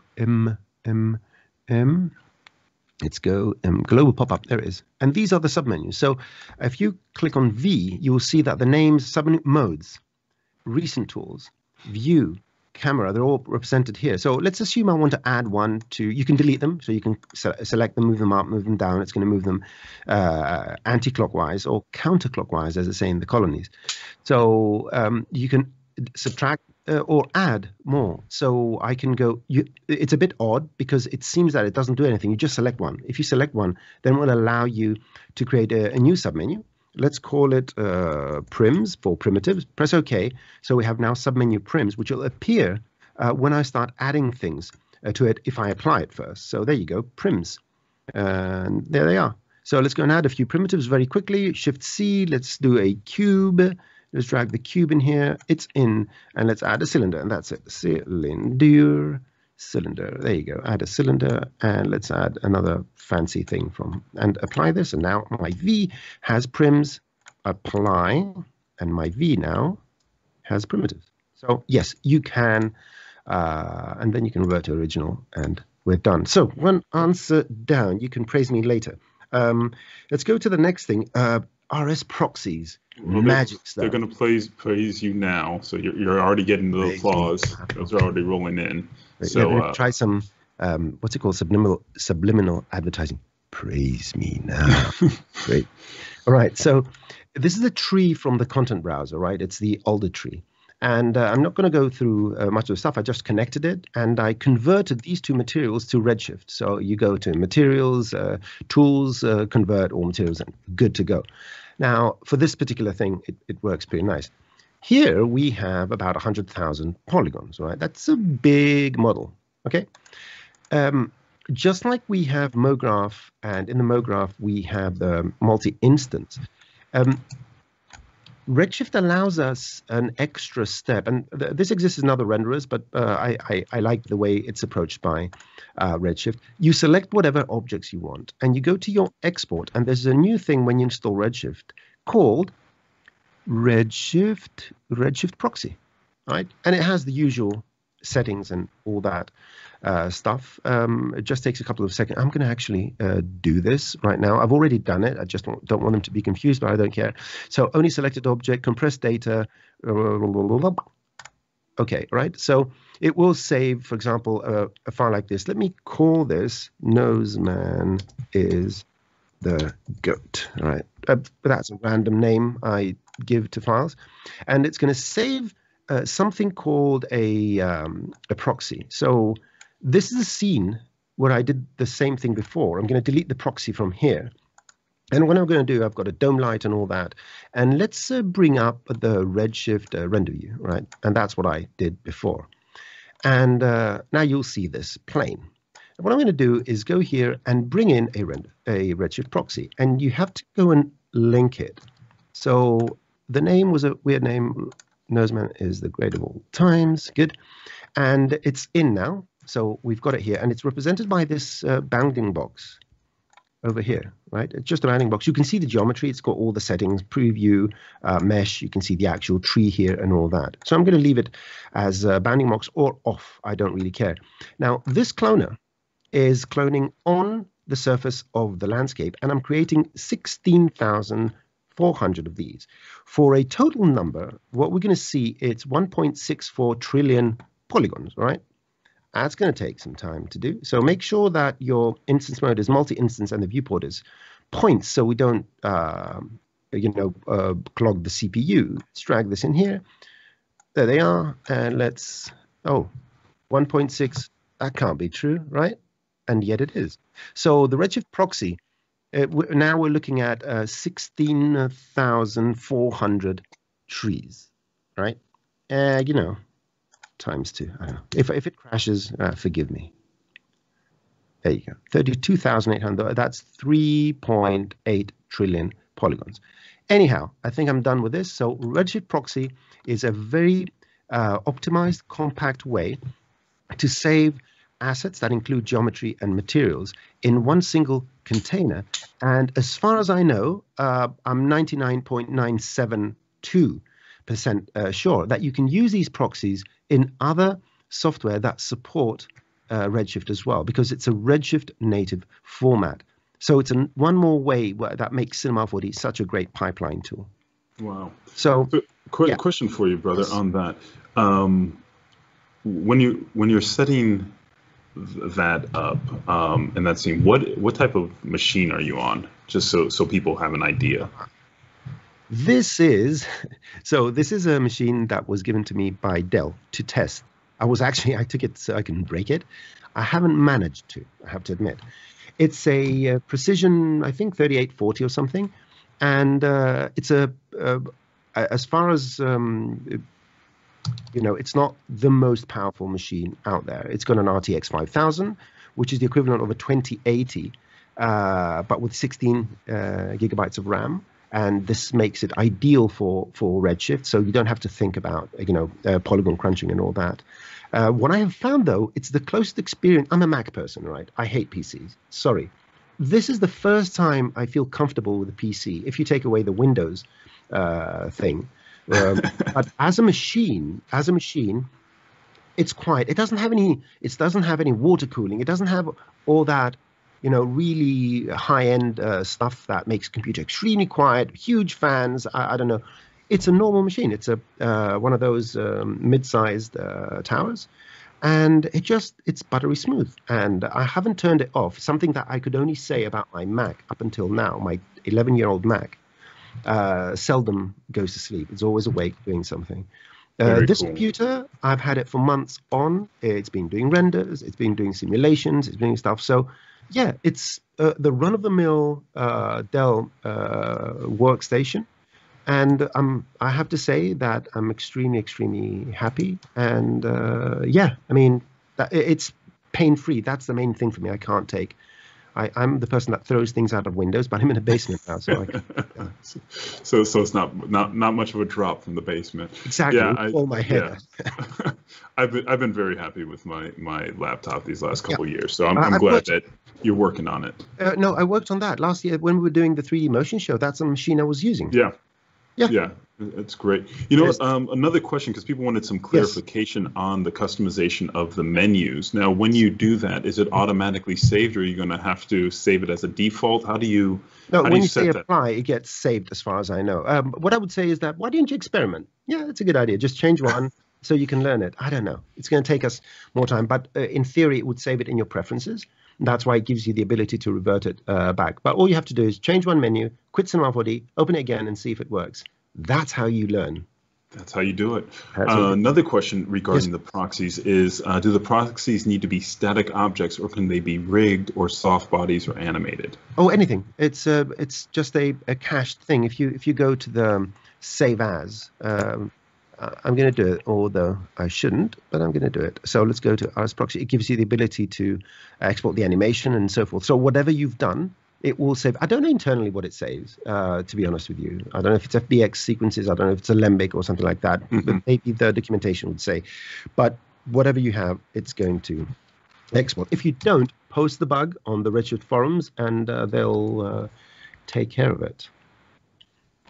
Okay, I have a couple of things to say before you ask me. Things. Sure. What do you got, brother? Right. So, number one, if anyone wants to start making tutorials, we have an amazing offer currently. Amazing offer. It doesn't cost any money. It takes time and dedication if you have that. So, a lot of people do amazing work, but making tutorials is a different kind of beast. It's more planned. There are many different things. If there's interest from anyone to become a tutorial maker, even if they haven't made a tutorial ever in their lives, but they want to go, I'm going to make sure if they're not, they don't have it, I'm going to tell them. I don't pamper people and lead them down, the wrong life path. Say something on Twitter. And at NosemanGR, one word, NosemanGR for Greece, and just let me know on Twitter, because what I'm planning to do is maybe a live stream or a tutorial on what you need to do to make tutorials. It's all the things I was told at different parts of my career, which I never sat with one person tell me, no, this is how you do it, this is the way to optimize it, and so forth. So a lot of pain has gone into coming to these conclusions, and I would love to share this the knowledge with everyone else. Number one, to praise me, of course, you know what kind of human I am. But then, because we are looking for people to make tutorials for us and so forth, and although a lot of people have made various types of tutorials, there is a discipline which, if you haven't done it many times, you do not have it, regardless of what you think about your tutorials. The content can be amazing. That doesn't mean they can't be shorter. They can't be more on the point. They can't be less boring, or they can't be less complicated, and so forth. So if anyone's interested, tag me on Twitter. And the other thing is, we want people to become certified. There's a new certification from Maxon. Contact the training team, the certifications. If you have the email, please, Matthias, just post it down. If you're interested in becoming certified users, certified trainers, or even people that have training experience, like long-standing training experience, that they want to become master trainers, there is information on Maxon website. If you go Maxon certifications, if you look on Google, you will find information and links on that. So reach out for these things. And let me see if I have anything else to say. No, I've run out of, or I forgot to take notes. If I forget to write something down, it's as if it never happened. That's how I happen. Yep, there's no documentation. Didn't happen. So the things. What do you want the team to post in the chat? You wanted the link or the email for training? Yes, the email for training. Anyone that wants to talk about the certifications, wants to become a certified user or a certified trainer or a master trainer, to contact the appropriate email. Okay. Yeah, and I do have the final thing. My friend Leo asked an interesting question. Let's assume you have a setup, and the only thing you don't want from that setup in Espresso is to have a division by 0, because that will sort of create all sorts of weird numbers. If there's a way to find the minimum value of something that's closest to 0. So there was an answer. I just want to show this. A couple of solutions. The solution that was proposed by you and Jonas, which would be the clamp. So the way you would do it with a clamp, let's say this is the incoming number, whatever number this is, and you want it to go as low as possible, but you never want it to reach 0. So the clamp, if you go to the clamp and put the maximum number Cinema 4D takes, which is you put your finger on 9 and you press for a few seconds, then you press enter, and it will give you the largest number Cinema 4D can do, if that's magic. And in the minimum, you type 0.001. This means that the number, it can be as high as Cinema 4D can tolerate, but never below 0.001. So this makes you avoid any divisions by 0. And you take the output, which is going to be whatever the number is, 20, 50, 22.5, 19,000. Or if it's 0, it will be 0.001. So you never get that. A second method is you use a formula. You get 2 inputs, in 1, in 2, and in the formula you use the max. So if the number is 0, and then you feed it, basically you have the incoming number, which is 0 in this case, but if you want to have another incoming number, you set this to the maximum value allowed, and basically undo. You need to put here the minimum number allowed. So incoming number, you put in the minimum number allowed. So 0.001. So if it's a number larger than 0.001, 2, 3, 4, 60, 100, it's going to give you the maximum number between these two, which is that number. But if your number is 0, it won't choose. If this number is 0, it won't choose 0, because the number which is larger than 0, which what the max does, is 0.001. So these are two methods for the more geeky users, and I'm sure you can do it with a Python tag or other combinations, but these are two methods you can do that. Using the math. I like it. Yeah. Excellent. We did have one other question coming in from our internal team that was watching and carrying along, and that was regarding your spline usage. And the question is, was there a reason you used uniform subdivisions for the animation path instead of just switching to B-spline? Is there a use that one or the other? Or Yep. 100%. So the B-spline, these are two totally different operations, and they have totally different functions, right? So here's the difference. So the type of spline is the formula, the mathematical formula that is used to calculate this line from these points. So wrong button, PC stuff. So here we have three buttons. Sorry, we have 3 points and 6 tangents. All right, let's focus on the points. This type defines how the spline is going to be calculated based on the point input. So if it's Bezier or cubic or a Kima, these are different splines. The only common thing about them is that they have the same points. All right, it's just like having one single polygon. The winding is that important factor that defines how the polygon looks. If I take this point and let's go and move this. Let me just select this. I'm going to go and let's go. I'm actually going to do it here and mesh. Why can't I move my point? Oh no, I got stuck now. Okay, if you go to structure, you'll see that the winding is 0, 1, 2, 3. If you change the way the structure is, although we have the same 4 points in theory, the polygon is destroyed. Let me do that again, because this shouldn't have happened. Nah, this shouldn't have happened. Whoops. Okay. Broke it. I managed to crash Cinema 4D live. You can show my face now. Anyway, the whole idea is that, all right, shall I close this? I don't know what I have behind. So basically, these are two different functions. Oh, it didn't crash. You can share it again. Okay. Well, that's how good Cinema 4D is. The Undertaker doesn't crash. Just comes back. I love this. Just give it a minute. These guys do such an amazing job. Yeah, it did some sort of weird thing inside, but it didn't crash the whole thing. So let me get back quickly to the answer. Now, the second adaptive or uniform is how the segments are calculated. I don't know if you can see them. If I put an extrude object here and put it on hidden lines, you see these lines? These are the subdivisions, all right? And a spline, when you go to editable, it's a mathematical spline. You will see these things don't match.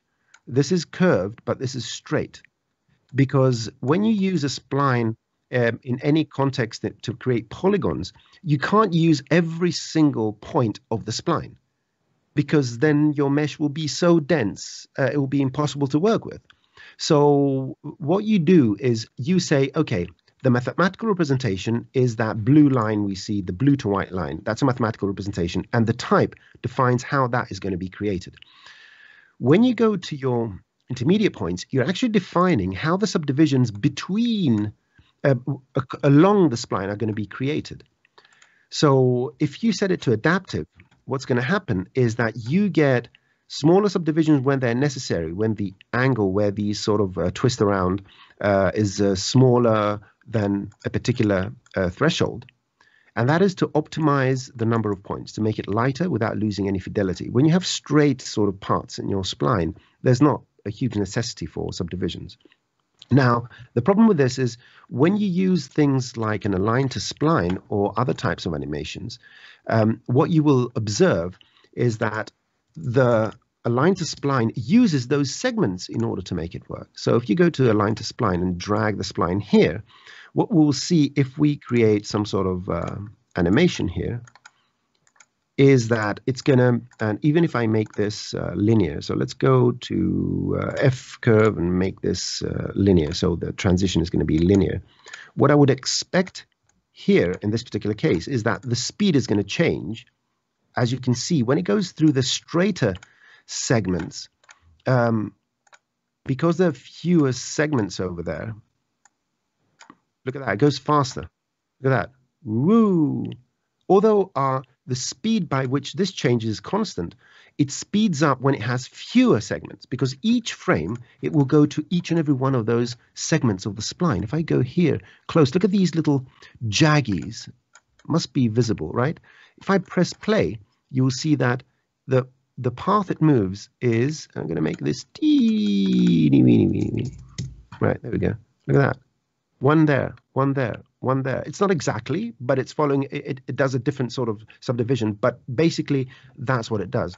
So by setting your spline to uniform, you're actually creating 128, you're creating equal subdivisions on your spline. So the speed of the object is constant.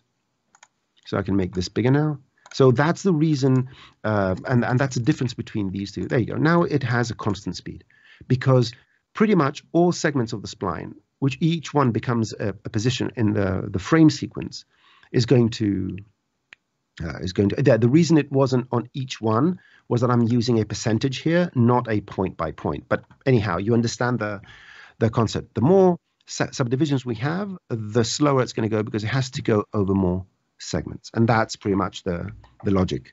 I hope that, I'm pretty sure that answered it for Steve. That's a great visual explanation too. So thank you for that. An extra tutorial just because he cares. That's what he does, folks. He gives you more. Gives you more. I think that actually does wrap it up with the questions and Q&A.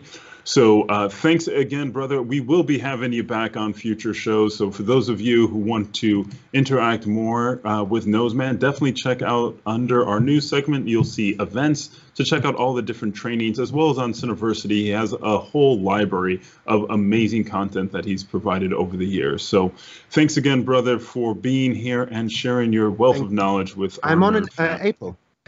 Yeah, you'll be back in the April show. I have a segment, so yeah, and Twitter is the best way to find me, because I can ignore you by opening it. So.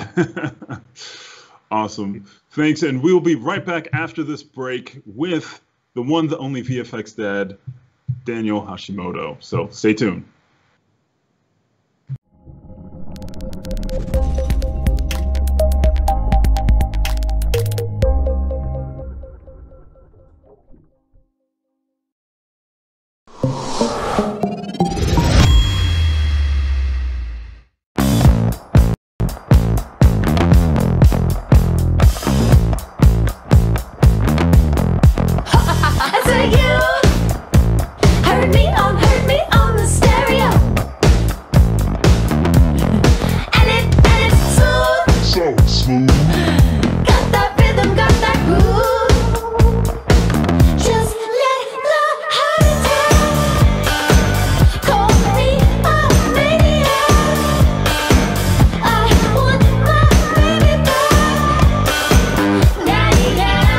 Shake it up, be cruel, work it out, do you.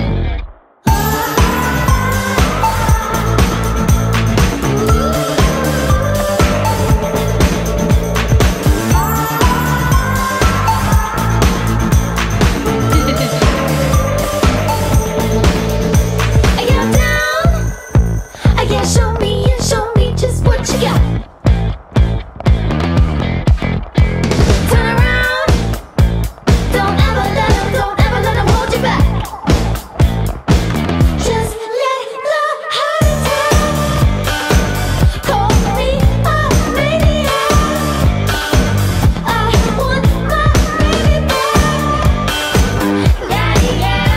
Shake it up, be cruel, work it out, do you.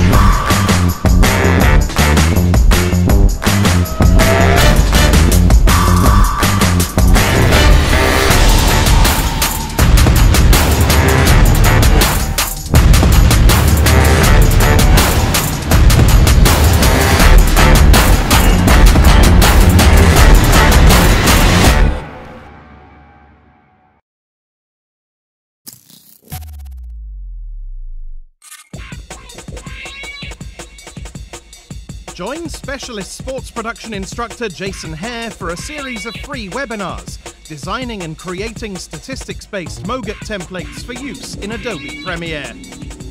Using real-world techniques he developed for the 2018 World Cup and 2019 Rugby World Cup, Jason will show you how to build templates in After Effects, combining Red Giant Universe, custom expressions, essential graphics panel techniques, as well as data-driven graphic workflows. See how to share these templates with Premiere Pro, helping editors achieve more in less time.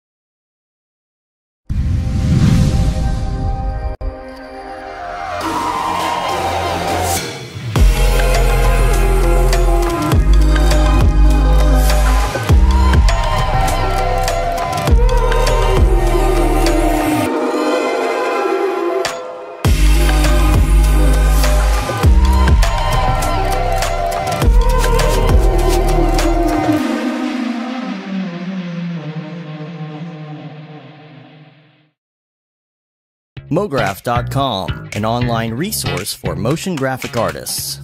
Start your week with the MoGraph podcast. Industry news, interviews with your favorite artists, and terrible humor. Watch live shows and interviews from MoGraph events like NAB, SIGGRAPH, Half-Res, and local meetups. This is exactly what I should be doing. Our MoGraph Talks feature live demos and motivation from artists all around the world. Sometimes you gotta make stuff that you're not gonna put on your reel, and I'm not here to judge.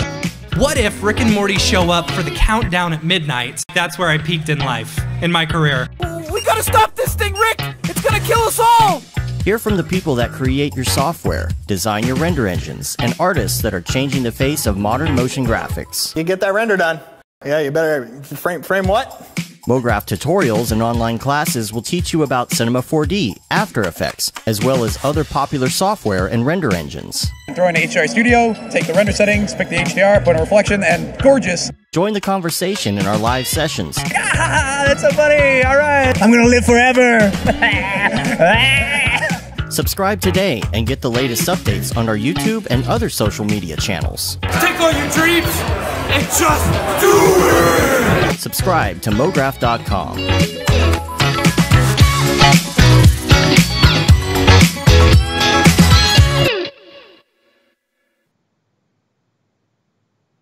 Hello, everyone, and welcome back to the show. We are coming to a close with our final presenter of the day, and you're really in for a treat. If you're into VFX and how do you get that ultra slick integration into your live action footage or just that shot to make it look to that next level, you're definitely going to want to check out this next presentation by the one and only Daniel Hashimoto. Hey everyone, it's me, Hashi, also known as Action Movie Dad on Twitter, and today I'd love to show you a cool little combination of effects using After Effects and Cinema 4D to make the Invisible Jet from Wonder Woman 1984. And no reason to not just get started. Alright, so for those of you who know me, I am much more comfortable in After Effects. I've been an After Effects artist for many years, but even though I've been using Cinema for the last decade or so, I still consider myself in the learning category. But hopefully I will show you a couple of things that I like to do that are very simple for me, an After Effects user, to use Cinema for. One of the resources I often use for finding 3D models is Sketchfab. Sketchfab.com is a community and a big collection of awesome 3D models. Some of them are available via Marketplace, and some of them are these awesome scans that are downloadable with just a simple Creative Commons attribution required. So it's a great place to start for someone who would like a bunch of 3D resources but doesn't have them to begin with.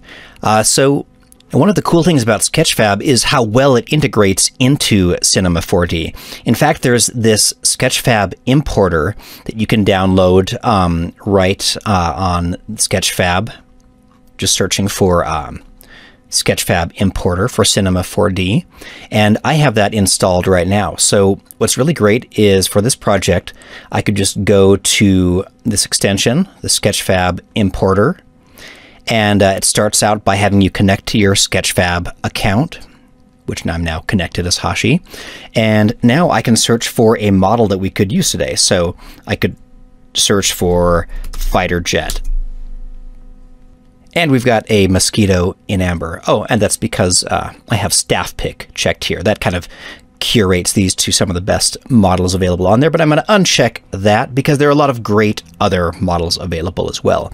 So this one in particular I like is this fighter jet Ni by Neil Nye 1997.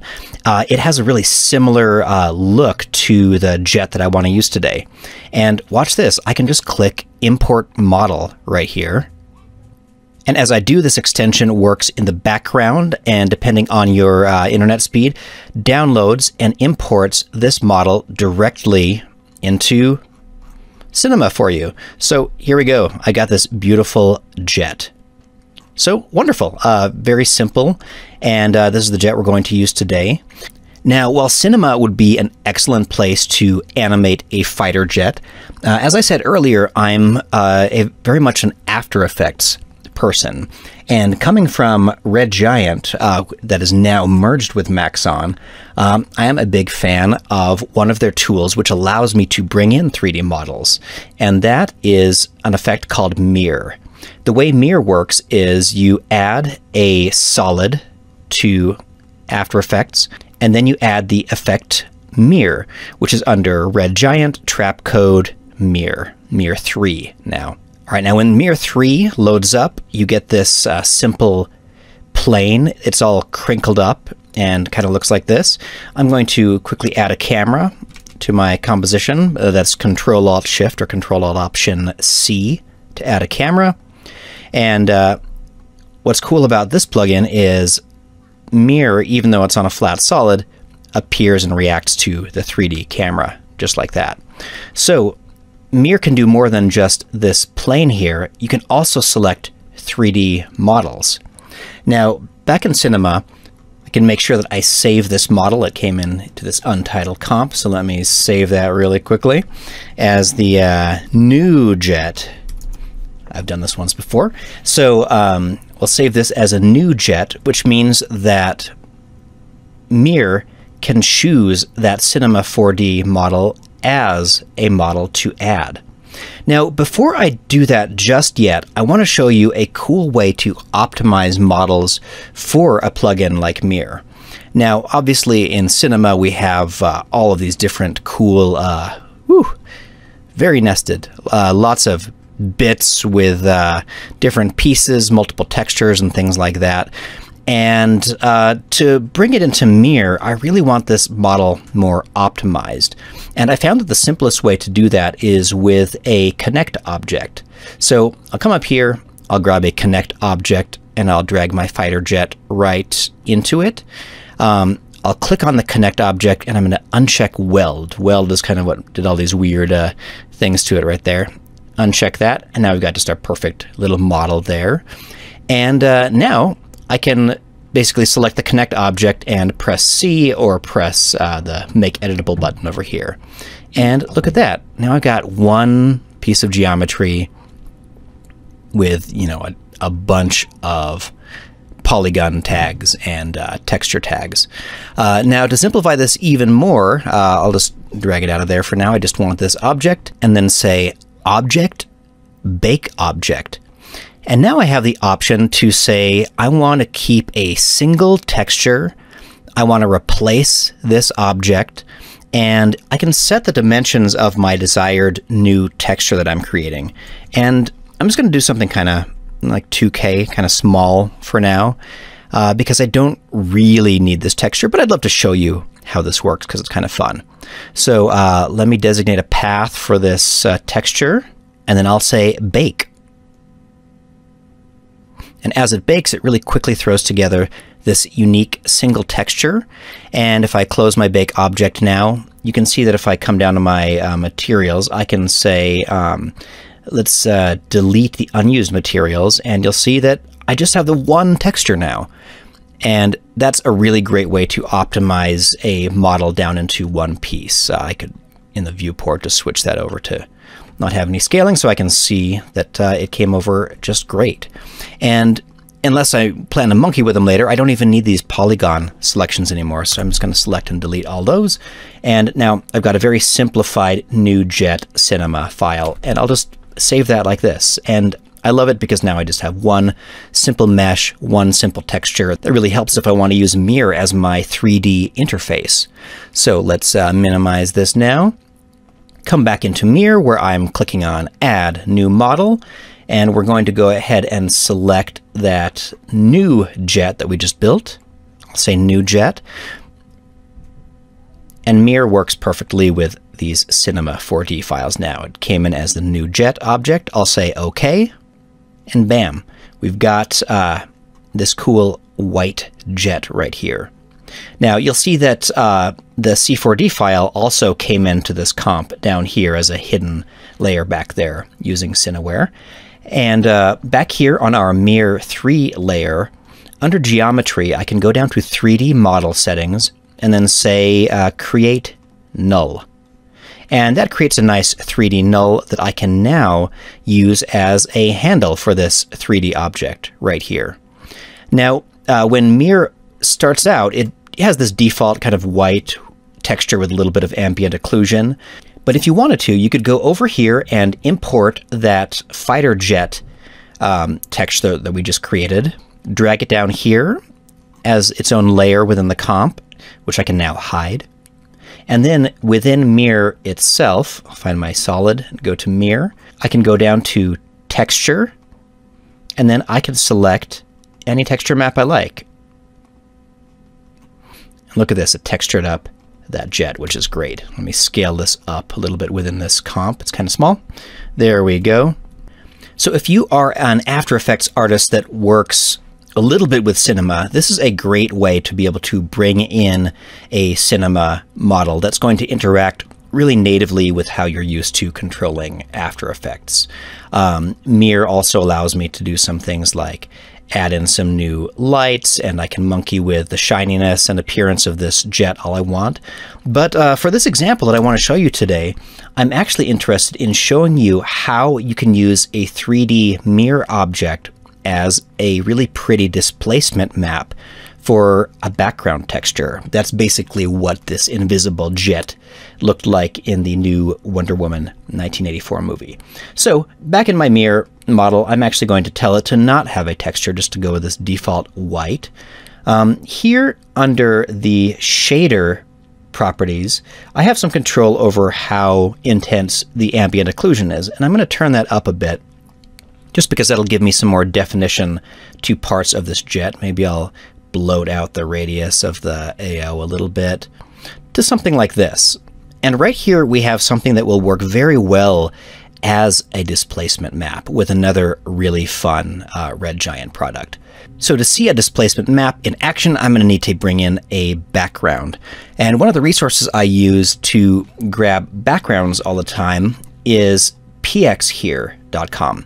What's great about this is it's a bunch of royalty-free images. A lot of them don't even require Creative Commons attribution. So again, if you're starting out and don't have a lot of resources, this is a great place to start. I simply do something like, I'll search for a nighttime city, and then I can get a bunch of really cool options within here. And you'll see that they are free for personal and commercial use, no attribution required, which is great. And I like the look of this one, so I'm going to go ahead and save this file for our use today. Back in After Effects, let's go ahead and import that new image just so I can use it as a background image. Lovely. Maybe I'll fit it to right here. And now I'm going to add an adjustment layer, and I'm going to add the effect chromatic displacement. So that is under the Red Giant VFX suite called chromatic displacement. And I'm going to use this mirror layer as the displacement layer itself. So for that, let's just rename this really quickly here so I remember what it is. This is the mirror jet. I'm going to hide this. I'm going to rename this my adjustment displacement map right there. And now watch this. In chromatic displacement, I can select my mirror jet layer, being sure to select effects and masks. And now chromatic displacement will use that mirror layer for displacement. So as I turn up the displacement amount, look at this. I get this pretty displaced jet that is displacing everything behind it. And if I grab my 3D controller null, you can see I can rotate all around this beautiful glassy looking object. And I love being able to control this 3D object right here within After Effects and getting such a pretty result. And really this is just this horizon pretty image behind, and this mirror layer, I can turn that back on just so we can remind everyone what it looked like. Like this, displacing the background. Now, chromatic displacement has a bunch of standard displacement kind of settings where I can, soften or unsoften the displacement map. If I soften it up a lot, I can get this really cool blobby lens effect. And I just think it's a really pretty type of displacement. It also spreads the chroma out a little bit. So if I turn that up, you can see that I'm getting some true chromatic, prismatic edges to some of these things, which you could also, turn all the way off and just use the original colors if you want. But I love the way that looks. It makes it very crystalline or whatever to me. So I'm going to unsoften this a bit. So I just have this slight, predator level displacement, and I'm going to turn down the displacement amount to a very subtle level. Maybe I'll turn the softness up a little bit more. Something like this. Now, one of the things I like about a subtle displacement is that while you're moving it around, it can be really clear where this invisible jet is, which is sort of what they do in the movie. But, if you have it aligned and just holding still for a little while with no real indicators, it's pretty invisible, which is kind of cool. You have to know that you're looking for that jet. So this is the way chromatic displacement works. It's my favorite way to displace things in After Effects. And it can work really well even in conjunction with something like mirror being visible, where I could turn the mirror layer into something like a soft light filter. And now I have this kind of render of these highlights, and I also have this displacement that looks a little bit like some refraction going on. So it's a really unique tool that you could combine in a couple of different ways if you were in here. But now that we understand the basics of what chromatic displacement is doing and how Mirror is utilizing this 3D model, let's jump to the new task of creating a whole 3D exciting scene from scratch. Now, as I said, I love grabbing images from PX here to sample for my shots, and I'm going to open up one of them here into After Effects, and I'll just create a comp from that image really quickly. And it's nothing exciting, just a nice high altitude image of this city and some ground. But I'm going to utilize this in a pretty unique way. To use this, I am going to apply an effect in After Effects under Distort called CC Power Pin. And once I've applied the effect, I'm then going to disable it over here in the effects window. And now, just by sight, I'm going to drag 4 corners of this power pin to kind of align with an area that I would consider, you know, a perspective square on the ground here. So I'll just, you know, using some of the cues within the image, I'm just going to do that and line up this nice big rectangle like this. I'm going to come up to my effect, which I disabled, and I'm going to check unstretch. And now if I turn the effect back on, you'll see that basically power pin has reverse projected this little rectangle here to fill the whole frame like this. Now this is kind of a ridiculous, wonky looking thing. Obviously it's supposed to be at an angle, but I am actually going to utilize this as a tileable ground card within After Effects to create my 3D scene. So I'm going to press Control-Alt-S to save this frame, or Control-Option-S if you're on a Mac. And let's export this as a JPEG that I'll call City Swatch. All right, let's render that. Okay, and now I'm going to jump over to Adobe Photoshop, where this next part is a little bit easier. So let's open up that city swatch we just exported. Now when I exported this, I wasn't really paying attention to how big this thing would end up. So let me just quickly start by going to the image size, and yeah, that's humongous. So let me try scaling this down, maybe to something like 1024. Let's see how big that makes it. Lovely, that's a much more manageable size for a tileable swatch. Now luckily there's actually not a whole lot of definition. There's a lot of really dark areas in this image, which would make it pretty tileable. But I am still going to use one of the age-old tile tricks, which is to go to Filter, Other, and then Offset. And here in Offset, what you can do is it's default set to wrap pixels around, so as I slide something over, you can see that I'm sliding over the seam of the image right to the middle here. You can kind of tell the seam is right around here.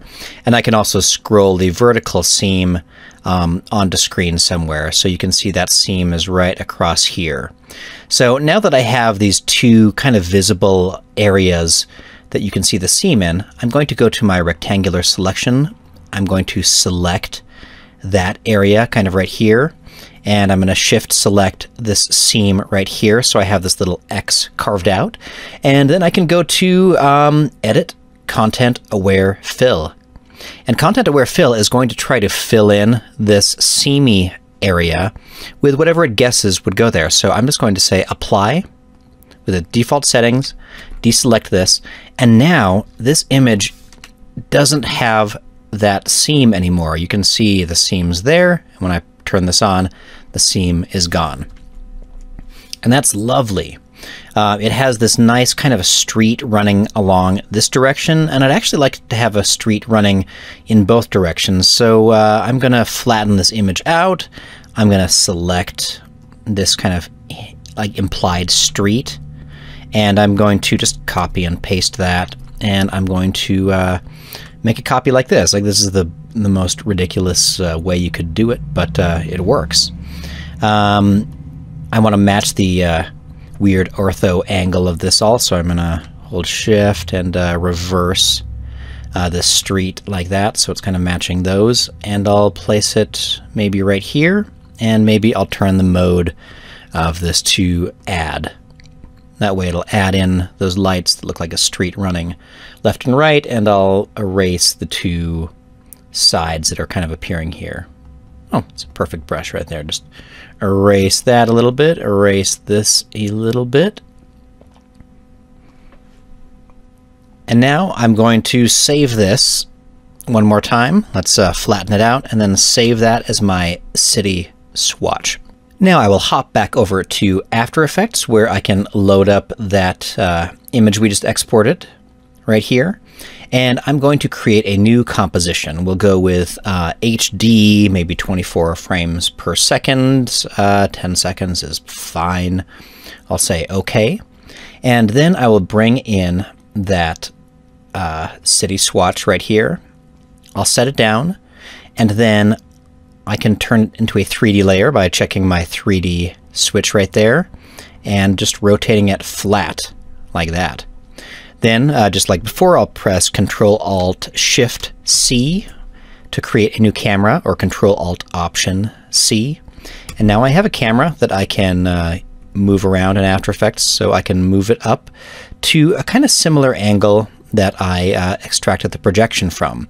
And you can see when I do that, then everything kind of looks a little bit more square to the ground, which is great. Now, on my layer itself, I can add the effect. I believe it is Stylize CC Reptile. This will repeat this image like a tile. Repeat it right there. I can expand it to the right, expand it to the left, and also expand it up and down. And look at this. I've now created a beautiful 3D city perspective ground plane. And obviously you all know that this is just a projected repeating pattern, but from this angle it's a pretty decent thing. The only thing that I think is a little bit too distinct is this collection of buildings right here. It's too obvious. So let's go over into the swatch and just maybe clone stamp it out. There we go. And save that. And now if I jump back into After Effects, it should be updated. And now there isn't a super obvious repeating thing. We've got these nice, very uniform city streets. I'm actually going to find a slightly higher angle so this looks a little bit more like you're looking down on the city. I just don't want to go too far because I don't want it to make it obvious that it's this projected card. I just want to kind of stick in this safe realm, which is sort of, I would say, from, you know, here to here and kind of moving around like that. So let's find an angle about like this. And once I'm happy with this placement, I am going to add a little dolly for my camera. And the way I'll do that is, just like in Cinema or something, you can create a null object that your camera is attached to. And as long as that is a 3D object, I could move this directly along the x-axis, and I'll get this perfectly linear along the x-axis transform. So to start out, let's throw this maybe way back here somewhere. Just before that card becomes invisible again, and I'll set a keyframe right here, and then I'll go to the end of my comp. You know what? Let's make this comp 5 seconds, because who has the time? Let's trim that to the comp area. We'll go to the 5-second mark, and we'll just crank up the X value so the jet is flying right along this city, all the way up to about there where the tiling stops. Now if I play that back, look at that, we've got a beautiful city flying over it at super speed.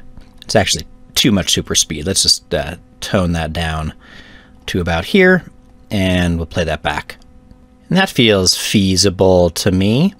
I'll turn on its motion blur, this city layer, so we get a little bit more motion blur in there, and that'll look a little bit more natural as it comes through. And now I want a couple of extra layers for parallax to make this very boring looking thing look a little bit more interesting. So I would love to add some layers of clouds. And After Effects is actually pretty good at creating pretend clouds. The way I'll do that is I'll create a new composition. I'll make it a little bit bigger this time. Let's make it like 3000 by 1500 big. And we'll call that clouds. And now in here, I'm going to create 2 solids. Let's create this solid, and I'll just go ahead and duplicate it. Now on this top solid, I'm going to add fractal noise. That's under Effects, Noise and Grain, Fractal Noise. Now I'm sure you've all used fractals before, but I love them because they're a great way to generate organic things in Cinema or in After Effects. So I'm going to start by trying to create a cloud pattern by increasing the contrast a little bit, maybe turning down the brightness so it's a little bit more sparse clouds, something kind of like this. Those solid chunks of white will be more solid clouds, and they'll fall off at the edges here. I'll turn up the complexity just a little bit so we have some more definition in the edges there. And then to knock this off of being such a uniform looking fractal noise, I'm going to add Distort, Turbulent Displace, and look, right away, just even the default setting made this a lot more artistic. added some of these swirls and stuff. So let's turn up the size of these swirls and maybe the amount of them a little bit. So yeah, we're getting some more just kind of windswept cloud pattern kind of things in here. So I don't know, something around here I really like. All right, so now I'm going to turn off this solid we just created. And now I'm going to go to my second solid, and I'm also going to add some fractal noise to it. So noise grain, fractal noise. And in here, I'm just going to kind of turn this to a low contrast, kind of bright, kind of milky, cloudy pattern like this. And now that I've created these two layers, this and this, I am going to use this top layer as a Luma matte for this cloud texture. So let me really quickly rename these. So I'll call this like cloud matte, and I'll call this the cloud texture. No consistency in my naming conventions. We'll go ahead and press F4, or you can click on toggles and switches. So you can use this pull down right here to set this top one as a Luma matte.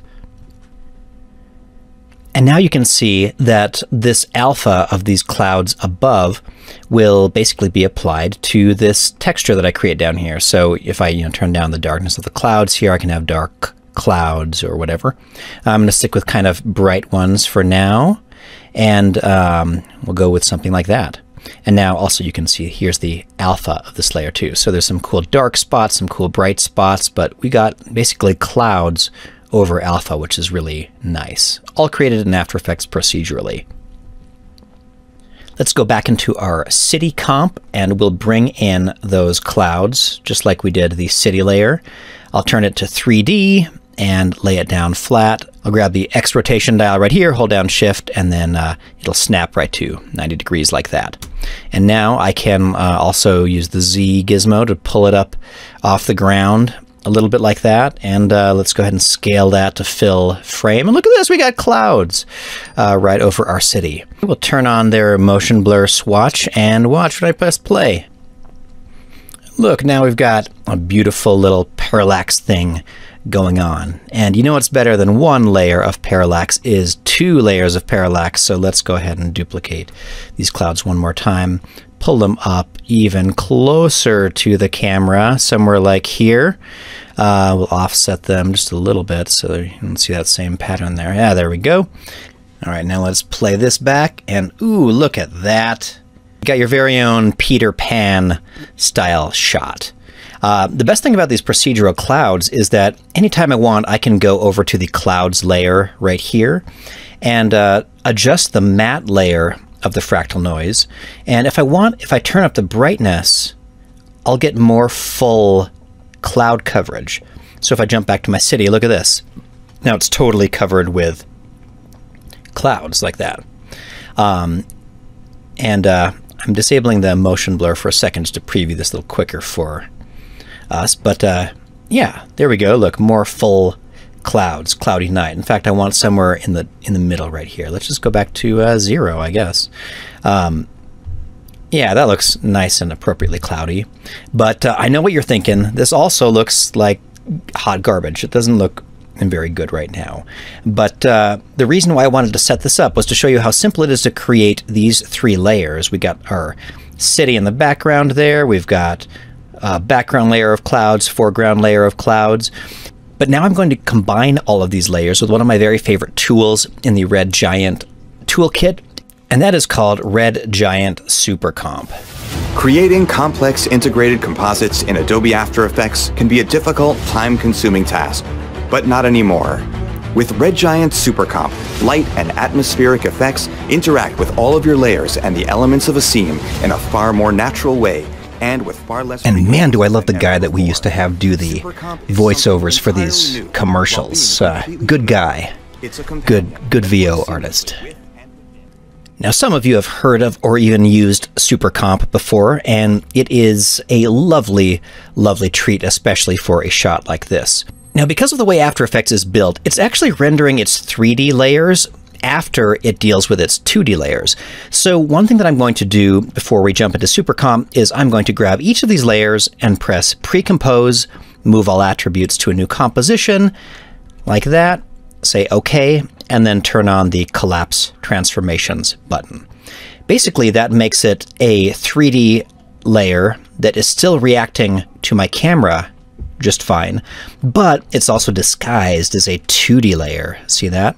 So I'm going to go ahead and continue that with both of these other two layers, pre-compose and collapse, pre-compose, great, and collapse. And maybe I'll rename these background clouds and foreground clouds. All right, and now to use Super Comp, I can just select these three layers, right-click, and say Effect, Red Giant VFX, Super Comp. Now, Super Comp opens up its own standalone panel that you can dock right into After Effects if you like. That's how I usually work with it. And the cool thing about Super Comp, as you sort of saw in that video, is that all of these layers are going to be aware of what's directly behind them.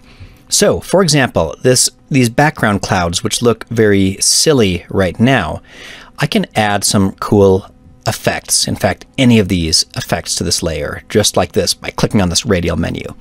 I'm going to select Haze, because Haze helps blend the background colors all around in front of the layer's colors, just like this. And look at that. Look how much more natural these clouds immediately look composited over that city. I'm also going to add the blur behind effect. And as I turn this effect up and maybe affect its size a little bit like that, these little city lights that are behind the clouds are getting blurred just the way they would in real life in this situation. I might even turn that up more. I'll even turn up the haze a little bit more. Look, I'm going for broke with the clouds here. Look at that. And another effect that might look great on these is some diffusion. If I turn up some diffusion, I can get these clouds to look a little bit more misty. I'll turn up the size of the diffusion like that so you can sort of see them scattering in some light from behind them like that. That's maybe too much there. I've turned all the way up, but I'll turn this back down. So you get the idea.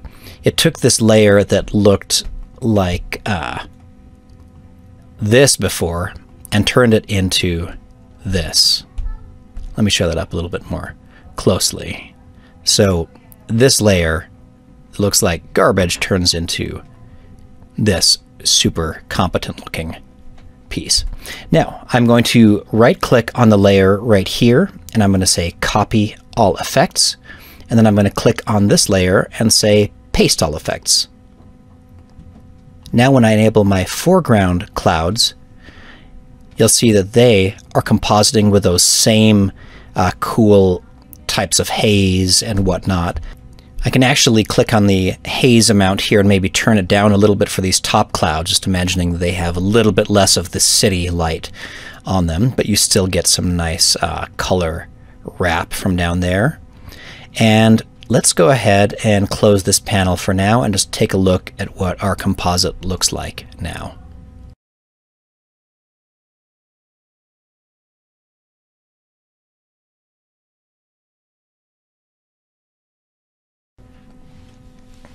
And look at this. So much better, right? And the way Super Comp is brought into this composite is a new solid is created right at the top called Super Comp, and the effect is entirely nested within this one layer now. So if I solo this layer, you'll see that's the only layer playing anything, even though there are layers down behind it. Now the neat thing about Super Comp is that I can go down to something like my background layer, and I could still grab it and move it around, and you can see that as I move it, the clouds and the light behind them changes the way it's interacting. So if I've got nothing, we got these boring gray clouds, but as I bring this layer back in, you have color behind it. And that's what's really fun about working in this environment, is all the changes you make to these layers below get propagated properly throughout the rest of the comp. And now you could go, turn this into a looping piece with some sound effects and sell it on the crypto art market. And then, offset your carbon footprint with the proceeds you make from the sale. But hey, I thought we were creating an invisible jet scene. And yes, we're still going to do that as well. And now that we have this lovely background piece for it, let's go ahead and... oh gosh, let's save, first of all. My goodness, save... geez, that was close. All right, okay, we're safe. We're safe. All right, we're gonna do just what we did before here in our first comp with this jet. And in fact, I'm gonna repeat the steps just because why not? Let's rename this thing the jet shot.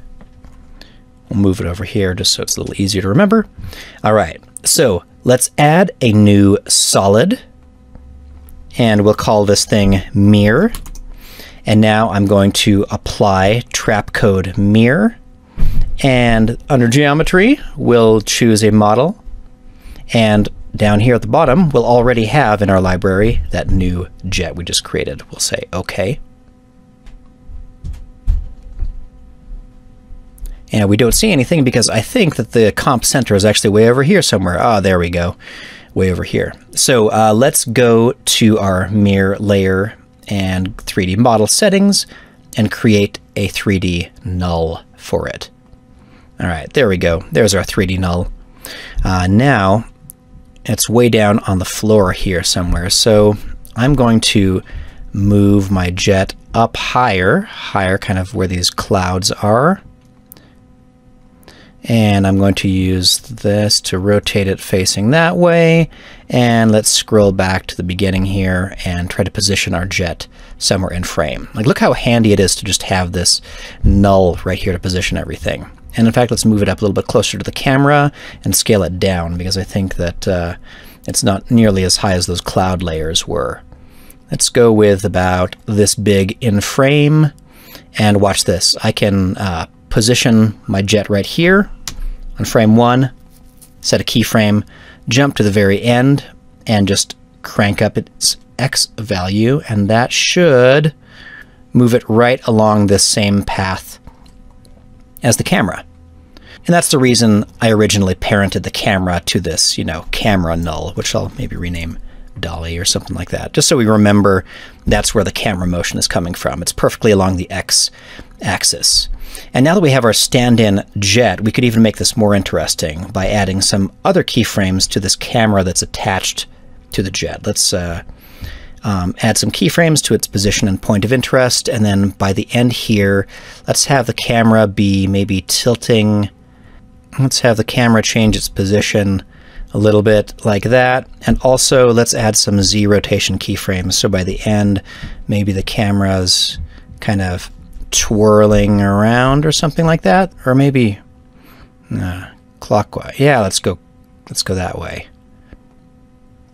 Do some wacky stuff with this camera. Since it's all on that X axis, what's really cool is it's going to feel like it's following this jet perfectly, even though it's really a trick of just it following along the X path. I explained that really well, everyone, but let's preview this right now. So as I scrub through that, I can kind of see the position of my jet throughout this shot, which is pretty cool. I'm going to get the camera even higher by the end here. So it's like we're rotating around to a really high position or something like that. Just wacky, just having some fun. All right, let's see. Yeah, that's great. And then this can maybe even start out closer to the jet and a little bit lower. There we go. Now it comes up and out, and the jet gets farther away. That looks neat. Let's add some roll keyframes to the jet too. So we'll do that all on this null with the jet here. Let's add some rotation to its, is that Z, right? Yeah, okay. Ooh, it looks like it's rotating from just above the body of the jet. Is that going to look weird? Let's see. I'll go to the anchor point, adjust the Y, and we're golden. All right, let's go back to the rotation. Let's start it out at 0 rotation, and then we'll have it do a cool like spin, for no reason, just like that. We'll have it overcompensate a little bit, rotating all the way to a little bit past 1, and then we'll have it settle back to, right around flat again. Just a couple little keyframes like that. Let's select them all and press F9 to make them kind of smoother keyframes. Look at our little graph. See how that feels. Yeah, I think that's going to work out nicely. Now we have a few little animation rotation keyframes on this jet, which is delightful. Right, to add a little bit more definition to this jet, I'm going to do what we did in our earlier example, where I go into the mirror layer and then scroll down to the shader properties, where I can tell it to have some increased ambient occlusion, just to give me a little bit more shape. And let me spread that out and turn up the intensity a bit. All right, something like that I think will be perfect for my purposes. And now that we've got our jet in place, I would love to add some contrails coming off of the jet, because I feel like the contrails will be visible even if the jet isn't in the final comp. And to do that, we're going to simply add a new solid. I'll call it particular. And I'm going to let you guess what effect I'm going to add to this. Some of you are ahead of me. That's right, we're adding trapcode particular to this. And we're not just going to use particular the standard old way, we're going to use some light emitters in here. So I'm going to create a new light. I'm going to make it a point light, and I'm going to rename it, importantly, emitter 1. Just like that. And I'm going to say OK. And now immediately everything in the comp went scawampus, and that's because there's a light in here. Ultimately, I will disable it so everything will look normal again. But since these are all 3D layers in After Effects, they're all getting affected by that light. So just bear with me for a second. We are going to go to this light right here, and we are going to parent it to our null controller for mirror. Once I've done that, I can press P to reveal its position and zero out these numbers, just like that. And now you can see we've got this thing parented right to this jet. And so now what I'm going to do is I'm going to kind of scrub through my animation to try to guess where this light is positioned on the jet. Right now it's a little bit above center, and I'm going to scroll it down, and then I'm going to scrub back to here or so and try to move it out to the tip of the wing. About this far in, maybe that far back like that. And let me just play through. And now it looks basically like this light is sort of on the edge of the wing there. And if I duplicate one of these, I can reveal its position and select the negative version of the X placement. And now I should actually have a light on both wings like that. And now the reason we've done that is so we can use these both as particular emitters. So I'm going to turn off these lights so everything goes back to normal. And then in particular, I'm going to go to emitter, and instead of point, I'm going to select lights. And as soon as I do that, you'll see that I have particles emitting from the areas where these lights are. Now, by default, the emitter size is already too big. It's 500. I'm going to turn that all the way down to 0. And now, if I play through, you'll see that I have particles emitting from the two tips of my wing, really simply like that. Creating these nice particle trails, just like that. And right now, their velocity is turned up a bit. I actually don't want them to have very much velocity. Let's turn that down to a smaller number. Yeah, 11 kind of works. All right, and as I kind of scrub through, you can see these contrails that I have going on behind them. To improve the look a bit, let's find a fun frame like this, and we'll go to the particle settings. These particles, I'd probably like to use some cloudlet particles. I'd love to feather out their edges a little bit and bring their size down to maybe just a couple pixels big. Let's start with 1 and then have its size random be kind of higher. I'm going to have a few more particles per second emitted, so I have more of a smoky trail like that. And I'm also going to go to the opacity settings and tell these particles to have some random opacity. Now, if I scroll down to the rendering settings, I can enable the motion blur under here. So let's turn that on. And now already that, that's hiding a bunch of stuff going on within these, but makes them a little bit more realistic, which is pretty cool. I realize I can probably increase my size random a little bit more just so I can get a little bit more chunkiness in there. And I'll turn the opacity of these contrails down just a little bit too. Let's start them at like that. All right, let's do a quick preview of this.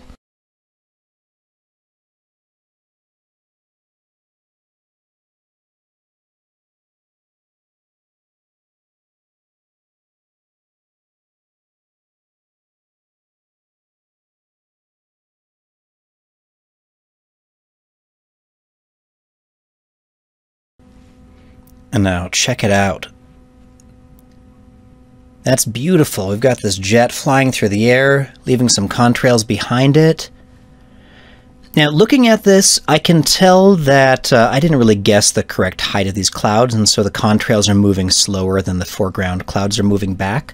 An easy way to adjust that is in Trapcode Particular.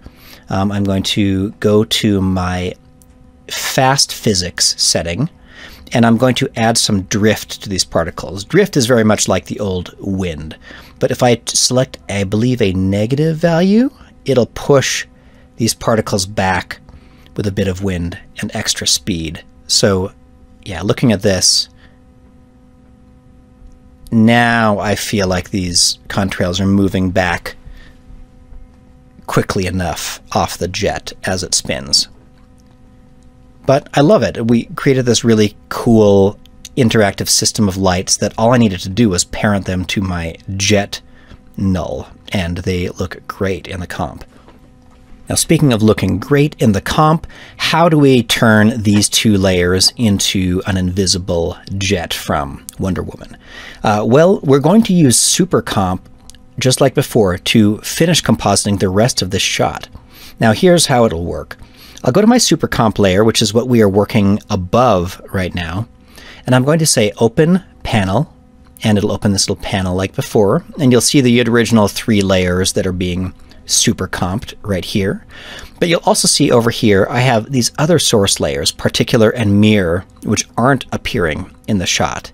So I can add both of these layers to Super Comp just by pressing these plus buttons. I'll press plus there and plus there. And now they are all appearing in this one Super Comp layer right at the top, like that. Now when you're compositing with Super Comp, there are multiple ways that the layer type can appear. Right now, this jet is set to a normal mode. It can also be an additive mode where it's being, added onto this like it was a fire element or something. And we also have displacement. If I use displacement, you'll see that it's actually using that chromatic displacement engine, the same one we were using here in this example when we were trying to, displace the background behind everything like that. It's the same engine as in here right now. Now I've got a lot of clouds and stuff behind it here, so I can still go to these displacement settings and do some similar stuff. Turn up the softening amount, turn up the amount. Now I can get a nice, soft, subtle displacement like that, but it's a little bit weird because the jet still isn't very visible against the background. And there's actually a cool trick that I have for that, which is, as I recall, I can monkey with any of these layers behind Super Comp if I want. So I could go to the foreground clouds, which are disguised as a 2D layer, and add the effect Channel Set Matte. And what Set Matte does is it takes the matte from another layer and applies it to the alpha of this layer. So if I select Mirror, for example, and select Effects and Masks, first it'll do the opposite. It'll use the mirror layer to matte clouds, the foreground clouds just to within the jet. But then I could also check Invert Matte. And now the shape of the mirror layer is being used to hold out these foreground clouds. So if you see just these layers by themselves, it's holding out that jet matte, which is really cool.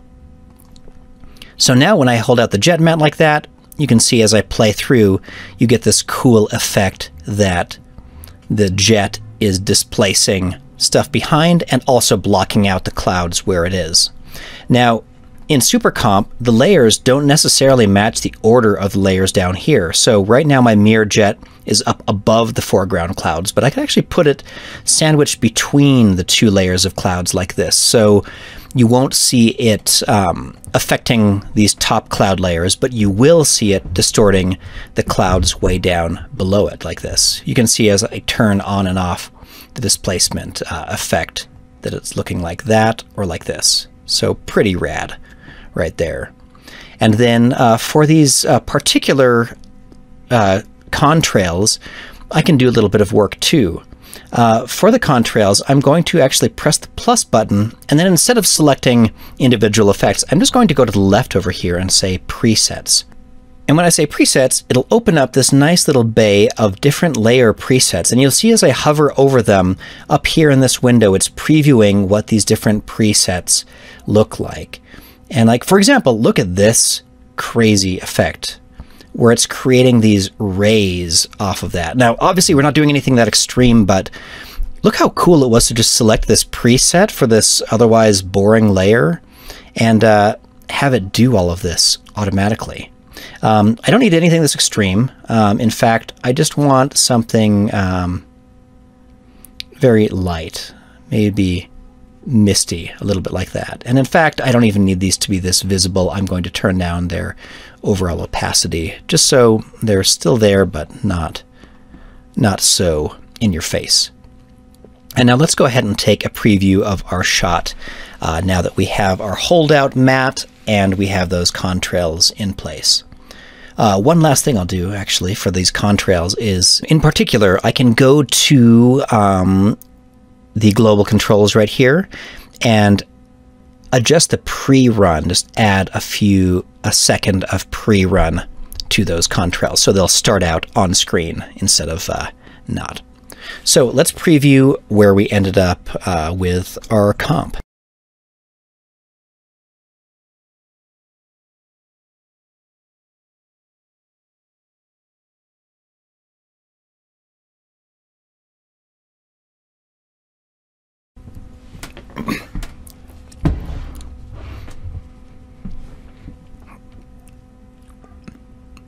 All right, and let's check it out. So a really cool initial result. Like, this is basically what we were going for.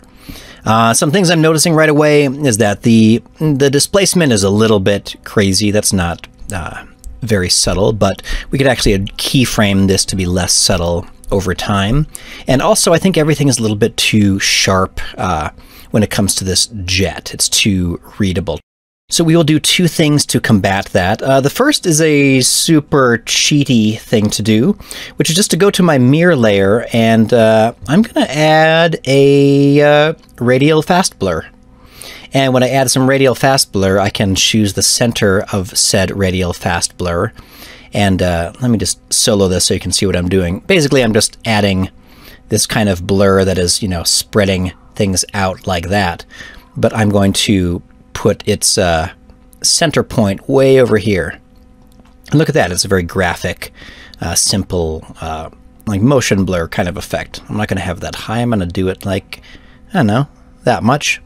And I'll add a keyframe for the center point there, and then go to the end and just kind of move my center to be up here. So the jet's pointing downward now. And like, look at this, that was a really simple way to add some kind of fake motion blur to this, even though, you know, the camera's following it, so it wouldn't be that motion blurred, but I bet it looks better. So let's go ahead and look at that in SuperComp. And yeah, right away, look at that.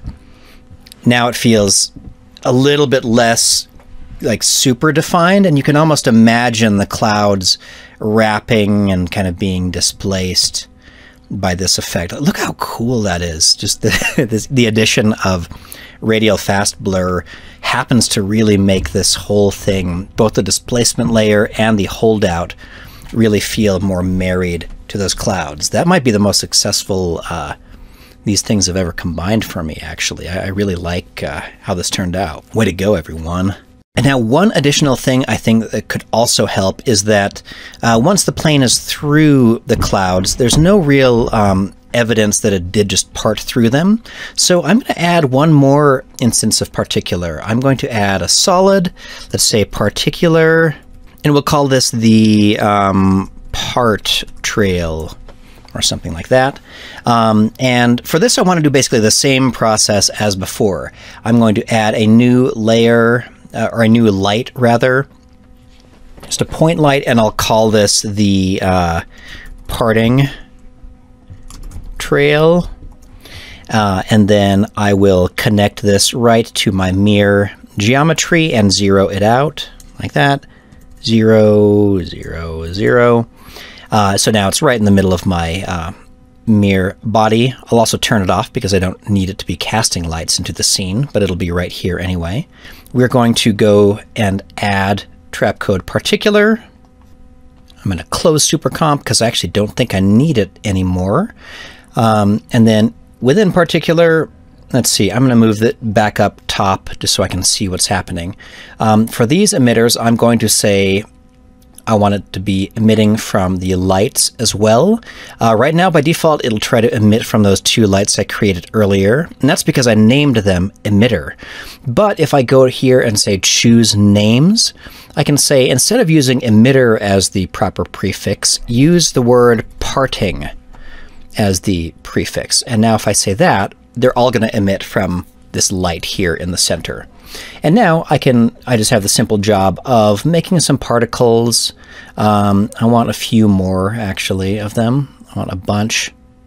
And I want their emitter size to be not 500, but probably more like this, about as big as the jet body is. I'd like the size of these particles to be very random, but overall a little bit bigger, so they're sort of a little, you know, smoky like this. I'm going to have their opacity be random like this. I'm going to turn on their motion blur as well. Let's see, that would be under rendering, motion blur. We'll turn it on. And we'll also add some wind like we did to the other ones, which is under fast physics. We'll call that the drift. We'll make it negative. And we're going to actually have these ones over time, we'll have them change their appearance. So the first one, over time, let's have it start big, end small. If we make the life of these particles even less dramatic, you'll see them get smaller even within frame right here. We can do the same thing for their opacity. Let's go to their opacity over life, and we'll use this preset where they fade in right at the beginning and then fade out by the end. So you can see that I'm creating these really blobby, simple particles coming off of the back of the jet like this. I'm going to make them a little bit bigger just so they're kind of like a big, cloudy holdout that is accompanying this jet. And I don't actually want to have this set of particles really render at all anywhere. I'm going to turn it off. And then just like we did before with this jet and this foreground cloud layer, I'm going to use the set matte effect again. Now, you can use as many of these on the same layer as you want. So I'm going to duplicate the set matte effect, but instead of mirrors effects and masks, I want it to use particulars part trail effects and masks. And you'll remember, since we had checked invert earlier, it's going to punch out anything that is part of our particular trail behind it. If I want, I'm going to go to the light emitter and maybe actually move it back up a little bit closer to the front of the plane. Yeah, like that, so it's more thick coming right off of the back there. And let's go ahead and preview this new effect where there's a holdout behind the jet also, and the motion blur of the jet combined.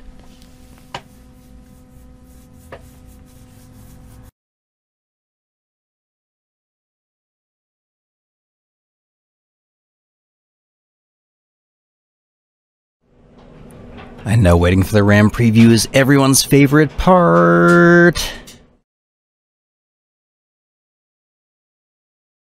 And look how great everything is combining together. Like, it really feels like that jet is interacting with these clouds, even though it's really just a bit of displacement and some particles being generated as a holdout right behind it. But the motion of them all combines together to make this really cool invisible jet look. And speaking of looks, hopefully you are familiar with Magic Bullet looks, which is going to be my last step in this process. I'm going to add an adjustment layer with Magic Bullet looks, which is also available in Cinema 4D now. So when I add Magic Bullet looks, I can jump into edit, and now you can jump through and just like hover over dozens of different looks that transform the entire appearance of what this shot looks like. So like we got, Hashi version here and Zack Snyder version right there. You just have to add like 4 hours to this render and then you got that. But like, look, you just select any look that adds some cool diffusion or a really nighttimey look, or you could push it stylized if you really want, do something crazy cool, look black and white. Anyway, hopefully you are familiar with looks. It is an industry standard way to transform the look of your shot in seconds. And there you have it, a Wonder Woman invisible jet shot that works all within After Effects, but is utilizing some Cinema 4D files as well as a 3D controller within After Effects. A lot of fun, and I think this came together really nicely. There's obviously dozens of more things you could do if you wanted to spend more than, an hour on a shot like this, but yeah, I always find it really fun when something can come together quickly like this. So thank you all for joining me. This has been a lot of fun. Welcome back to the show, ladies and gentlemen, and my creative family around the world. Welcome the one and only Daniel Hashimoto, aka Hashi, to the show. Thanks for coming back, brother. Absolutely. Good to see you, man. It's good to see you. So that was a great shot. That was actually quite amazing to see that whole thing come together as quickly as it did. I'm sure the folks at Predator are just like, damn, why didn't we think of that? Why didn't we do it that way? Would have been better. Thank you. So we do have several questions, but one of the things I thought would be great to share, because, not being at the live shows now, I think it's really important for, everybody to see and get to meet and know more of our internal team, because that's used to be what we'd be able to do, is kind of know more of the backstory of who is Maxon, Red Giant, Redshift, like who's here. So what was your path that got you here? So I had a really wobbly, weird path to end up where I am now, and that mostly involves I went out to Hollywood. I wanted to work in the movie industry and worked at DreamWorks Animation for a decade, worked on a whole bunch of movies there, created an After Effects department in which we used a lot of Red Giant tools. We got to use Trapcode Particular in a lot of shots in Kung Fu Panda 2. And at some point during all the mix of that, I had grown up watching Aaron Rabinowitz's tutorials on how to use them. And so I shot him an email to say, like, hey, I love your stuff, and we're using it today at the studio. I learned a lot from your tutorials. And Aaron actually came out like 3 days later to Los Angeles to come visit me because I gave him an open invitation. And that started a relationship with Red Giant that I just sort of kept up over the years. I ended up leaving DreamWorks because I had my first kid, James, and we were filming lots of home videos of James, and being a perpetual visual effects artist, I started adding visual effects to his videos, and I started putting some of them on YouTube to share with my friends and family who did not have Facebook at the time. And the channel developed this whole life of its own. It's called Action Movie Kids, and it is just videos of my kids doing crazy things and destroying property with the help of visual effects. As they do. And that sort of turned into this thing that I did as a fun side passion, and at some point a primary focus for years. And all the while keeping in touch with Red Giant and ultimately working part-time for them now, making tutorials and showing people how to do things and stuff like that. So it's a weird, yeah, all over the weird place jumbly history. Yes, squiggly line, and but you're here, and we appreciate that. So a lot of really good feedback. People were blown away. I still am, just on that workflow and the different techniques there. I'm sure we'll be all watching it when we need to, comp anything in flying. Those techniques just seem like anything in the sky seems like a fast, quick way to pull off some of that. Before even getting into the invisibility, just on some of that whole, scene prep was quite impressive. So one question came up, and I know there was probably some back and forth on it, but element versus mirror. Can you talk a little bit about the two, and feature differences, or anything that people should be aware of? Absolutely. Yes, the way that I used mirror in this tutorial is one of the few straightforward, simple ways to use mirror, where I have one object and one texture, and I just need it in the scene, and I need a handle on it. So really straightforward, very simple kind of thing. I'm not even rendering the jet out of it. I really just needed that output. Now, I think that mirror is really good at creating fractal backgrounds, displacement maps, and doing lots of things like that. But element is actually my go-to. Bring a 3D object into After Effects to be part of the scene. It's a very robust, whole thought-through 3D tool for After Effects, whereas Mirror was primarily a fractal generation plugin, and we realized, well, it might as well render OBJs if we throw them in there. And so, yeah, it's not developed for the same types of things as Element. And you'll see if you watch any of my Cheap Tricks tutorials that I always use Element 3D and go through a lot of its features on that series. For a quick item, just toss it in. Item texture, super quick. All right, very cool. This is something I'm going to say. Super comp, use it. All right, I'm just gonna say that, and but tell people why, and give them a little bit breakdown, because I saw it and I was blown away. But I think for people who don't composite as much, to understand really the benefits of working with it. Now, what's remarkable about Super Comp is that After Effects has never been a node-based compositing tool. It's always been a very layer-based. You stack it up, you pre-compose things, you put them together. And I love the workhorse nature of After Effects. I love how, in a way, you kind of, every artist comes up with their own way to build different types of effects. But what Stu Maschwitz really wanted, and if you don't know Stu Maschwitz, look him up now, because you actually do know Stu. You don't, but you do. You know, but you do. He has this brilliant mind that probably dreams in After Effects workflows. And so he knew a handful of the things that he liked doing in After Effects, but didn't like doing all of the background work for them. For example, a light wrap.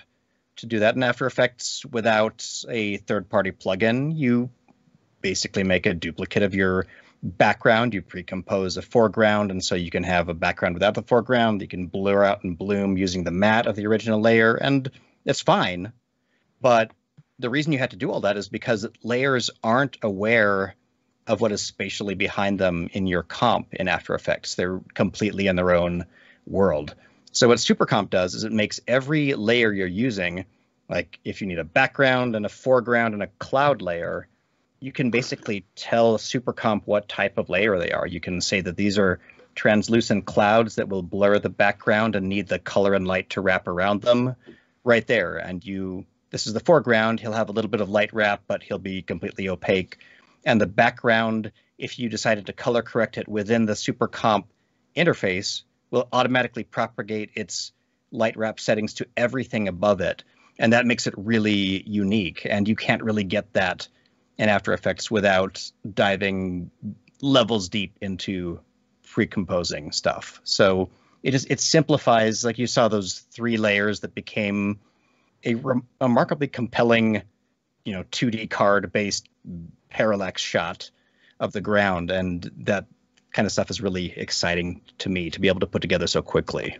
Yeah, no, I'm really excited about it. I haven't done any live action shots, start of this year, but I was working on some, and that was actually when we first merged, and I was working on some shots then, and I was like, oh man, this would be so much easier if I used Super Comp. I was using particular and everything else, but I was like, you know what? That's something I want to dive into. So everybody else out there, dive into it, ask lots of questions. So I learned it faster because you guys are using it. That's how it works. That's how it works for me. So let's see here. Question is, hardest composite. What was one of your hardest composites that you've done? One of the hardest composites, let me see. Where are we? I'll share my screen here. Let's see. Am I sharing my screen through to you? Yeah. We can oh, see cool. the Yeah. City. Excellent. I worked on the movie Mary Poppins Returns, and I was hired on it because I was a particular expert. And so this was the series of shots that I did in it. They were a lot of fun. So if you haven't seen the movie, this is this bowl and these animated flowers are this way that the characters transport themselves from one world to the other. This is all using Trapcode Particular and a whole lot of instances of it by the final shot. The final shot's actually 5 or 6 seconds longer than that. But it was fun because it got to show in the trailer and things like that. But the hard part about it was when I started working on this shot, I was working remotely, and it was a Disney big project, and they weren't in love with the idea of people working remotely on the movie. So what I had to work with were some very low res stills of what the color looked like, the rotomats of the characters, an output of a tracking marker pass, so I could run a camera tracker on it to get the depth of the scene out. Like all of this without having the actual footage layers of these characters. And for the longest time, and so I'm sampling colors from these teeny thumbnails of stuff. I have the high-res rotomat, so I know what they arguably look like and where they are, but it was really weird to not know what the shot was going to really look like until we finally, by the end, were able to get some high-res things through when we were going toward the final pass of this, which was, I think, something like, it was really close to version 70 or something like that before it got approved. But so you had to just guess what the whole scene would look like the whole time. You couldn't even really imagine it in your mind because you didn't have the plate. A lot of guessing. So this scene continues to pull the camera out and moves around. There are a couple things like the actor's not quite standing in the same place in one shot and trying to kind of roto out where one was and shift their placement or this or that. But it was wild. It was a lot of fun, but it was a lot of work. I don't think I've ever done 70 versions of a shot. Thinking at least after by version 6, I was pretty happy with it. Yeah. So that was a lot. It's a lot. From 6, they're like, oh, I think it's good. Like, sure, just go ahead and knock out another, 64 of those. Like, what? All right. Well, welcome back. So that seems like, okay, that was hard for just the technical setup of what you were working with, not so much as far as just clicking, like not knowing what to do, but just like you were given, it sounds like just a challenging situation. It was very bizarre. It was just knowing, like, you just had to imagine a lot of it. And I was really happy that when we finally had the pieces, that most of them did what I thought they were going to do. Yeah, it's crazy. So do you have a favorite shot? One that you like in personal projects or professional? I really love doing the Action Movie Kid videos, and one of my favorites is our Jaws episode. It was very fun because it was the whole family. It was me, my son, my daughter, my wife, and my wife was basically running around and chasing James with an oven mitt and scaring him, jumping around on the couches and stuff like that. And I don't know if I saw that one. That one is a bunch of fun. Wait, let me see. I can pull it up roughly in here somewhere. See if you can pull it up, and then team, if you guys could just link for the rest of the interweb. Oh yeah, here we go. I got it. We got to watch an ad first though. These YouTube ads. I don't know if I'm really getting your screen here. I still think we're on. Well, let me. Oh, do I need to say it again? You need to. Yeah, you need to switch which one it is. So maybe we cut back to camera for a moment and get you squared away. Let's see here. There we go. So. Okay. Yes, I did catch this one. So this was a lot of fun. I'll play it without sound. You guys can all watch this later, but this was a big challenge to make this living room look like it was kind of immersed in water. And my son is just having the time of his life running away from this shark. Yeah, that's excellent. So lots of fun. But yeah, I really like how that turned out. And also, I don't know if I'm still sharing screen or not. Oh, you can. Nope. We can jump back over to it. What do you got? All good. Just another just super pleasing shot that I liked. Let's see where we got. This is from a student film that I just really enjoyed coming together. It was one of just those satisfying moments because we shot it on film and then it was telecined and then we were trying to like work with compositing it digitally and then printing it back to film. But it was just this transition shot that I really liked of a character from one costume to another. And it goes by so smoothly. And the actor in this just did an amazing job at performing this properly between the two costume changes, including like, so I just love that like the sleeves appear and her whole costume changes, but it's hard to pin down the. Was that just roto and blending, or just lots of roto, bits of blending, and little things like that? And honestly, 90% of this was that her performance was spot on for what you needed. For what we needed, and so yeah, that's an excellent transition. Just fun. I like when things like that work out well. Definitely. So what would you recommend people to work on? Is there anything to practice getting better at, all these different techniques? They just jump into our, training site and start training? What would you recommend for people who want to get better at composite? I mean, I think that people will work harder on something they really enjoy. And so one of the things that drives me is I'll often see something in a movie that I really liked and I want to mimic it. Even if it's, me and my kids mimicking, a Mad Max shot with you can go ahead and stop sharing too, real quick. There we go. Let's go ahead and stop sharing. Oh, there we go. Yeah. But like even I think that mimicry is a really great way to jump into something because you're probably jazzed about it if you like it enough to want to copy it.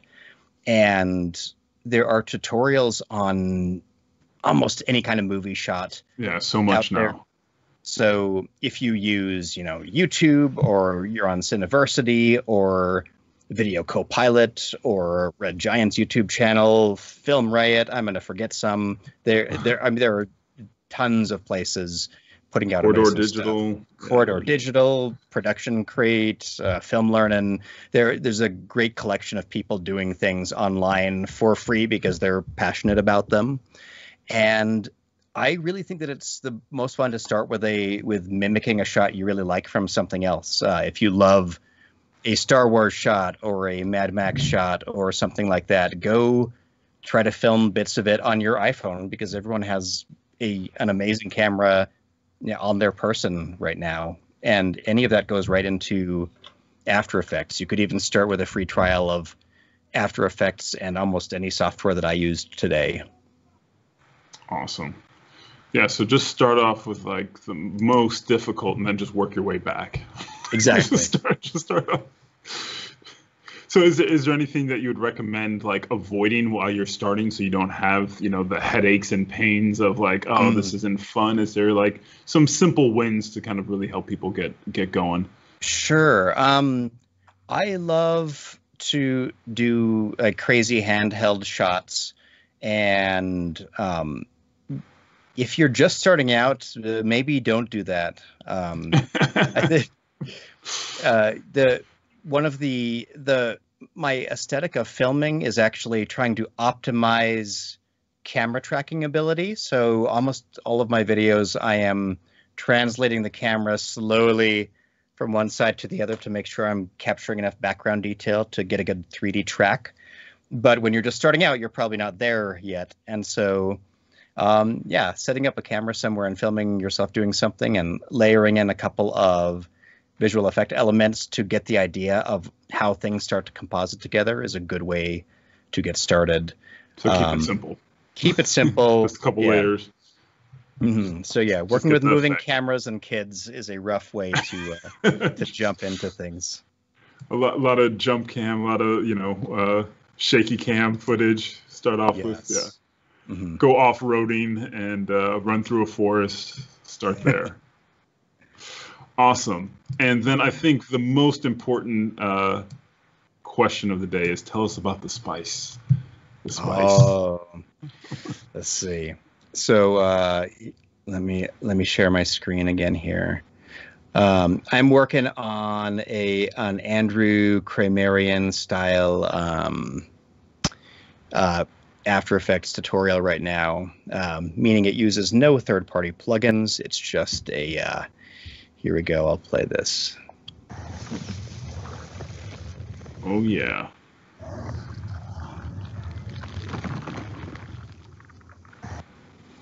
So I'm going to show some people how to build this in a little while. I'll have a first version of this tutorial ready this week, and then we'll see when we're able to release it. But it's fun. It teaches you that you can do a lot of the very 3D volumetric looking stuff within After Effects just using its own native plugins and pieces in a creative way. Oh, I love it. So is that going to be, should they just follow the training? Like, so where are people going to find it? Oh, yes. You will find this on the Red Giant YouTube channel. I believe this will be categorized as a side quest, a VFX side quest. That means it's like one particular thing, and I just dive right into how to do it. If you're learning After Effects, I have a whole series on the Red Giant channel called Cheap Tricks.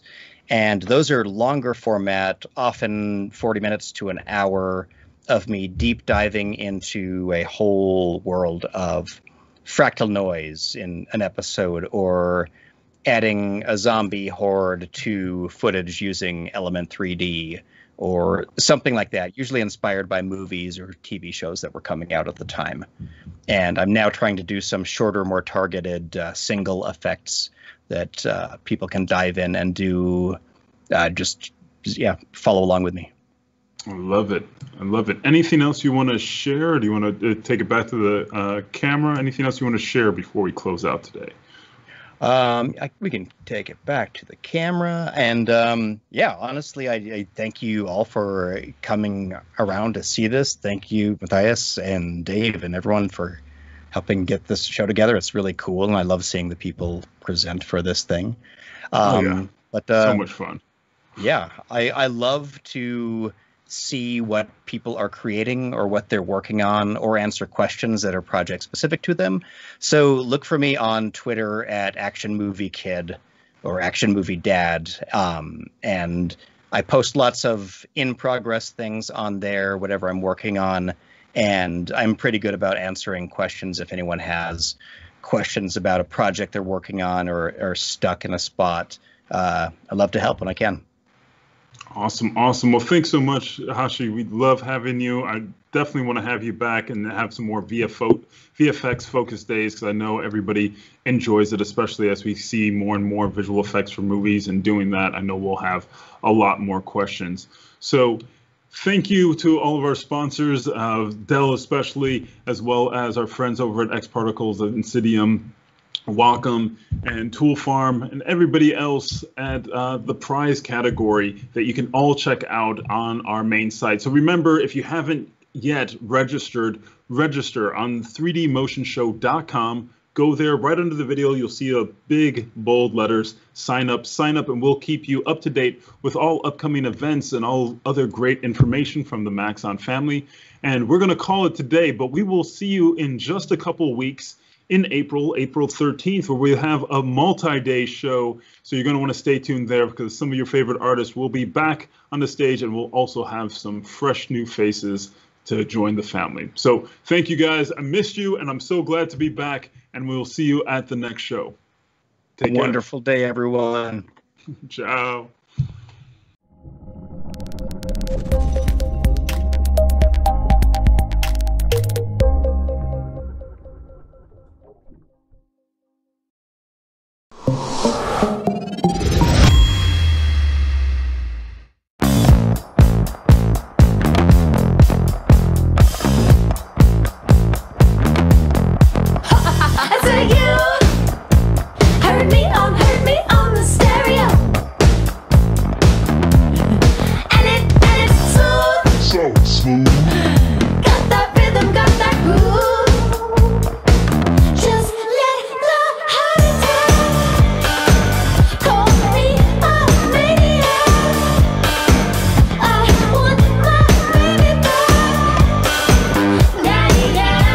Shake it up, be cruel, work it out, do you.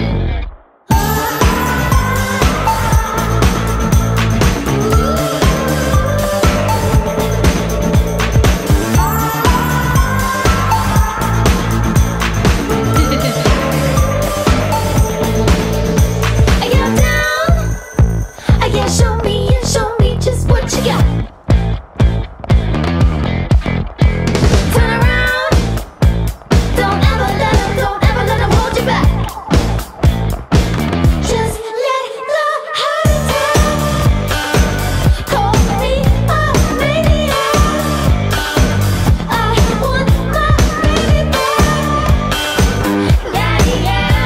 Shake it up, be cruel, work it out, do you.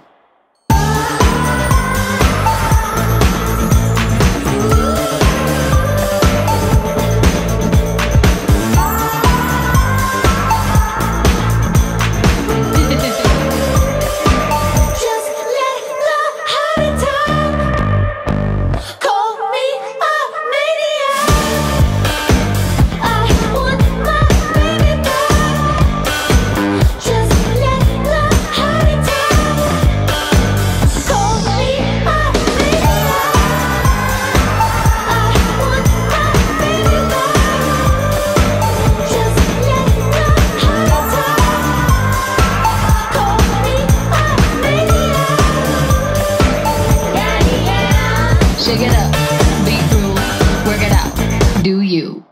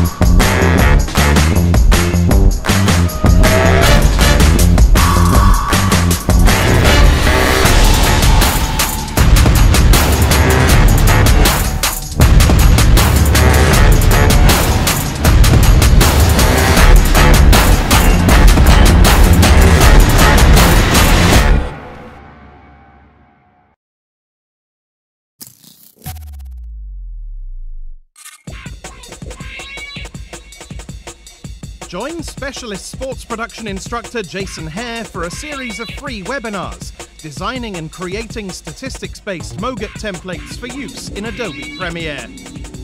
Using real-world techniques he developed for the 2018 World Cup and 2019 Rugby World Cup, Jason will show you how to build templates in After Effects, combining Red Giant Universe, custom expressions, essential graphics panel techniques, as well as data-driven graphic workflows.